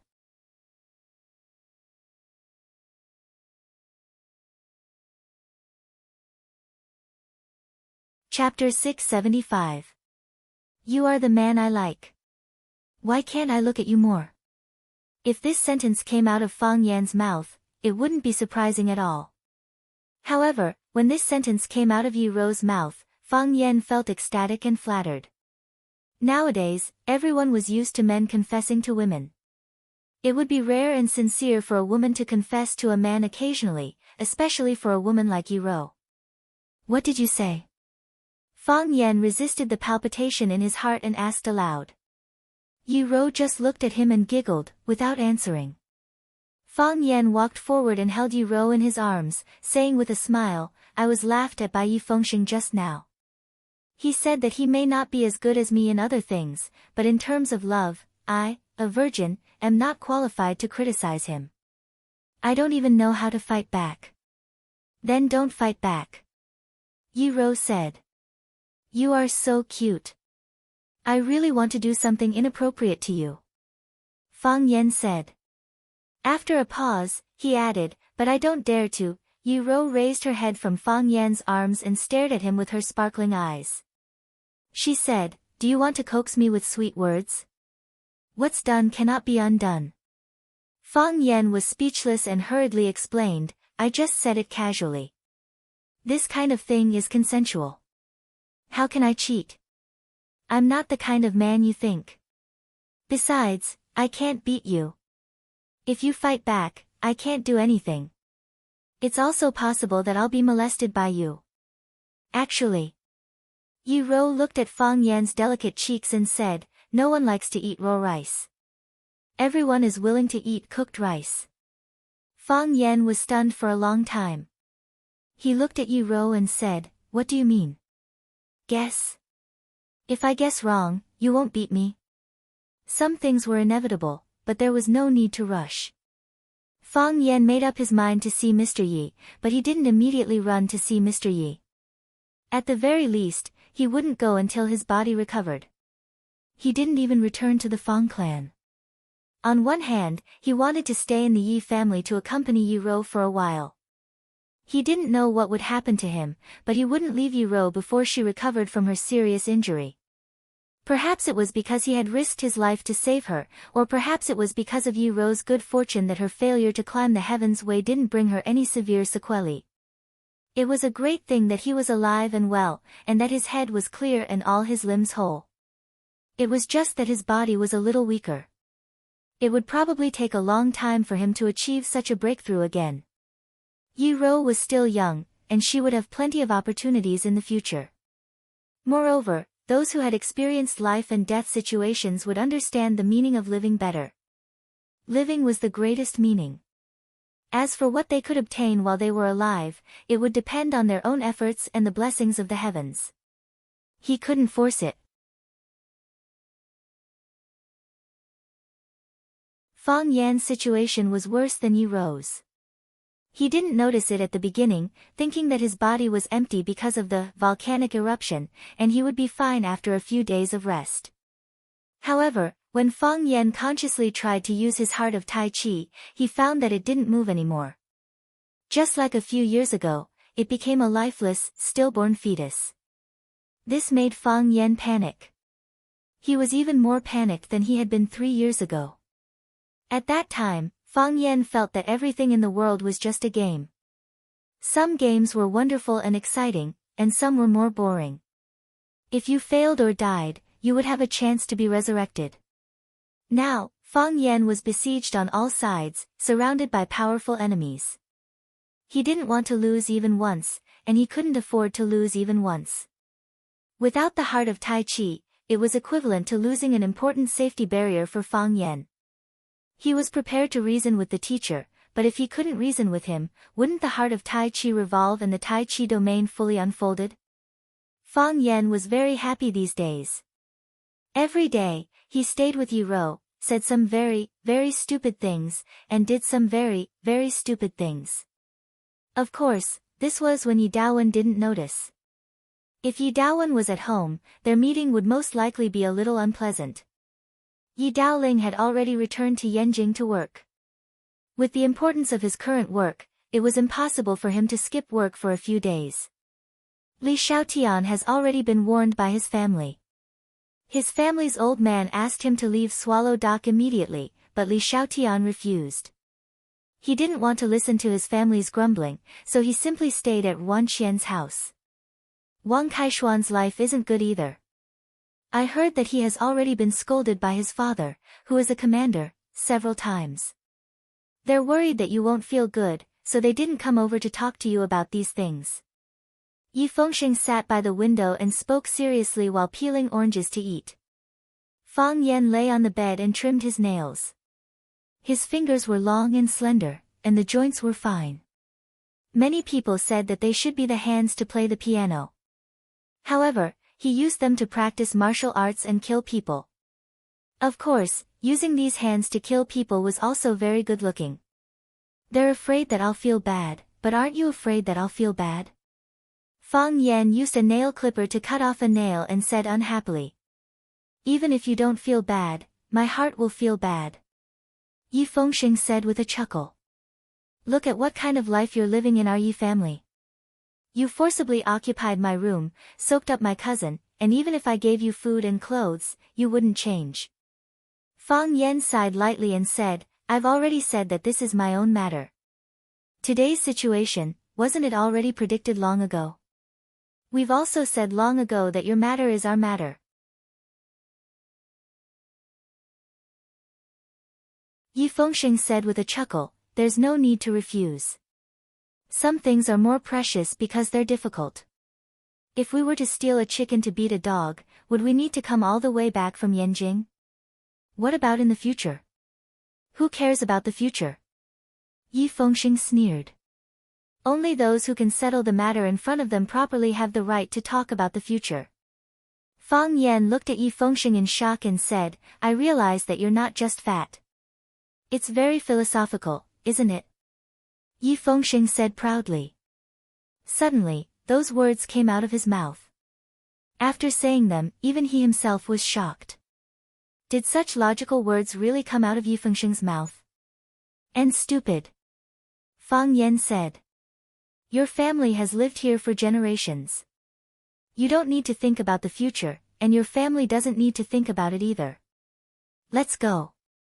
Yi Fengxing stuffed the remaining half of the orange into his mouth. As he chewed until his mouth was full of sweet and sour juice, he threw the orange peel at Fang Yan's face and said, Here you go. After saying that, he pushed the chair away and left. Fang Yan looked at his back and smiled bitterly. I really don't want to drag my brothers into this. Fang Yan originally wanted to make preparations before going to see Mr. Yi, but he didn't expect to see Mr. Yi unprepared. These 2 days, Yi Ro's body was slightly better. Her face wasn't as pale as before, and her steps were more stable. After Yi Fengxing asked around, he found out that Yi Daowen had gone out to visit a friend. So, Fang Yan asked Yi Ro to go to the stone river in the back of the mountain. Ever since Yi Ro failed to pass the trial, they had been holed up in the courtyard of the Yi clan. They didn't even step out of the Yi clan's gate. Although the Yi clan didn't stop him from seeing Yi Ro, being watched by countless people in the Yi clan made him feel a little restricted. The weather was clear, and the wind was gentle. It was a good day for making love, flirting, and making love. Fang Yan and Yi Ro walked side by side on the path beside the stone river. It was already the end of autumn, and winter was peeking out. Steam rose from the surface of the stone river, and occasionally, white stripes jumped out of the water. The leaves were yellow, but the weeds on the ground were still growing lush. Fang Yan didn't pay attention to his surroundings.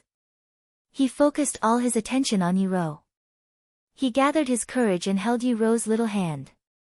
After waiting for a long time, she didn't beat him up. He finally relaxed and whispered something to her. Yi Ro suddenly stopped. Because they were holding hands, when Yi Ro stopped, Fang Yan also stopped. Fang Yan raised his head and saw an old man walking toward him. It was an old man in a gray robe. He was hunched and walked slowly with a basket of dung. Seeing animal dung on the roadside, he stopped and shoveled the dung powder into the basket with the rake in his hand. His movements were very slow, and his expression was very solemn. It seemed that for him, shoveling dung was the most important thing in the world. After shoveling a pile of dung on the roadside, the old man picked up the basket again and walked toward Fang Yan. He raised his head and saw Fang Yan and Yi Ro, who had stopped moving forward. Yi Rou held Fang Yan's hand tightly. Fang Yan shook her hand back and told her that he was fine. Before they got close, they could smell the stench of animal dung. The teacher stood in front of Fang Yan and Yi Rou with the basket of dung in his hand. He looked at Yi Rou lovingly and said in a blaming tone, "Girl, why are you in such a hurry to break through at such a young age? Only by working steadily and laying a solid foundation can you be afraid that you can't peep into the way of heaven one day. The way of heaven is dark and far away, and ghosts and gods are obscure. You can't force it, and you can't force it. Do you remember?" Yi Rou bowed and thanked the teacher for his teaching.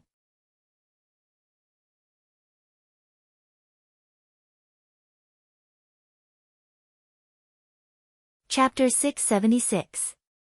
"Thank you, sir," Yi Rou said with a clear voice and a respectful look. Sir was the village head of Swallow Dock and the most respected old man. He was highly respected and had many followers, including Fang Yan, who was also a fan of Sir. Sir blamed and reprimanded Yi Rou for her sudden breakthrough, which was a matter of course in everyone's eyes. Not only would you not be annoyed by it, but you would also feel deeply honored to be cared for. At least, that was what Yi Rou thought. Yi Rou knew that Fang Yan and Sir had a grudge against each other. Before the truth was revealed, the two parties were in a state of hostility. If Fang Yan and Sir had a conflict, she would choose to stand on Fang Yan's side without hesitation. If Fang Yan advanced, so did she. If Fang Yan fought, so did she. However, the person standing in front of her was Sir, the teacher of everyone in Swallow Dock. It had been a habit for a long time. What Sir says is right, what Sir wants to do is right, it is good for me that Sir cares about me, it is also good for me that Sir scolds me. All the people in Swallow Dock were proud to be taught or reprimanded by Sir. After decades of operation, Sir didn't deliberately do anything. Just like seeds would eventually sprout and tadpoles would eventually become frogs, Sir had become the oldest and most solid monument in Swallow Dock. Yi Rou didn't like Sir because Sir's disciple Bai Xiu killed Fang Yan's father. Yi Rou had to respect Sir, just like all the people in Swallow Dock had to respect Sir. That was a habit. It's a blessing and a tragedy for the Yi family to have you. Sir sighed and said, "You have such a talent, but you were born in a little girl. I'm afraid the Yi family won't let you go easily, right?" Yi Wen'er didn't expect that her husband would talk about this topic with her. She blushed and her ears turned red, but she didn't show it on her face. She said indifferently, "Who knows what will happen in the future?" "Yes, who can say for sure what will happen in the future?" The teacher grinned. His smile was kind and amiable, like an old man collecting dung in a village who was pleased and full of praise when he saw a promising young man. "The boat will cross the bridge when it comes to it, you don't have to think too much. You failed the trial, but there were no repercussions. This meant that even the heavens were kind to you. Rest well. After accumulating strength, I'll once again pry into the heavenly Tao." "Yes, Sir," Yuan thanked him again. The teacher's gaze finally shifted to Fang Yan's face. It was not abrupt, nor was it strange. It was so natural. The smile on his face when he was facing Yi Rou was still there, so when he saw Fang Yan, there was still a smile on his face. However, the smile did not disappear immediately. Instead, it seemed to be spreading. Mr.'s skin was pitch black, like the tree bark that could be seen everywhere by the stone river, or the already withered lumps of sheep dung.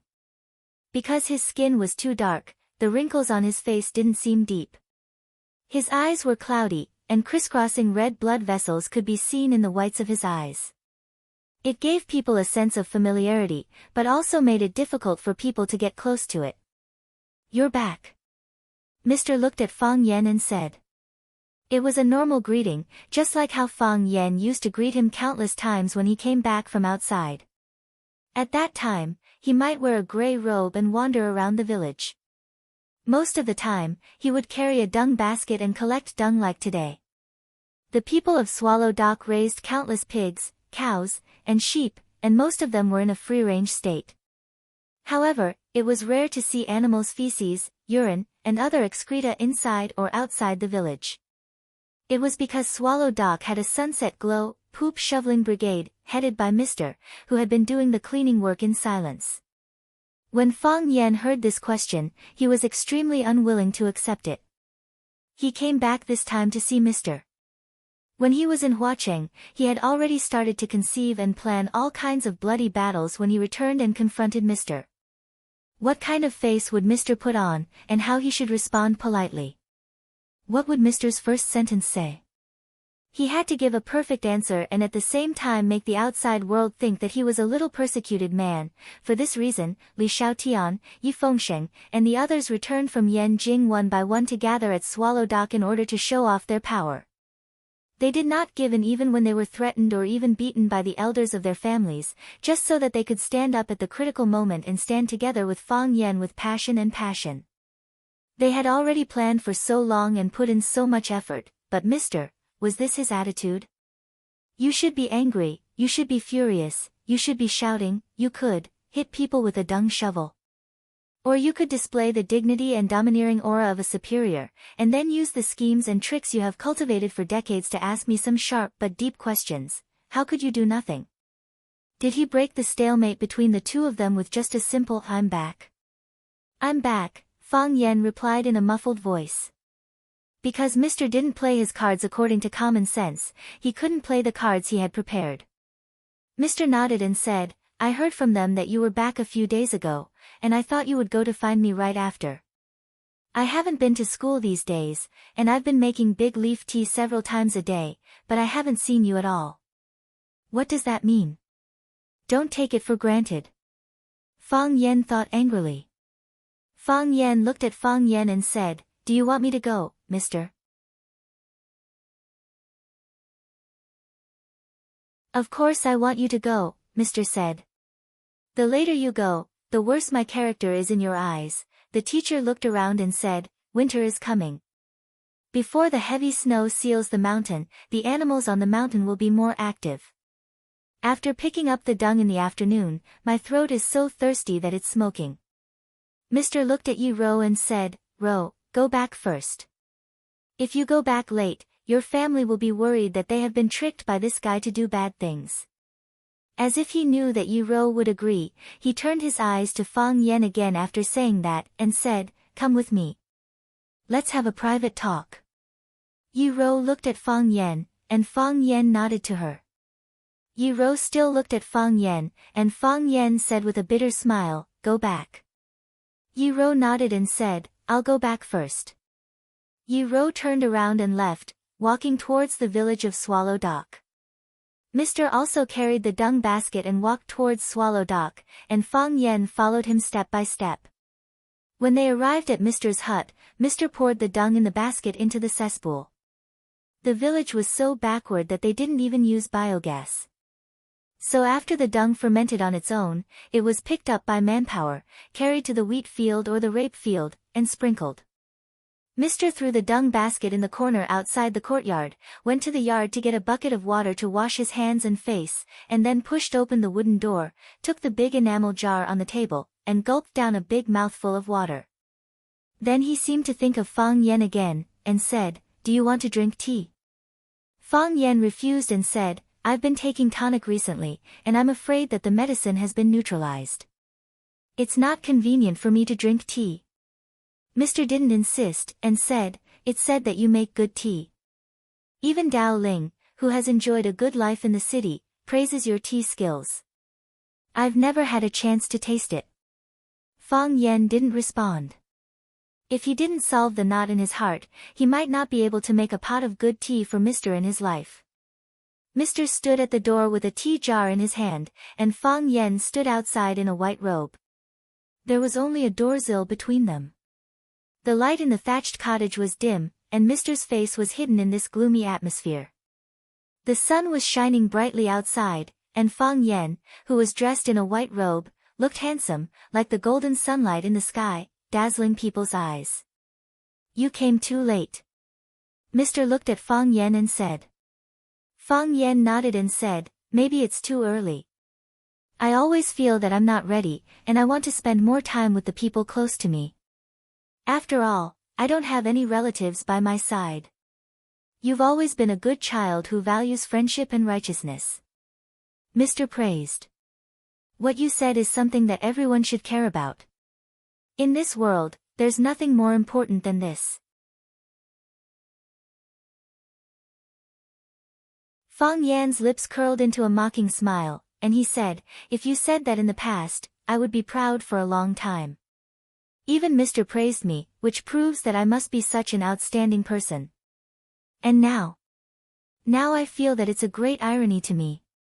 Fang Yan said. You want me to come earlier? I want you to come earlier. You said that the later I come, the worse your character is in my heart. Fang Yan's eyes became sharp, and he stared coldly at Mr. standing in front of him, and said, Are you so confident in your character? Mr. picked up the tea jar and drank a mouthful of tea, and said, There's hostility in your heart. That's murderous intent. Fang Yan said. 3 years ago, it was hostility, and after 3 years of digestion, it has long become murderous intent.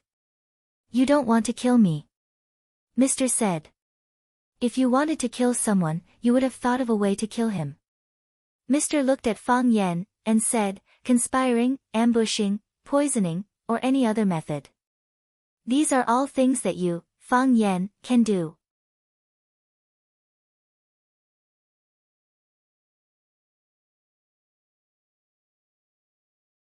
Chapter 677. However, you chose to meet me, Fang Yan, in the most primitive and foolish way, just like the other children. I've watched you grow up, so you shouldn't have any objections to what I'm saying, right? It's not just you, I've also watched your father, Fang Yixing, grow up from a naughty kid in open-crotch pants to a tall young man, and then become a husband and a father. You're not a person who likes to play cards according to common sense. For a person like you to suddenly play cards according to common sense, it proves that you're afraid of Fang Yan. You treat meeting me as a matter of life and death. Do you think I'll slap you to death in front of countless villagers?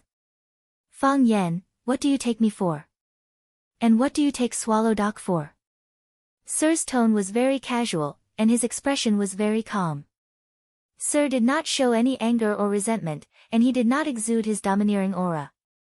Even his words were very simple and straightforward, and he would definitely not confuse or confuse you.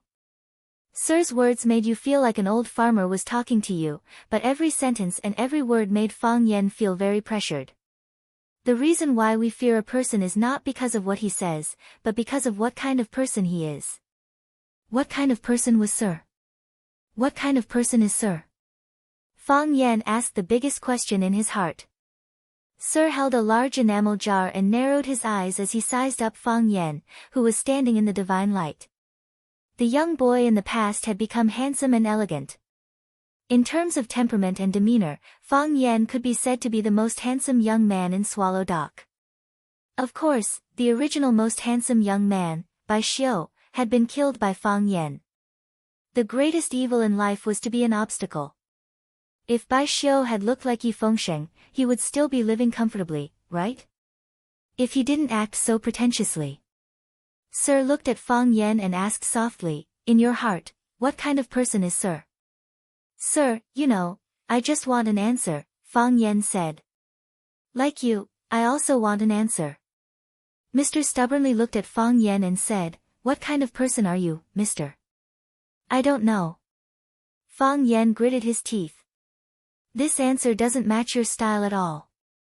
The teacher shook his head and sighed. Fang Yan, ever since I've known you, have you ever said anything that you're afraid of? Is there anyone you don't dare to see? If there is. Fang Yan's smile was full of grief and indignation. Only you can do that, sir. Only the person who loves me can hurt me the most, and being stabbed by the person I respect the most is even crueler. Swallow Dock was a special place, and it was also a place that people could be proud of. And Sir was Swallow Dock's Sir, the pillar and totem in the hearts of countless people. For example, when Fang Yan brought Yi Fengsheng and Li Xiaotian to confront Jiang Junling at the Maple Leaf Club in Yanjing, he knew that if the situation was irreversible, Sir would definitely come out, and he really wanted to force Sir to come out. In the end, under the situation of being pressured from both inside and outside, Sir did come out, and he even used the red machine that he had been locked in an iron box. At that time, everyone thought that Fang Yan was in a weak position, but in fact, they had never thought that the real strong person was actually Fang Yan, and that Jiang Junling was the weak one. That night, it seemed that Fang Yan and his companions were the ones who were rejected and attacked by the crowd, but even if hundreds of people attacked together, what could they do to them? They couldn't win in an argument, and they couldn't win in a fight. What advantage did they have? Loss of reputation. Losing face. Come on, Fang Yan was originally an insignificant person at that time. What face did he have? What reputation did he have to lose? The one who truly lost face was Jiang Junling, and the one who truly lost his reputation was also Jiang Junling. Some people said that a person's opponent determined their height. Fang Yan's opponent was Jiang Junling, so everyone put him and Jiang Junling on the same level. Have you considered Jiang Junling's feelings? It was just like how some small celebrities who had just made their debut had to rely on Lu Dehua or Xia Chen to create hype, saying that they wanted to surpass Lu Dehua and that they wanted to soak up Xia Chen. Have you considered the feelings of Lu Dehua and Xia Chen? That was a marketing campaign, a self-marketing campaign for Fang Yan's position. It was also a scheme to force the Jiang family to give up their position. If it wasn't for some people realizing the seriousness of the problem, Yi Daoling would be sitting in the position of the Jiang family, and with the Jiang family sitting in this position, Fang Yan's days would be even worse. What kind of person was Fang Yan? Things had only started to take shape, but he had already completed the entire plan and guided it. Yi Fengsheng, Li Xiaotian, Wan Qian, and the others who stood behind him, some of them understood at the time, and some of them only understood afterwards. No matter what, they were willing to advance and retreat together with Fang Yan. Otherwise, with Fang Yan's personality, he would definitely turn around and run when he realized that he was about to suffer a loss. A music addict can't eat. Who would be willing to bear the siege of hundreds of people for a woman? The one who set up the stage was Fang Yan, and the one who acted was also Fang Yan. However, the final director was Mr. Fang Yan, who was far away in Swallow Dock. The reason why Fang Yan dared to cause such a huge disaster and dared to ignore the enmity of the Jiang family and all of the wealthy families in Beijing was also because he had Swallow Dock and Mr. However, could the current Mr. still support him? Could he trust him like a totem engraved on his soul? Mr. was silent for a long time, then said, Fang Yan, I heard that you broke through again in Huaqing and comprehended the Tai Chi light that is rarely seen in 100 years. That is also thanks to Mr.'s good disciple, Bai Xiu. Most of this is due to his efforts. Fang Yan said with a face full of sarcasm, if he and Jiang Junling hadn't worked together to set up that sure-kill trap, if he hadn't used the thunderclap sword to attract the lightning, if he hadn't forced me into desperate straits with that old man Song Zaniang time and time again, if it hadn't been for him, how could I have had the chance to break through again? Actually, Fang Yan was lying. The reason why he comprehended the Tai Chi light was mainly because he was forced by the Blade Monarchs, chopping wood blade. When he comprehended the Tai Chi light, Bai Xiu had not yet appeared, and neither had the phoenix. Thinking of the phoenix, Fang Yan's heart bled. These bastards, why did they have to drag those innocent people into this? Thinking of the phoenix heartbroken because of this and how she cut off her mortal roots to escape to Buddhism, Fang Yan's heart was filled with anger. The phoenix hated. She hated how fate played tricks on her. Fang Yan also hated. He hated how those conspirators had ruthlessly manipulated their fates. Bai Xiu, Jiang Junling, the Yin family, and perhaps even Mr. were all sinners. Mr. was finally angry. Fang Yan rarely saw Mr. angry. Even if a student in the academy did something terribly wrong, he would just keep a straight face and slap them. But at this moment, Mr. frowned. His eyebrows furrowed so deeply that his thick eyebrows turned into curved black silkworms. Mr. stared at Fang Yan with a burning gaze. His eyes, which had always been dispirited and depressed, flashed with a frightening brilliance. He said in a low voice, "You just want an answer, right?" "Yes," Fang Yan said. "I also need to ask Mr. to give justice to my dead father. Otherwise, the dead will not be able to rest in peace, and the living will not be able to rest in peace." "Fine.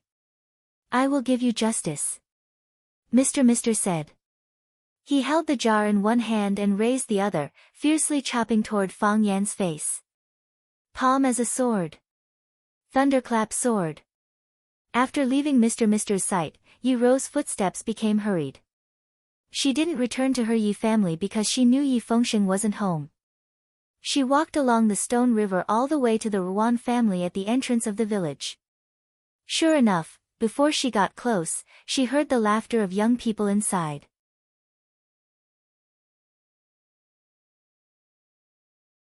Yi Rou appeared at the entrance of the courtyard and saw Li Xiaotian and Ruan Qian wrestling. The others were holding a wine pot, lying down or sitting, and were still fiercely discussing who would win and who would lose. "I'm betting on Xiaotian. Xiaotian's Kung Fu foundation is not bad, although he has put on a little weight after becoming a businessman. If it was before, I would definitely bet on Xiaotian, but now I'm betting on Ruan Qian. Ruan Qian is always by Uncle Ye's side. With Uncle Ye's strict attitude toward the people around him, it would be hard for him not to risk his life. Look at Uncle Donghai. I didn't think much of his Kung Fu before, but after following third uncle for a few years, he has become a first-class expert. The last time my dad saw him, he said his Kung Fu had reached a higher level." Yi Fengsheng's eyes were sharp. When he saw Yi Rou standing at the door, he quickly jumped up to greet her and said, "Sister, why are you here? Didn't you go to the Stone River with Fang Huohuo for a walk?" The others also stood up. Wang Kaixian looked at Yi Rou with a smile and said, "Originally, they wanted to follow and peep, but I forcefully stopped them. I say, they're a couple talking about love, so why are you people going over to join in the fun?" If it was before, Wang Kaixian and Li Xiaotian wouldn't dare to speak to Yi Rou in such a tone. Because according to Yi Rou's character, they were likely to be beaten black and blue by Yi Rou before they could finish a joke. It wasn't that Yi Rou's character had changed, it was mainly that Yi Rou's identity had changed. Now, Yi Rou was his brother's woman. If he made a joke with his brother's woman, wouldn't it mean that everyone was close and liked her? Sure enough, Yi Rou didn't hit them this time. Yi Rou looked at Yi Fengsheng and said, "Fang Yan went to see Sir F***ck. Yi Fengsheng threw the wine bottle in his hand out, smashing it on the wall and breaking it. He cursed, "This bastard, son of a bitch, we agreed to go together. How can he be so untrustworthy?" You're tuning in to the Blissful Bookshelf YouTube channel. We're so grateful for your support and don't forget to subscribe to join us on this incredible journey through captivating stories. Your generosity through donations truly makes a world of difference, as it's the primary source of revenue that allows me to expand and enhance this channel for you. Thank you from the bottom of my heart for being a part of this adventure.